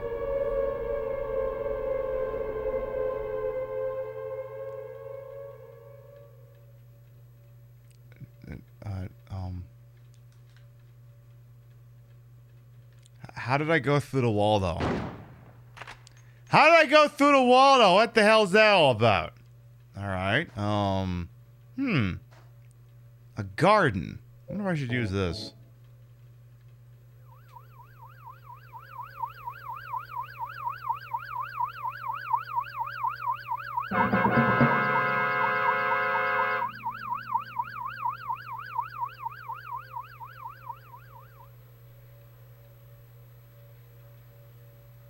I don't know what that was all about. Just completely random thing. No idea know what any. No way to know what any of that is all about. No way to know. All right. Looks like this hospital's kind of gone to shit. Is this the hospital you go to if you don't pay your premium? If you have low premiums? You missed the fart face line. Shit happens. That's okay. That's what Divides is for. All right, so place now apparently very haunted, but not a Silent Hill 3 haunted where it looks like a lasagna. Just regular haunted. Like, I love how when they reuse this place for Silent Hill 3, they decided that haunted means the place looks like a lasagna that's baking in the oven. Like, okay, for those of you who've played Silent Hill 3, you know what I'm talking about, right? Where it just looks like the bubbling insides of a lasagna. In fact, let's go on a fact-finding expedition. Do I get a save in Silent Hill 3 at the lasagna part? Let's go have a look, shall we?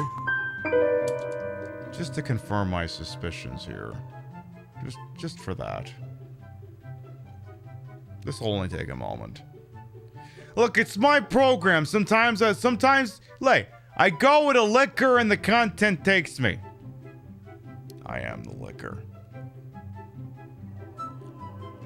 Not the one from Resident Evil, though. We are long overdue for an OG Resident Evil 1 playthrough sometime. Way overdue. Like, I don't think we've played OG Resident Evil 1 since April 2021, sounds right? It's been a while. I have been depriving you of, Jill. You go on ahead. I'll be examining this. I hope this is not blood. You know, that sort of thing. Okay, sometimes Silent Hill 3 is a crapshoot as to whether it actually works in this format or not. Let's see here.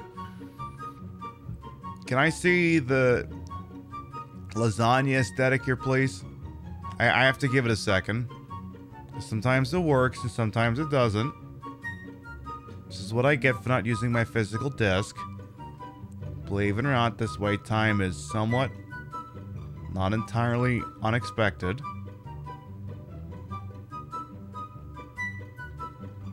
I will give it another 20 seconds. Okay. 15. Watch you do it at 25. 10. 5. 0. -5. Oy vey. Alright, well, I'll give you one more try. Come on, you bastard. Come on, for fucking... You gonna make me power the whole PS2 down? Fine. There you can see my PlayStation 2 opening up animation. Oh yeah, that reminds me, one of the things I gotta do while I'm working from home tomorrow is I gotta make sure the microphone I bought for Lifeline works. Because even though the Star Trek meta is starting at some point, we do have to play Lifeline. Some of you who have been on the channel a while may recall that during the Pip Meta's tournament, D2 won, but D2 was actually disqualified after the fact because of epilepsy concerns. Basically, the game was a lot of flashing lights, which I don't do games with flashing lights because I don't like to, you know, make everyone in chat go blind or have, you know, migraines or shit like that. So, the thing I had to do for comeuppance is I have to feature every game in the 90s bracket that D2 beat, which is Animorphs, Lifeline, and I forget what the other one was. I'll look it up. I forget what it was. I'll look it up. But, Lifeline was on the list. And as for, Animorphs, you know, someday the furries will get the... Look, I've been giving the furries a lot of content lately in the Star Fox stuff. Don't worry, they'll get their Animorphs day in the sun sooner or later.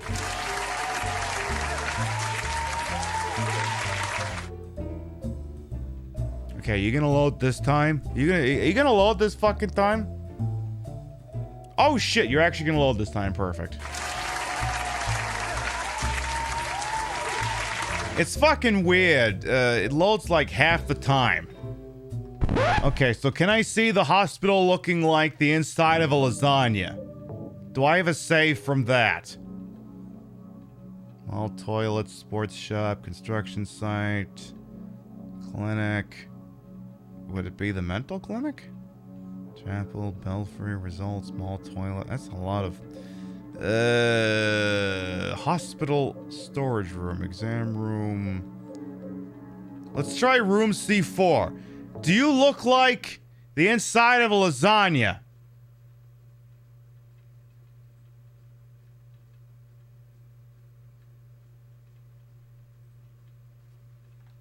To be determined.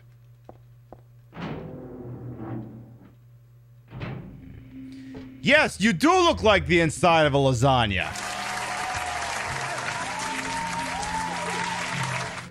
It is functionally, in many regards, the exact same as the hospital we're playing in Silent Hill 2 right now. It just looks like the inside of a lasagna. See? Like you can see the cheese and the sauce and the marinara all bubbling on a pasta noodle that is the wall. It looks delicious just staring at it.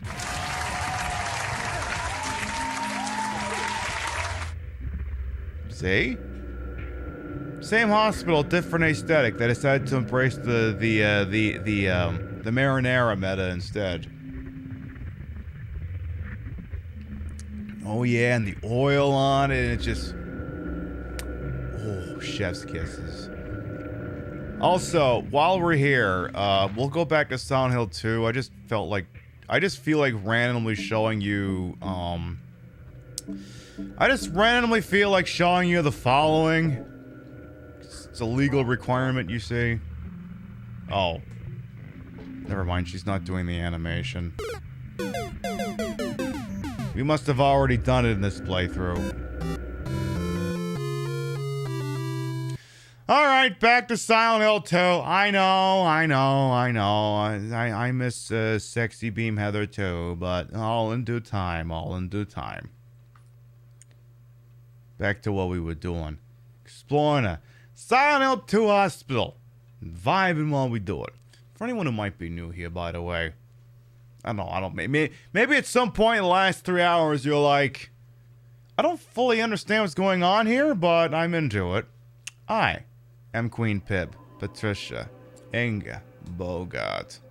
You may also call me Trish, retro variety drag queen streamer, the queen of the ways of the old. And your time on this channel is well wasted. See, it's a triple entendre. You could be wasting your time here. You give a very nice waste like me, and you could be getting wasted while you do it. I am so happy I'm working from home tomorrow. Honestly, a mild hangover might be the best way in order to get the work that I gotta get done tomorrow. PiBcorp is apparently curious as to why certain employee satisfaction metrics are dropping. And I told my boss that I didn't actually fill the thing out, even though I did it because it was anonymous. I just lied and said I didn't, fill it out because... Fuck you, I'm not going on record with that shit. Fuck you, you let me fill it out anonymously, I'm gonna be honest. But now she's like, we have to find out what's going on!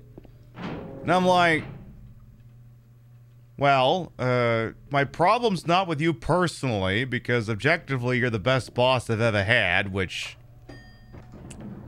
You know, that sounds like a great statement, but it's actually an incredibly low bar. But it's like... How do I get back out of this elevator? You love working from home? Yeah, me too on the one time a week I get to do it. It's nice. But... It's... I mean, I can't... Look, I work in IT. You know, IT has a lot of arms. You know, the people who make the computers work, and the people who make the servers work, and the people who make the programs work. I'm just the people who makes the computer work, and... I can't speak for the other departments, but my problem is... You know, there's not enough people to do the work. So... If I'm already working on something that's kind of urgent, and something more urgent comes in, I gotta drop the something urgent thing and work on the urgent thing instead? And then wonder why there's random glass breaking in here? Who's breaking shit? Who's breaking shit in here? I mean, I don't know about you, but I feel like 95% of the problems in my workplace are just because, you know... how many of you are familiar with the principle of, just in time? Just in time is a business principle that in... Ooh.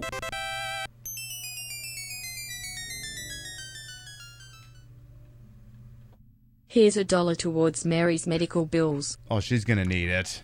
Spectre Saunas, thank you, and Hundo Biddies, thank you. Those of you who aren't familiar, and this methodology applies to many sectors, just in time can be boiled down to, and it sounds very Ferengi when you describe it, the elimination of excess inventory equals profit. Let me repeat that for you. The elimination of excess inventory equals profit. The catch, however, is identifying exactly what inventory is excessive. And predominantly in situations like this, you see that it's applied to human resources. Because, you know, why have 10 employees to fix a thing when you could have 9? Or 8. Or 7. Or 6. Or 5. Why have 10 employees to do a thing when you could have 5? Sure, those 5 employees live the greatest job security in the world because they're never gonna run out of work, but, the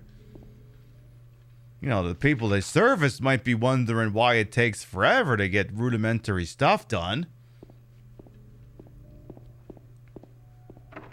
And basically, that would solve 90% of my company's problems if they stopped being such fucking cheapskates with the staffing. But I feel like that's not something that's unique to me and where I am. I'm pretty sure that's just a universal concern across the entire working spectrum. I'm pretty sure that's a complaint that can be leveled at fucking anything. We can't have any wasted money going towards labor.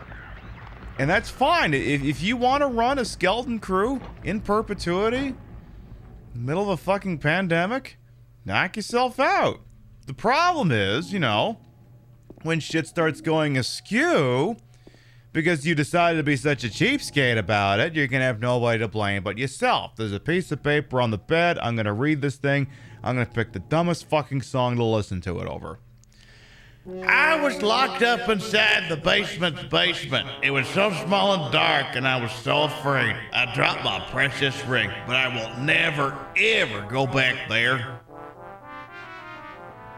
I'm going to let this song finish.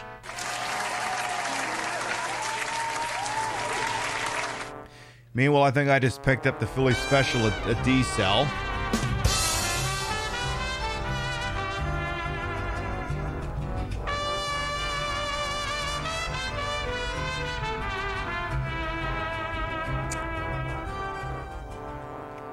What the peep doing? Playing Silent Hill 2, drinking whiskey, and lamenting capitalism. I got a 4-month resub King month to welcome back. Did Gollum make it to Silent Hill and write that? It's possible. Who knows? So we're still looking at the note, right? Yeah. But yeah, I mean, for me, I feel like 90% of my employee satisfaction could be resolved by increasing staffing. Because there's this weird thing that, you know, people who write fucking economic think pieces have been doing lately where there's... And I think it was a while ago, but sometimes it gets a resurgence on TikTok because TikTok is TikTok and TikTok is fucking wild sometimes. Where they go, oh my god, people are quiet quitting. And they go, what the fuck is quiet quitting? Oh, that's when you just start coasting and just only do what's necessary. That doesn't sound like quitting. That just sounds like achieving work-life balance. Realizing that perhaps you're wired as such that your need in life is not to be defined by your working career, but perhaps that it is a means to an end. Why was that one phasing out of the space-time continuum for a second there? James, I think you're dying. The controller's vibrating. You should probably do something about that. Yeah, there you go. But yeah, it's not quiet quitting, it's just you stopped giving a fuck. You just do the bare minimum. Which, if I'm being honest, is what everyone should be doing. Everyone should just do the bare minimum. You know why? Here's the problem. If I'm being paid... I can't remember how much I get paid, which goes to speak to how well I have it. I don't know how much I get paid. It's a number. I do well for myself. Let's say it's $25 an hour. I don't know what the actual number is. I'll look it up sometime. Let's say I get paid $25 an hour to do X. Now, suppose someone else gets paid $25 an hour to do X, but they do X 2 times faster than I do it. Buddy, you're giving them more value for that $25. Fuck off with that shit. Stop it. You ruin it for the rest of us. Which reminds me of another... I said I was watching some Star Trek today, and I put on the 6th season TNG episode Relics. You may recall that as the one where Scotty shows up on the Enterprise D, because reasons. And he's having a confab with Geordi in engineering, and he's like... How long did you tell the captain it would take to fix? Oh, I said it would take an hour. And how long is it really going to take? And he's like, an hour. And then Scotty just looks at him and he's horrified. He's like, what? You told him how long it would really take to fix it? How are you going to have a reputation as a miracle worker if you don't overestimate your timings? Yeah, because of the transporter buffer. That is actually what it is, Strange Duck. But it was literally like, you keep just, pushing the envelope and... Okay, apparently I can't get this open yet without Maria's assistance. I need her. But it's like... And it speaks to that. This is why I like the idea of quote-unquote quiet quitting, which isn't really quitting your job, because you still showed up. You still paid money to get there. You're still doing work. You didn't quiet quit. Just realize your value. I mean, I like to think I put in a solid 15 minutes to work at my job. Okay, for liability purposes, I put more than 15 minutes worth of work into my job. I'm just making an office joke. But, am I going to break my back for the place? No. Am I going to do that? No. Am I going to work overtime? No. Unless they force me at gunpoint or something. I remember there was this one time. It's like the one thing, like, I am basically as high in my corporate ladder as I can go without switching over to being salaried. I'm basically as high as a wage earner can go without having to switch over to being salaried. And of course, switching over to salary just means now your labor is going to be exploited even more because they're like, here's the flat rate. Now you pay us. Now you work as much as we say you do because fuck you, that's why. So I'm as high as I'm ever gonna fly because I know better. And I remember there was this, like, after yay time at my workplace, sometimes the calls get escalated to the people who are salaried.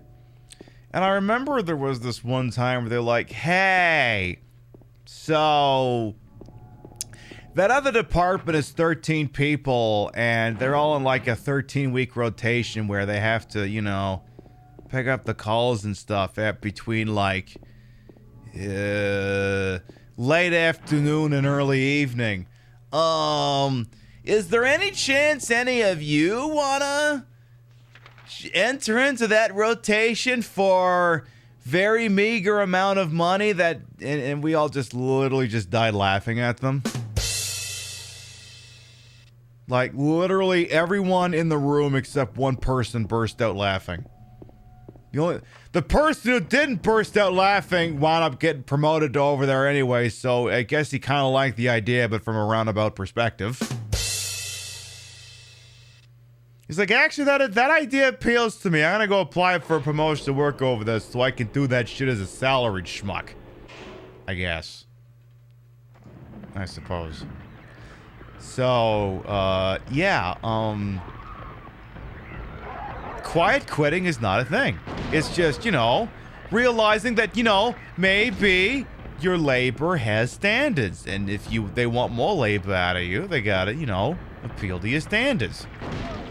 And yes, an artifact is giving you the legalese for, the Fair Labor Standards classification. Exempt or non-exempt. Exactly. Yep. Yep. Yep, yep, and I am non-exempt. I think? Yeah, I'm non-exempt. Or, I'm whichever one means that I get paid for how much hours I work. Whatever that is. And if I also sit there and level up and raid Shadow Legends while I'm doing it, you know, that's my business. I'll be non-exempt. Okay, then I am a non-exempt worker from the Fair Labor Getting Screwed Over Act of 14 fucking whatever. So this has turned into an episode of Trailer Park Boys. These are the handgun bullets and the ampoulettes. And a note, there's a scrap of paper on the ground. Just some doodle. Huh. Something is written on it. She is an angel. No one knows. Only I can see the lady of the door. They cannot walk along her bridge of thread. They fall from the weight of their crimes. You love that show? Yeah, me too. It's brother, welcome on in. Like bloated and ugly corpses, their sins, she devours them. Sin and sinner alike, she saves me. She is an angel. I gotta get a bottle of that Liquorman's shit again sometime. I mean, I have a bottle, it's just empty.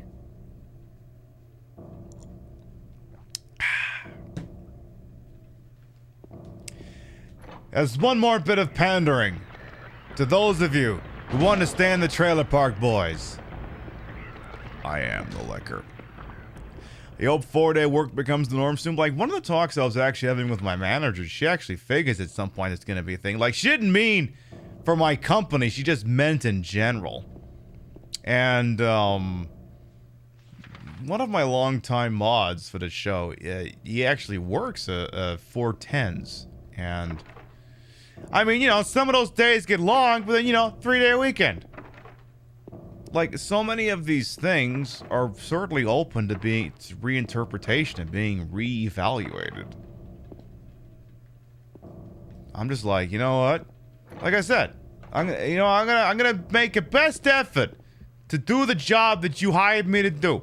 Also, there's empty medicine policy. Is this what Maria was taking? Yeah, she's got prescriptions for fuck it all.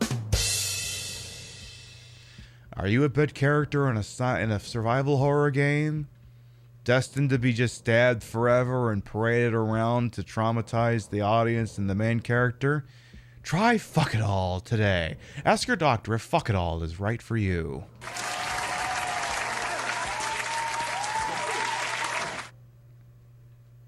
When you just don't feel like doing anything, fuck it all. It's check the shower room over here.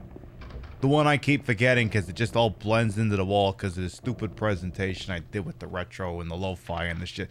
No side effects? Well, you know, there's crippling anxiety and depression, but fuck it all. Excuse me. Door opens. Okay, good. Again, this is nowhere near as haunted as the Italian lasagna camera. You're doing a really shitty job. You know that, right? You work 5 12s one week, 2 12s the next. I used to do that schedule, actually. Once upon a time, I worked in a data center. I worked Monday, Tuesday, 12-hour shifts, Friday, Saturday, Sunday, 12-hour shifts, then Wednesday and Thursday, 12-hour shifts.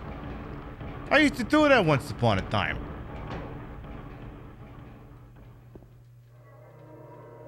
I gotta say, the night shift was pretty pleasant. Same here, but you're in manufacturing. Oh, I'm so sorry.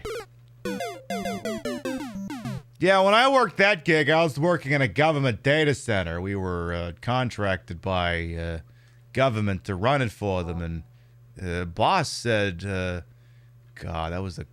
You know what? That was the... That is the cushiest job I'm ever gonna have. That was a union job, too! That was the cushiest job I'm ever gonna have in my entire fucking life. I will never have a job that was as good as that. A unionized data center operations job. And as long as client was happy, by which we mean government, the boss didn't give a shit what the f we did. Yeah, bring your Xbox in, who cares? Bring your Xbox in. Binge watch everything on Netflix. Who cares? I will never have a job that cushy ever again. I mean, the hours were terrible, but imagine getting paid to watch football games. Like, I remember there was this one Sunday in the football season, they're like, hey, such and such called in. Do you want to go in? I'm like, yeah, sure, I'll get paid time and a half to watch football. That was amazing. Yes, I will gladly accept that. That sounds fucking awesome. Yeah, car retriever. I mean, hey, remember, there is no unskilled work, only underpaid employees. Also, that door's locked and I don't have the key for it. Can I open up any of these pissing doors? Any of them at all? Any of them at all. Hey, Pants O'Clock, by the way, welcome on in. Yeah, I know, I worked at a grocery store once, too. Was it a playoff game? Oh, no, it was just regular season, I think. Though there was one year I decided to watch the Super Bowl from work. It was great. I got, oh, yeah, that was the Super Bowl where Peyton Manning got absolutely destroyed. That was, Broncos... Whoever the hell destroyed the living shit out of the Broncos. That was perhaps one of the greatest Super Bowls I ever watched. Peyton Manning got absolutely reamed, and I got paid time and a half to watch it.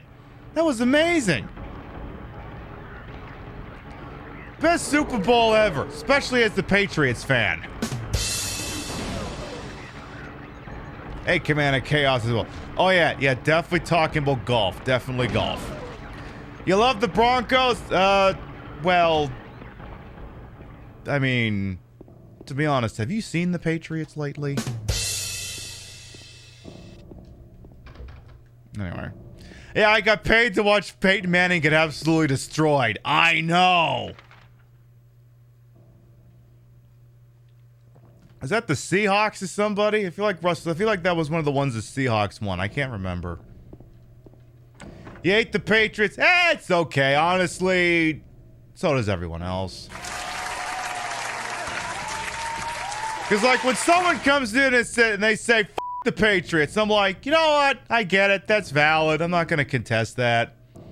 First aid kit, handgun bullets, shoddy shells. Though the other thing, too, is I live in the Packers market now, so generally I only...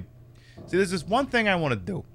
And maybe I'll set it up on the Labor Day weekend. So I've got the shelf. So in my stream room, So I'm pointing at you in the webcam, but right over in my vision, I've got like this 4-level shelf that I use for holding. It's basically a utility shelf for like a garage or something. And it's got like the top shelf has got all my controllers and one of my Dreamcast. The other shelf's got modded Xbox, modded PlayStation, modded Dreamcast, Xbox 360. Basically, it's got a bunch of my streaming equipment on it. What I do want to do is, because I always stream on Sundays during the NFL season, but like one year it's like, I'd like to at least have the football game in my periphery. So what I'm going to do is I'm going to tidy up the top shelf of the utility shelf. We got this 32-inch TV we're not using for anything. Jam an antenna into it. I can watch football while I'm streaming. I mean, again, Packers market, so doesn't mean I'm going to get to watch the Pats, but, it's something I'm thinking about. It's something I'm thinking about. And then when I watch something stupid happen, I can't talk about it because not allowed to disseminate the express consent views of the NFL without the permission of the Papa John's or however that fucking thing goes. The contents of this broadcast cannot be retransmitted or disseminated without the express written consent of the National Football Go Fuck Yourself. Basically that. That's okay when the Super Bowl with Tom Brady loses, look on his face. Oh yeah, I mean, hey, when you're a Patriots fan, you lose at least 33% of your Super Bowls. Do I think the characters from Stranger Things would survive Silent Hill? It's gonna be a little bit difficult for me to gauge that because I have not actually personally watched that. But considering they survive Dead by Daylight every so often, I'd say I like the chances. I like the chances. Did I know when I buy a bigger bed, you have more bedroom, but less bedroom?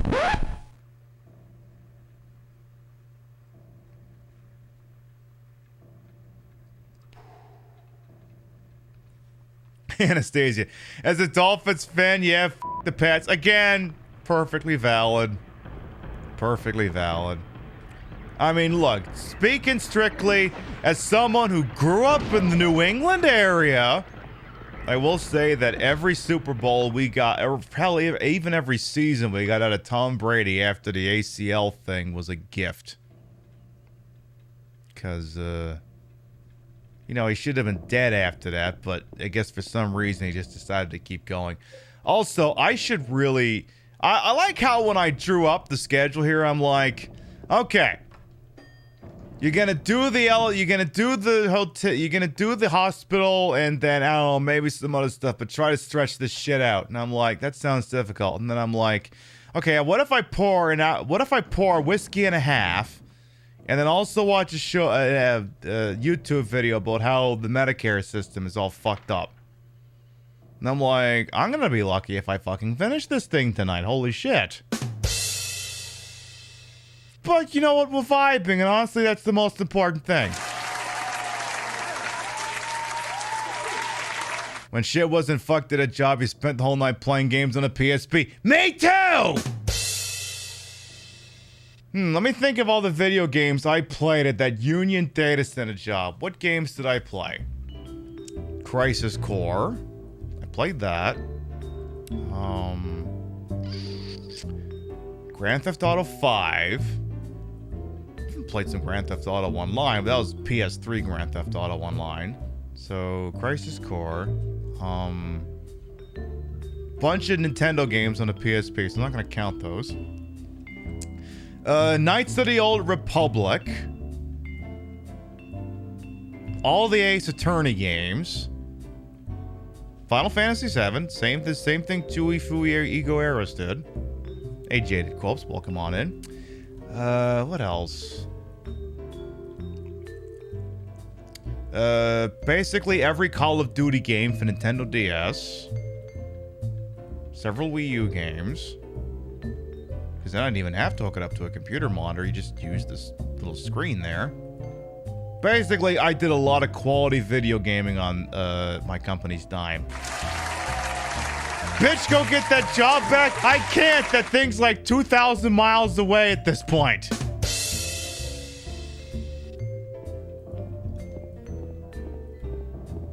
I don't even know if they run the place anymore. I have no idea.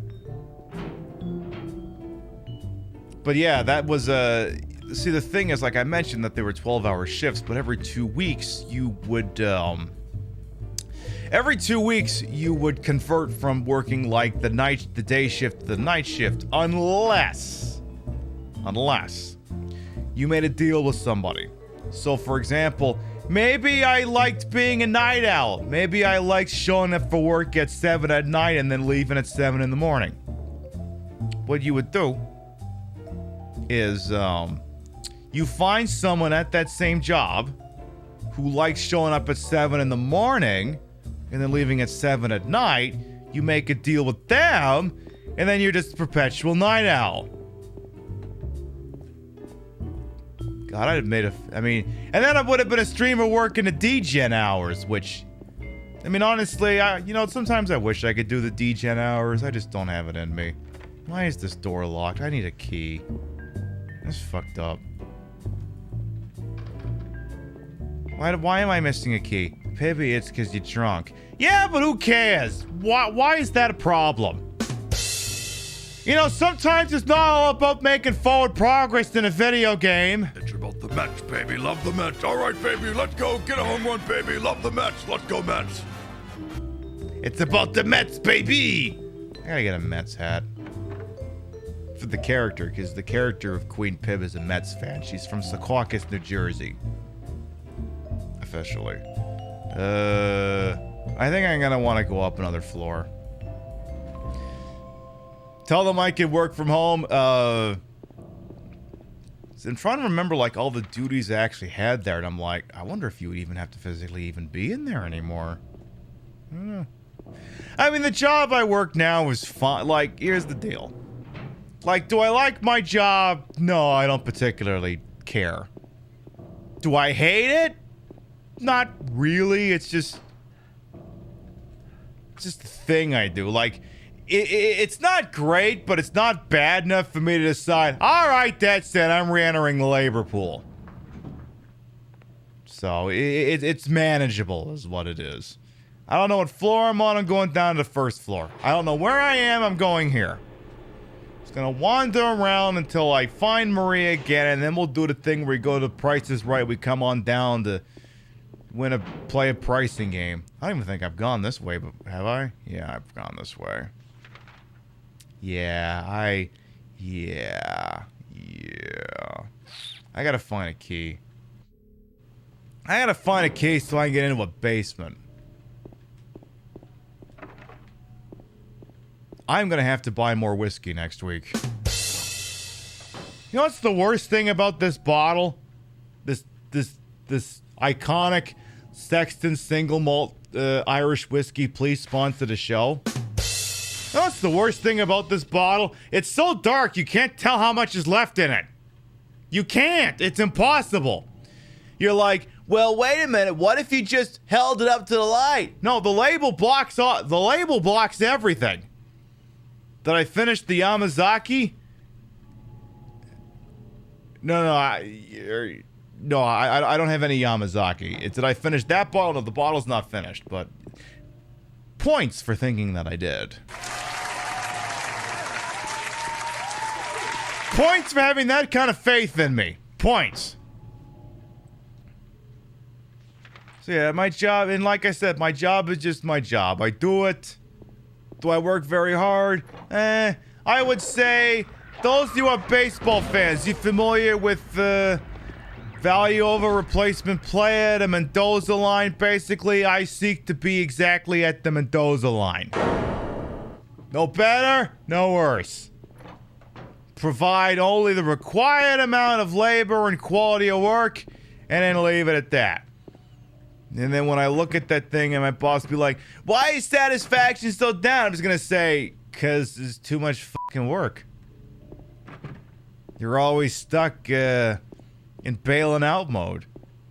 Well, this is the other thing too. So, the outfit that I'm working at, I have been at for about 7 years now. 7 years I've worked at the same fucking company, which is, now that I think about it, the longest in my entire working career.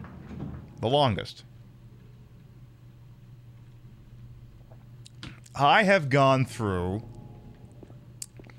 3 immediate report managers, 2 middle managers, and 3 vice presidents. I have gone through countless regimes who have tried and failed to reinvent the wheel. Also, I'm sitting on a D cell. That's probably important. I should probably see if there's somewhere I need to use that. And so, suppose there are some of you in here who work for a company. Maybe you do. I don't know. Maybe you work. Maybe you have a computer as part of what you do, because every fucking job needs a computer these days. So,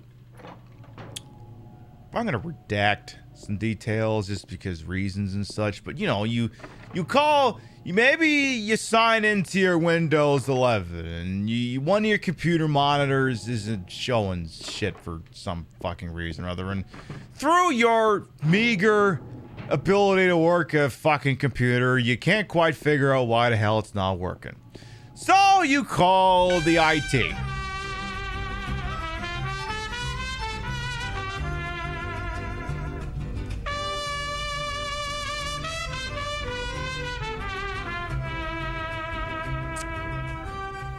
WG Punk Rocket. Hype. Thank you for the 13-month resub. Welcome back. Your busy raids and subs to this channel. They are never required, but they're always appreciated. Thank you, thank you, thank you. Before I continue the story, let's go spin a fucking wheel. Let's go take care of that shit.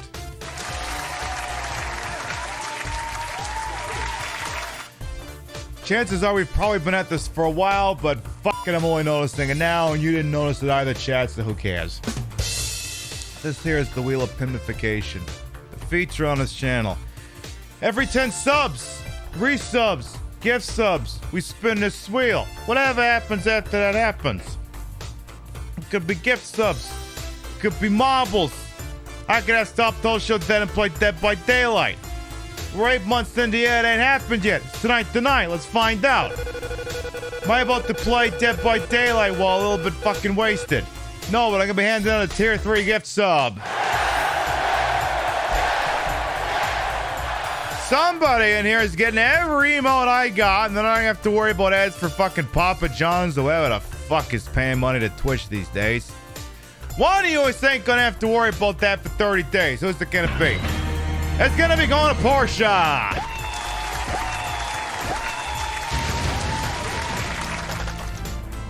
Enjoy those emotes on the ad reviewing. Congratulations.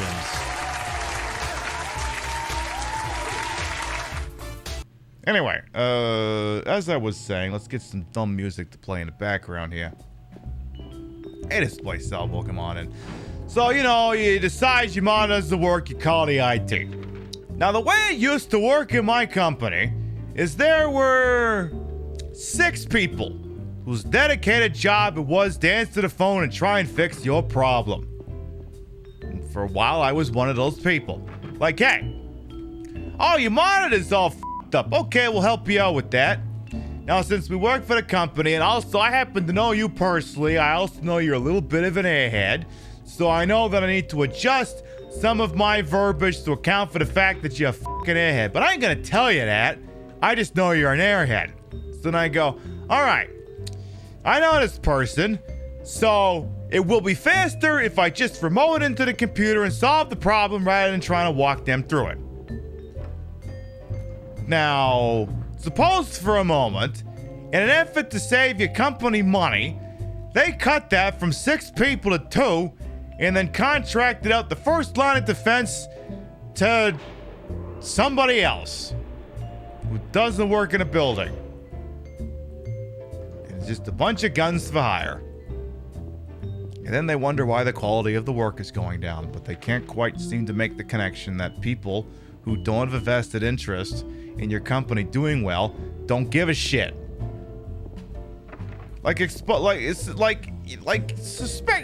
Just think for a second here. if I told you that, hey,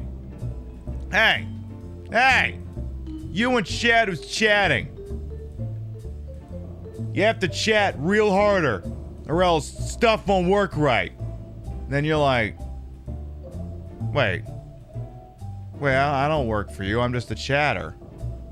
Why would that make any difference? I'm just gonna chat as much as I want. I don't give a shit. I'm getting what I want out of this. That's basically what it is. And the cabinet's division. Oh, that's delicious. So I gotta find some rings. I gotta find where the hell Maria got off to. Where'd Maria go? Where's Maria? Where's that girl named Maria at? Seriously, where is she? I have lost my girl named Maria. Do I gotta go back to the roof? Anyway, but anyway, the point being that my company decided to take their help desk and basically take it out of house. I remember where I got the dry cell battery. Yes. It's in one of these rooms. I was probably supposed to look at that thing a little bit closer, wasn't I? I was probably supposed to do that. Let's start checking some rooms over again here. Look, every year I played it, I fuck up some mundane detail. It's probably gonna be that one. One year I fucked up forgetting to pick up the key for the fucking courtyard after dealing with Pyramid Head for the first time. I fucked that up. So, I gotta look for where the hell that gets off to. But yeah, basically my company decided to take their internal help desk and just ship it somewhere. And they're going, huh. The employees don't seem to like this. What if...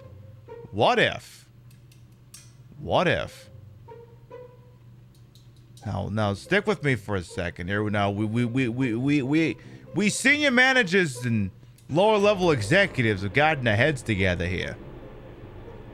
And we think we figured out a solution. What if, instead of having the phone being answered by a bunch of random people who work for an outside agency, who are probably all working from home at this point, instead of doing that, what if we did that, but the people answering the phone were in India?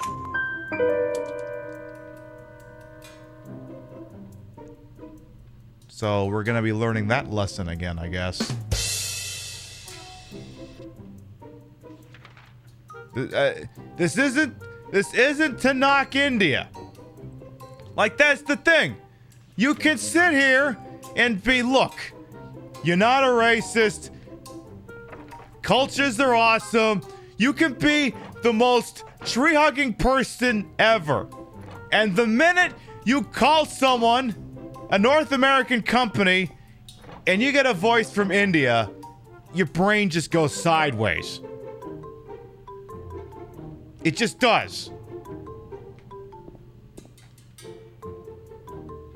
Because what's happening is, okay, first of all, telecommunications are already fucking difficult.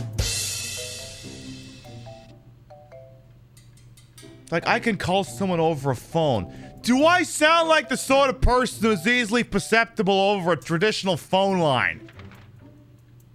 Do I sound like that? Now imagine the call is, taking place over hundreds of, well, not hundreds of thousands of miles, but you get the idea. Now imagine you're your regular chud-ass American. Like, suppose, like, I get, like, everyone here, you're all good people. But suppose you're a 49-year-old woman with a thin blue line sticker at your desk. How happy do you think you're gonna be when you call asking for why your computer's taking a long time to restart, and you get Sanjay?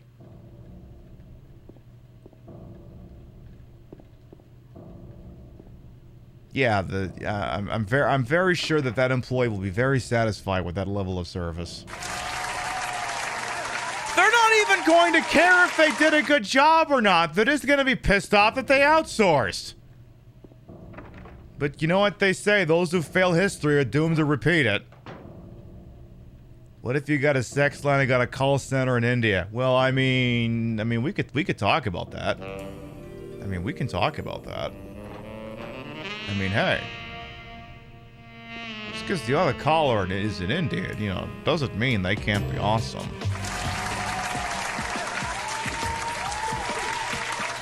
I ain't asking to fix my computer. I'm asking you to fix something else. Something that doesn't have to do with my ability to earn an income. And once that's removed from the mix, you know, then we can start having fun with us.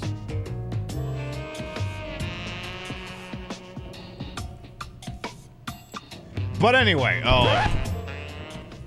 the point being that, you know, yes, Sanjay just suddenly got very, I mean, hey. You know? There's some very cute people over there. There's some very, very cute people over there. The point being, think of your traditional shut-ass American. What's the one thing they hate? Talking to someone they don't think lives in a country. Hey, guess what happens to me? Okay, I'm going to drop the stupid exaggerated accent I do in this program. What happens when I say the word outlook? Or about? Or pasta? Or drama? You know what's the first thing I hear?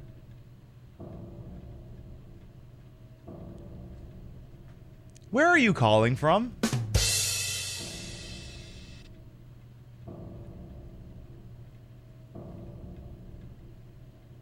You know, when I'm not plastered and doing a drag, I sound like a fucking Canadian. I'm working in the physical office, and they still ask me, are you calling from a call center somewhere? Are you some stupid Canadian they brought in to fix our problems? Well, yes, but that's beside the point. I get that. And you know, I'm one of the foreigners they like. The white Anglo-Saxon people, the waspy motherfuckers. And they give me shit for that. So imagine, you know, the other scenario. They already don't like talking to me. And I can tell you, it doesn't improve the farther away from me you get. So, you remember working from a call center? They always knew how Canadian you were. Yeah. All right, I gotta find a place with a D-cell battery, because you worked at a call center for a month, yeah. Came back from Vancouver on Sunday, gotta say love place. I mean, Vancouver's a nice place. It's a nice place. But yeah, like I said, my company's solution to outsourcing is to outsource some more. And I look forward to in a year and a half when they wonder why the hell people don't like that either.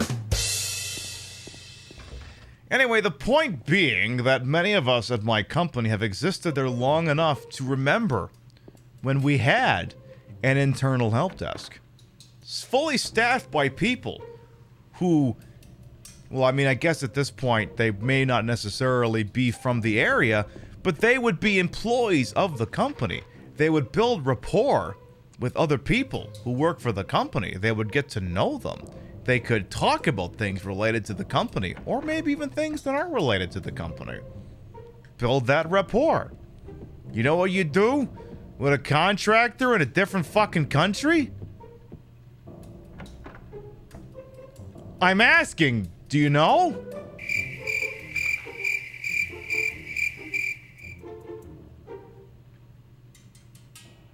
Also, I am very drunkenly lost right now. It's a good thing they're having a great conversation, because let me tell you, the gameplay, not so scintillating past 8 o'clock. Boy, am I glad I can carry a conversation, because in terms of gameplay, I am fucked right now. So, in any event, like I said, my company keeps trying to reinvent the wheel. It's like, no. The only solution that has worked is when you kept the shit in-house. Keep it in-house. Just keep it in-house. Spend the fucking money. Keep it in-house. Do you want your people to be happy with their quality of IT service? then keep it in-house. If you want them to be unhappy, then don't keep it in-house. I don't give a shit. The check clears whether I solve this problem in 2 hours or 4 hours. Do you want to make them happy? Is happiness the name of the game? Then keep it in-house. If that doesn't matter to you, then I don't give a shit. And you know what? I'm sure this methodology could be applied to other workplaces that aren't just mine. Applause.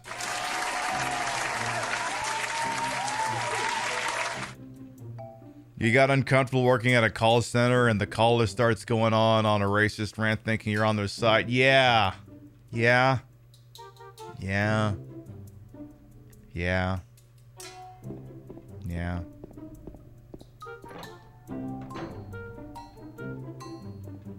Like again, the thing is, speaking strictly as someone who works in an IT department, some of your best SAP developers, some of your best business analysts, they're going to be people from India because their education system is pretty fucking poggers. Pretty fucking poggers. Some of your best developers are going to come from India. I'm not decrying hiring from there, to be abundantly clear. But your regular schmuck who answers the phone, if you can't pay him, if in this country you can't pay an American to do that on your own dime as a full-time employee, I don't know what to tell you. Other than I can't find the room I got that D-cell in to save my fucking life. But again, that's the profit motive. As we said earlier, elimination of excess inventory equals profit. And in many places, they consider excess staffing to be excess inventory. So they eliminate it. That's what they do. Okay, I gotta look at this closer. There was another key here. Are you fucking shitting me? There was a D cell and a key.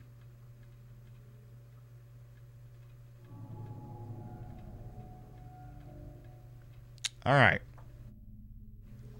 Go ahead and I'm not doing the credits gag for this. So we know this is Immortal Lock now. Last year, I forgot to get the key after meeting Pyramid Head. This year, I forgot to get the basement key. Next year, I'm going to forget to get the key after the Pyramid Head encounter. It's like the Star Trek movies. The good ones are even, the bad ones the odd. It's going to be an even odd thing. One year I'm going to fuck up one thing I'm going to fuck up the other thing. Excuse me. How do I get to the fuck? Can I say fuck more? Yes, I can say fuck more. Get me to the 3rd floor so I can get in the basement. Everything else here can start making some pissing sense. Victory sip of whiskey. Oh, well, yeah, I mean, obviously I'm not going to let this shit go to waste. I'm not letting that shit go to waste. So, again, if I had to sum up what gives me anxiety in my workplace, it's that they don't give us enough people to do the job. Now, that being said, it also creates tremendous job security because they literally cannot afford to get rid of you. They literally cannot afford to get rid of you. But, you know, it puts you in this weird Schrodinger's position where it's like, okay, I mean, I'll work, but, you know, I'm not going to break myself for you, so you're going to get whatever you get out of me. I hold all the cards in this situation. It's fucking weird. All right.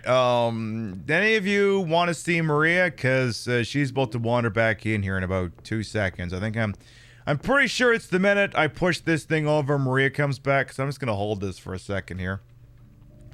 Your sister was the only person in the department who did her job, and I got rid of her anyway. Companies have got... Oh, yeah.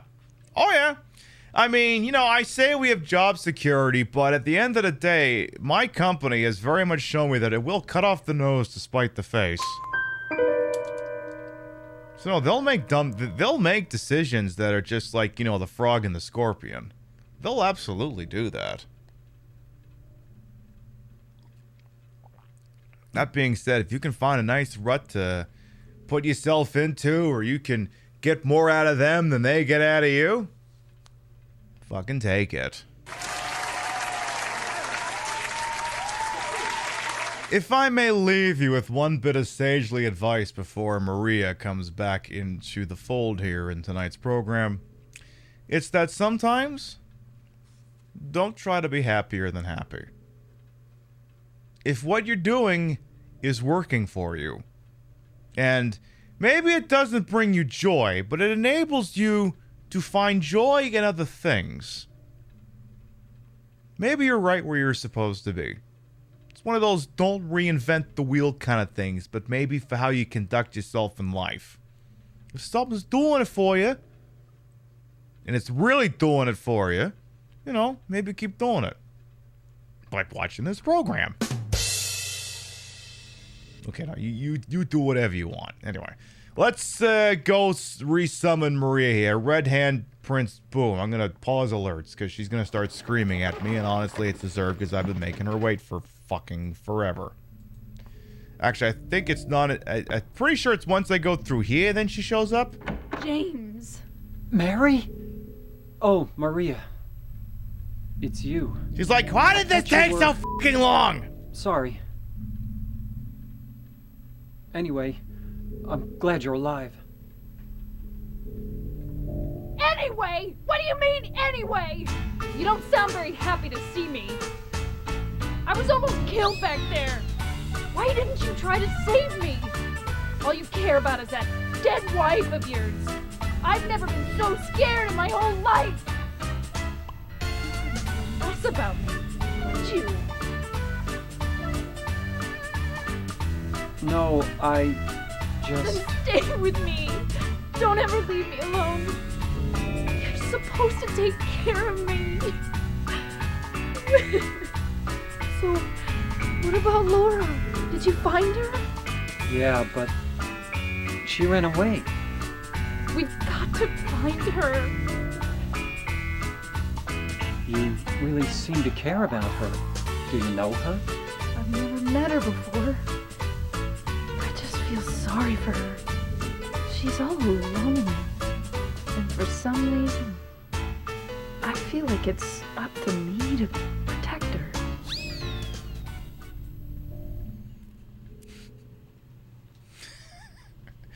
Don't ever leave me in the backseat of car. I thought she was in the trunk. I thought she was in a trunk, not the back seat. Not that it matters. Alright, what did you find? You found a copper ring. I'm so proud of you, Maria. You helped me find a copper ring after it took me fucking forever to figure out where I was supposed to get the key to this shit. So... Alright. Let's, Trying to think of a couple of bits that are all gonna start... Okay. Okay, I got this figured out here. Alright. So, I wanna zazz up, one of the bits this game does. I wanna zazz it up real nice. So what we're gonna do is we're gonna go do the thingy with the elevator, because we do gotta do that at this point. Where's the elevator? Go through here. So you get back in the elevator. We're not gonna go in here yet, because, you know, shit's gonna get real fucky once we do that. I mean, I'll place it, but I'm not going in there yet. So here, have your silly copper ring. So yeah, I gotta get two of you, don't I? Anyway.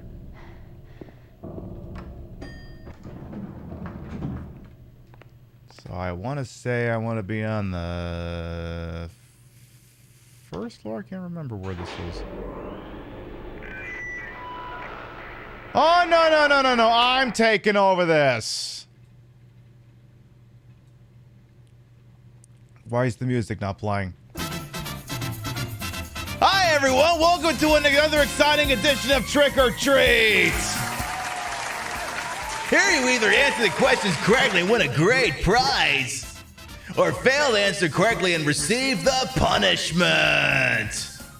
It all depends on you. And our lucky, or should I say unlucky challenger today is James Sunderland. Come on down. down. Are you ready to play trick or treat? Okay, here's your first question. Merry-go-round, haunted house, roller coaster, Ferris wheel, and teacups. Silent Hill is home to a thrilling amusement park that both children and adults love. The question is, what's the name of this amusement park? Number 1, Fantasyland. Number 2, Silent Hill Amusement Park. Or 3, Lakeside Amusement Park. All right, I'm running out of steam for this bit. Silent Hill witnessed a gruesome murder a few years back. A brother and sister were playing in the road when they were attacked and chopped into pieces with an axe. Jeez. Torn flesh, smashed bones, splattered blood, and finally... What a terrible tragedy. When did we start playing Max Payne? Into such bitter lives. What was the name of the murderer who committed this vile act? 1, Walter Sullivan. Nah, that wasn't it. Scott Fairbanks. Maybe. 3, Eric Gay. Like, literally all that's missing from this is, Question. South of the lake is a deserted old neighborhood called South Vale. From there to Palevale, the central resort area northwest of the lake, there's only one road you can take. Just one road, no more. The third and final question is, what is the name of that road? 1, Lockwood Road. 2, Rindell Street. 3, Nathan Avenue. Well, that's the last of our questions. Have you got it all figured out? When you know the answers, head to the storeroom on the 3rd floor to collect your prizes. But be careful if you're wrong. Well then, everybody, thanks for tuning in. See you again sometime.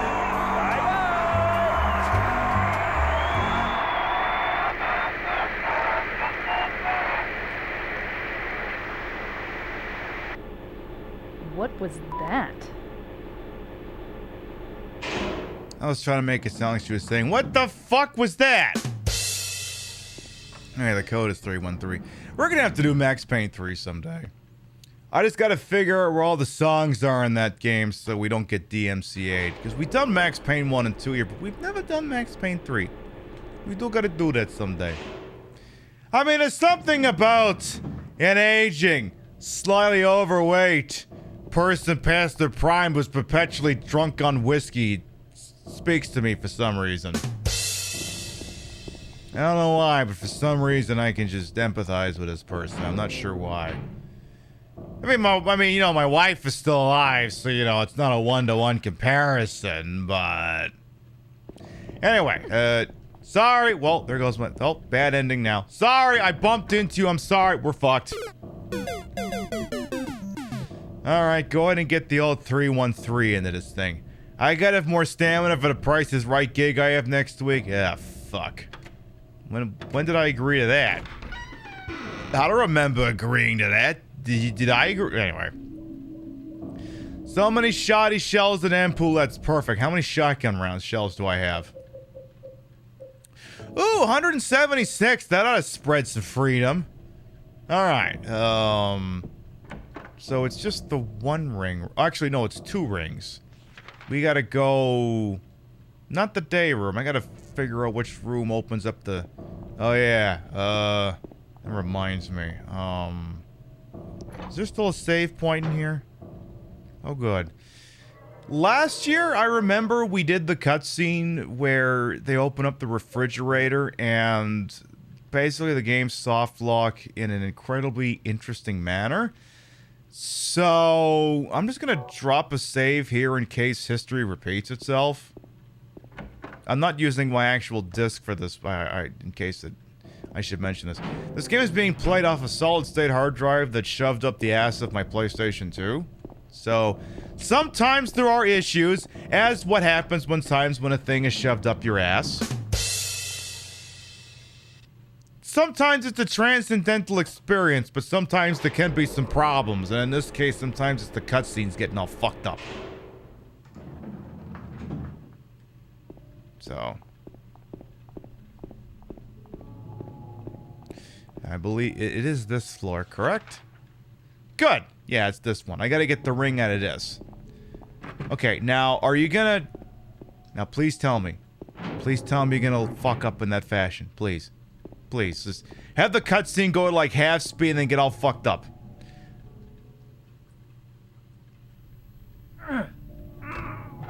You can't open it?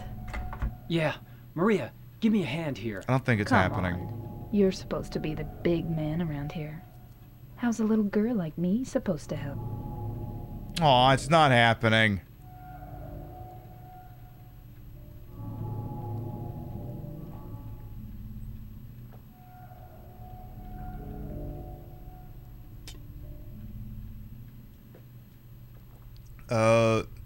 They forgot to voice this section, apparently?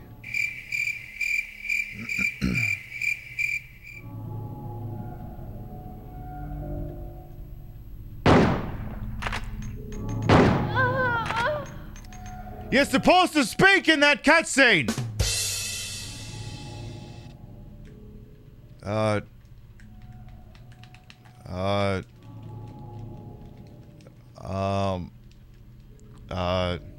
I broke it. I broke the game.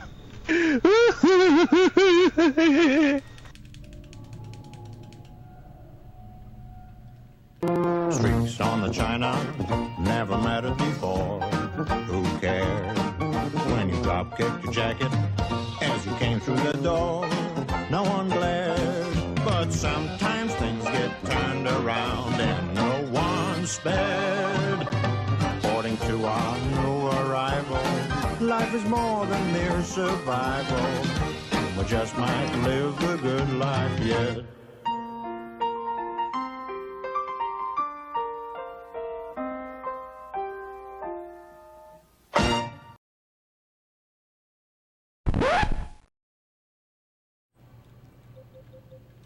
Alright. Hey, you know what?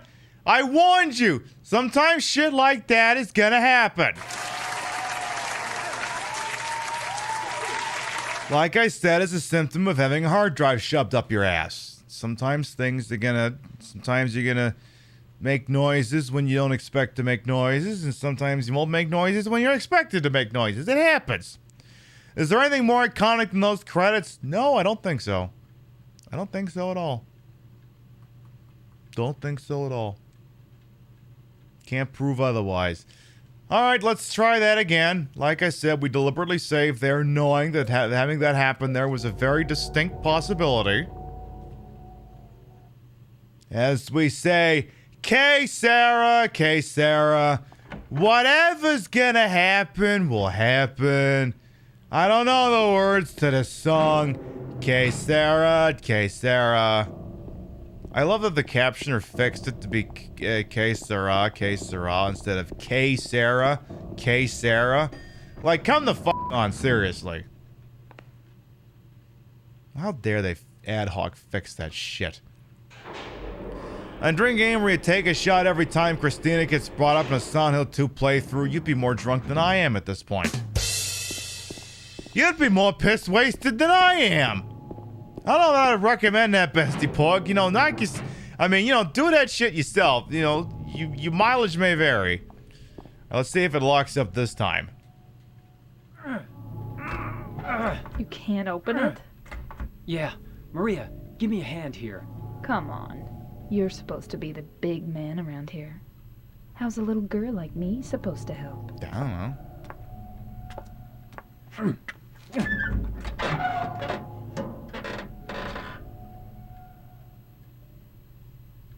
What's this? Okay, it's voiced. Not very cute, is it? Here, James. You take it. Thanks. Thanks.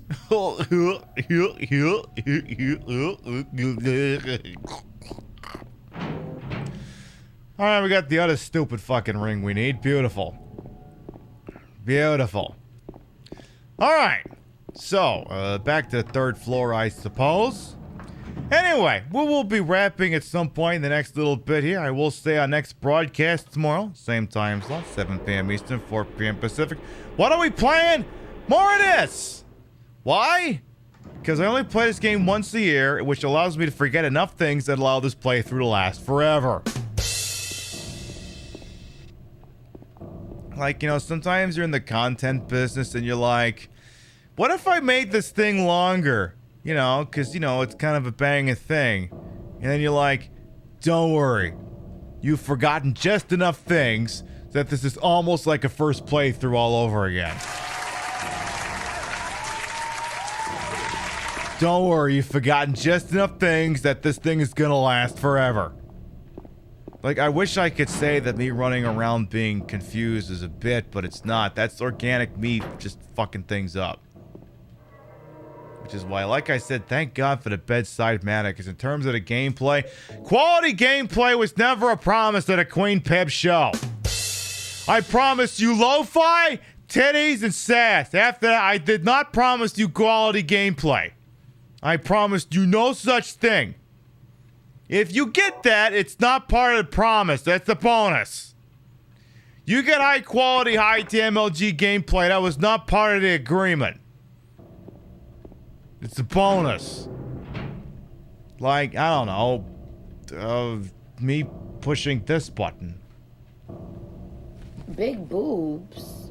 What? Child. Anyway, so. See, that's a bonus. You don't normally get that. Alright, how do I want to do this bit?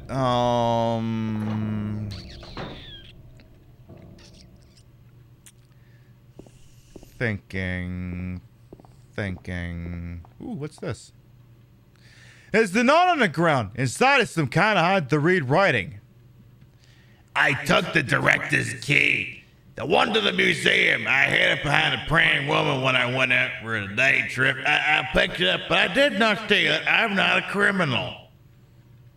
Ah, the old GOP talking point where they think criminal is a class of people and not a thing that they could obviously possibly never be. So, you know, what track do I want for this?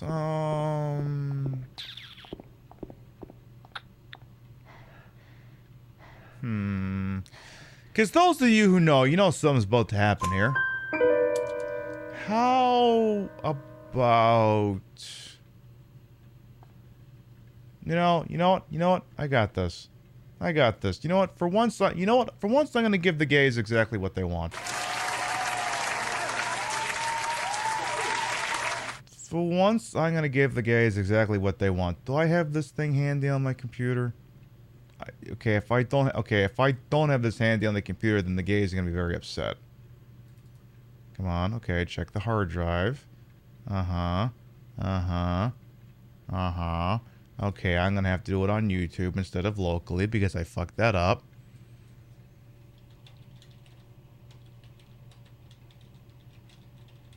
Okay, the gays are on standby. Indeed they are. Okay, the track is now ready. Track is loaded, ready to go. Alright.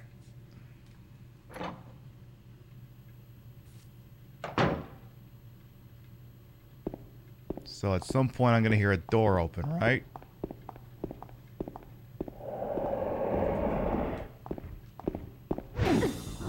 Oh shit, I guess we gotta go. Maria! Maria! Help! You need to keep moving! Oh shit, we gotta go! Come on, we got this iconic music playing, we gotta go! Maria, you gotta run! Maria! Maria! Maria, you gotta go! Mind if I make it louder? Will you do better?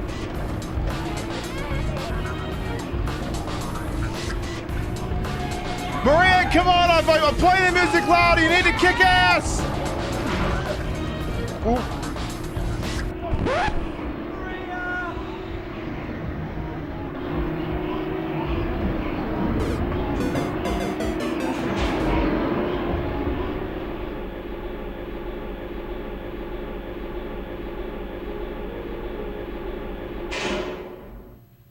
You were vibing? Oh, okay.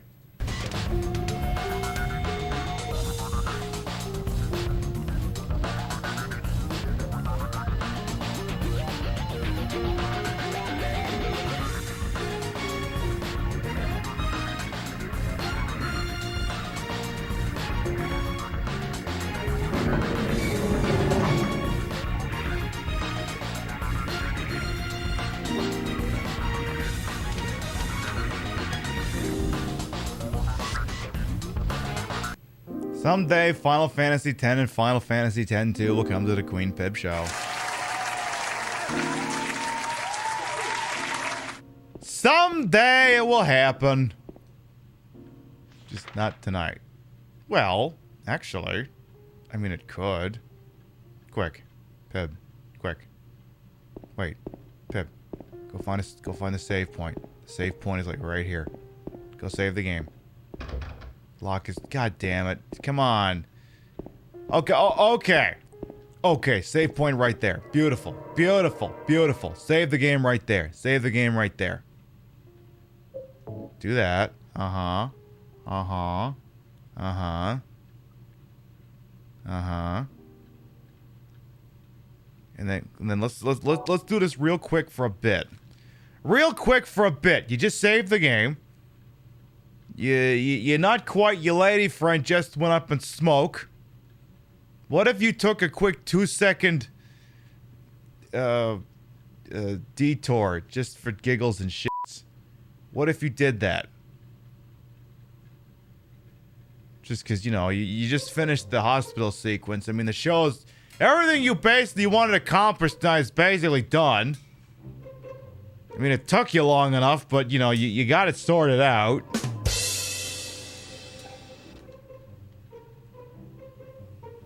Because that's the thing. As we say with so many things here on the TTV, if and when we do get around to that game... Look, I know everyone else likes to play the game with a high-def color corrected and shit.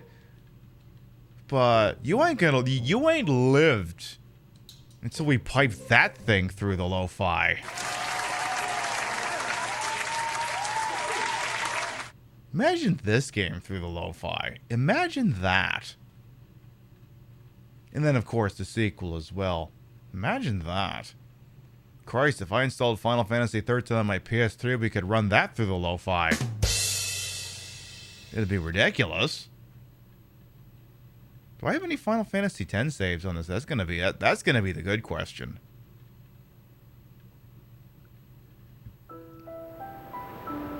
I remember this sound. Listen to your story. This may be your last time. Imagine doing that. Look at that 60 frames per second. Ain't that fucking beautiful or what? Oh yeah, Final Fantasy X looks best on old school TV. No fucking doubt. No fucking doubt at all. Did any of you guys bring any weenies with you? Any of you bring any weenies and marshmallows? We're gonna sing Kumbaya and row your boat like it's fucking Star Trek 5?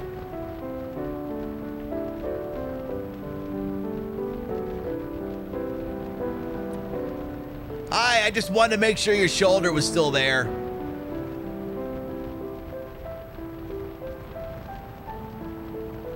I just wanted to make sure you still had a shoulder.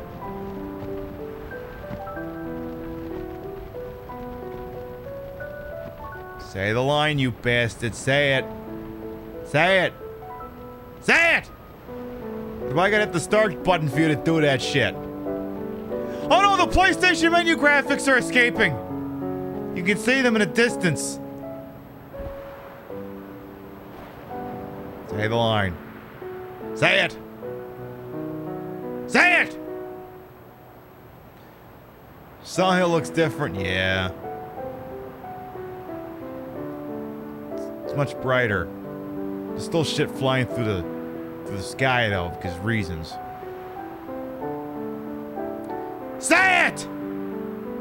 Listen to my story! Well, you like the first fully voiced game we had. Okay, just gonna do the title screen. Yeah, this is like the game that made us really think, holy shit, where is this technology going? Hey, Dreaming Hona, this color is Earthling by Milt Cosmetics. It didn't stay the line. I guess I had to start the fucking game in order to get that. Do I have any saves on here, actually? Oh, no data found. How far do I gotta go in this before I can name my character Shit for Brains? How far do I gotta go? Can we skip this? I literally just seen this. Come on. Don't make me sit through the whole thing again. Don't make me sit through the whole thing again just for comedy's sake. Hey, you just made me sit through this. You can't make me do this again. Okay, so true story. Y'all know this, right? Nobody ever actually calls Titus or Titus, however you pronounce it, by his name in game, right? So you can literally name him shit for brains. Because all everyone ever says is, hey, you. He's never addressed by name. So you could call him Pussy Queefs for all the difference it would make.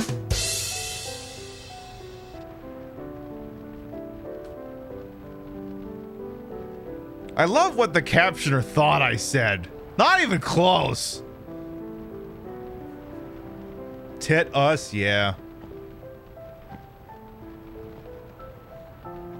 When you gotta watch the scenes all the way through in 10 when you can skip most in 10 too. Yeah. Named him Daddy Issues one playthrough. Smart. Very smart.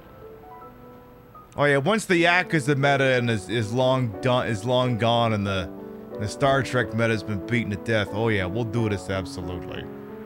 Hey Red Pyramid, welcome on as well. We're just wrapping up for tonight. We'll be back to Silent Hill 2 tomorrow. Just looking at another silly ass old PlayStation 2 game real quick. Say the line! Say it!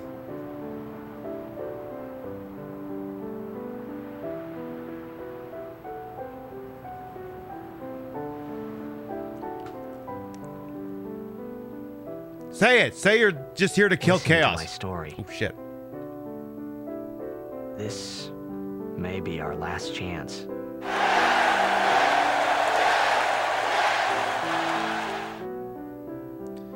Hey, wait a minute. That's not the same Final Fantasy X text you put in when we saw this thing first time during the attract mode. Okay, but how far in do I have to go before I name him shit for brains?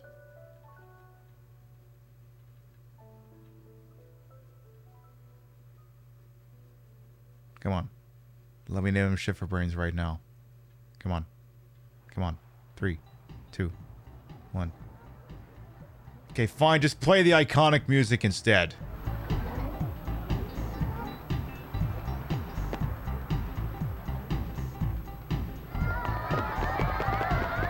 Oh no, everyone heard I was coming. They're running away.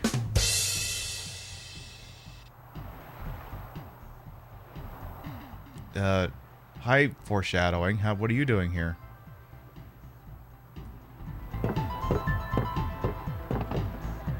Quick, say something stupid so I can end the show. Oh yeah, these are the people who think he's hot shit. No, this won't take long. Go be Tom Brady to these idiots. Can you sign this? No. No prob. No. Prob. So, okay. So there's this scene in this one movie, the death of Stalin. All-star cast, has, what's his name? Steve Buscemi's in it. What's his name from, Arrested Development's in it. J6 Isaac's in it.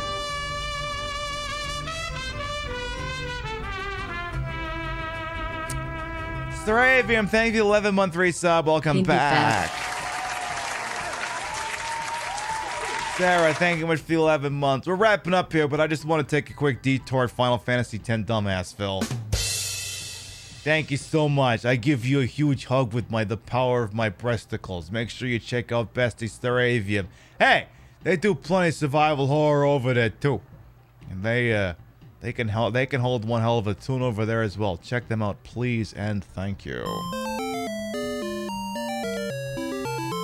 So there's this movie, The Death of Stalin. It satirizes basically the Soviet Union in the post-Death of Stalin era, and they're basically the power struggle that ensued once Stalin died. And there's this where they're planning the state funeral for Stalin, and like his son says, "I would like to make a speech." They all spoke with like English accents because why not? They're like, "I want to make a speech at my father's funeral." And then what's his name says, no problem. And then Steve Buscemi was playing Khrushchev's like, technically yes, but something else. He said, and then he says like, oh, when I said no problem, I meant no problem. You know what? Just ignore me. Is there enough room to name him shit for brains though? Because Pussy Queefs is out. Shit. For... Ah, damn it. There's not enough room for shit for brains. Not enough room for shit for brains. How about...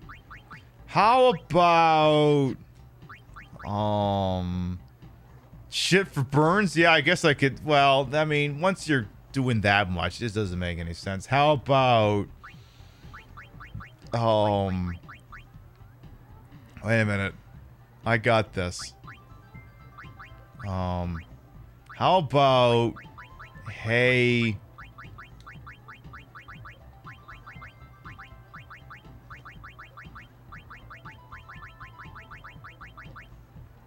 No, oh, hang on.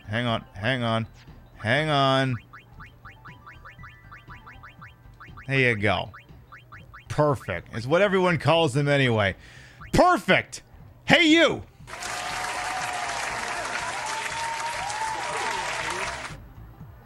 Me too! Take it easy. Perfect. There. I mean, we're not playing it, but there. Now he's named Hey You. Alright! I think it's time for us to wrap up for the evening. So, we had a couple of drinks. This is like naming your Pokemon something silly. Oh yeah, there's all kinds of meta as to what you can name your Pokemon to best, you know, best get silly ass shit out of a Twitch stream, and you know, people more resourceful than I will know those names. You know what? Maybe someday we do a Pokemon and I solicit you for those things. Who knows?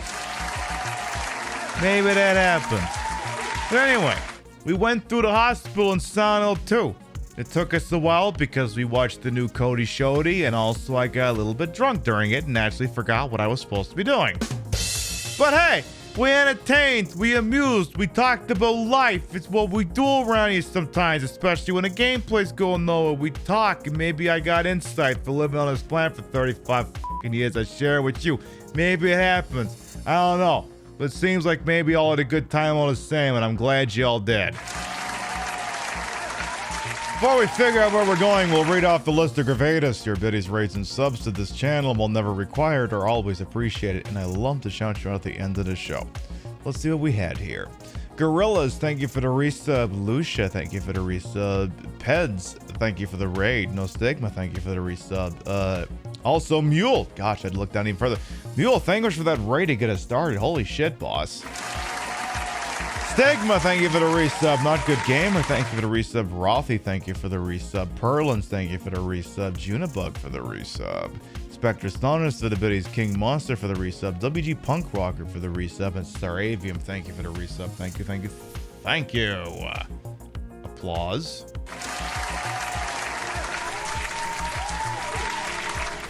Alright. If you are subbed to the channel, grab the first one. If you ain't subbed to the channel, grab the second one. We love to spread the love around, not always at the same place in the face, but at the end of the day, drop you out somewhere where we think you're gonna have a good time. Once again, we'll be live this identical time slot tomorrow, 7 p.m. Eastern, 4 p.m. Pacific, for more Silent Hill 2. Hey, maybe I don't even get sidetracked nearly as much. Who knows? No, that's probably gonna happen, but I mean, I'll at least try to make an effort for it to not happen, so who knows? We'll see what happens there. Alright, checking. I see 2 wonderful targets here. Let's see. I'ma check in with you and you. Alright, checking real quick here. Who's gonna receive this love while I de-drag and drink a whole lot more water here? Alright. Checking. Okay, ooh, what is she up to? Alright, so. Friend of the channel. Oh, okay. Now this looks on brand. Friend of the channel and occasional raider, Luna Arcana, is alive. We love them. She puts on a hell of a good show. And she's playing, looks like full retro. Looks like it's got, it looks like one of those old point-and-click games, but it looks like a new point-and-click game, even though it's an old point-and-click game. So I think we should go check out what the hell's going on over there. We'll see what she's up to. And hey, she's always serving too. She's got an aesthetic that I think's gonna speak to you. Make sure you tickle that follow button as soon as we get there.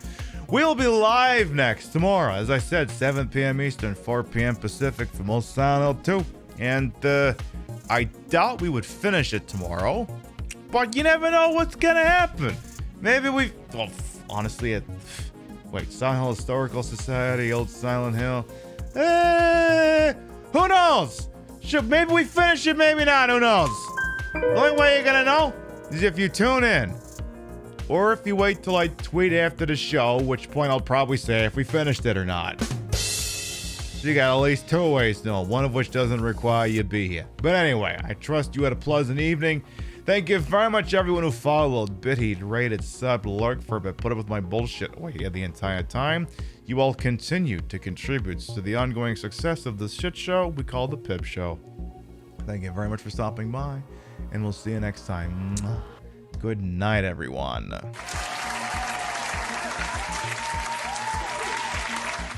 I don't know if I'm gonna be drinking whiskey tomorrow night, but goddamn, we're gonna be playing Silent Hill. We're gonna have a fucking good time. I gotta go. Bye.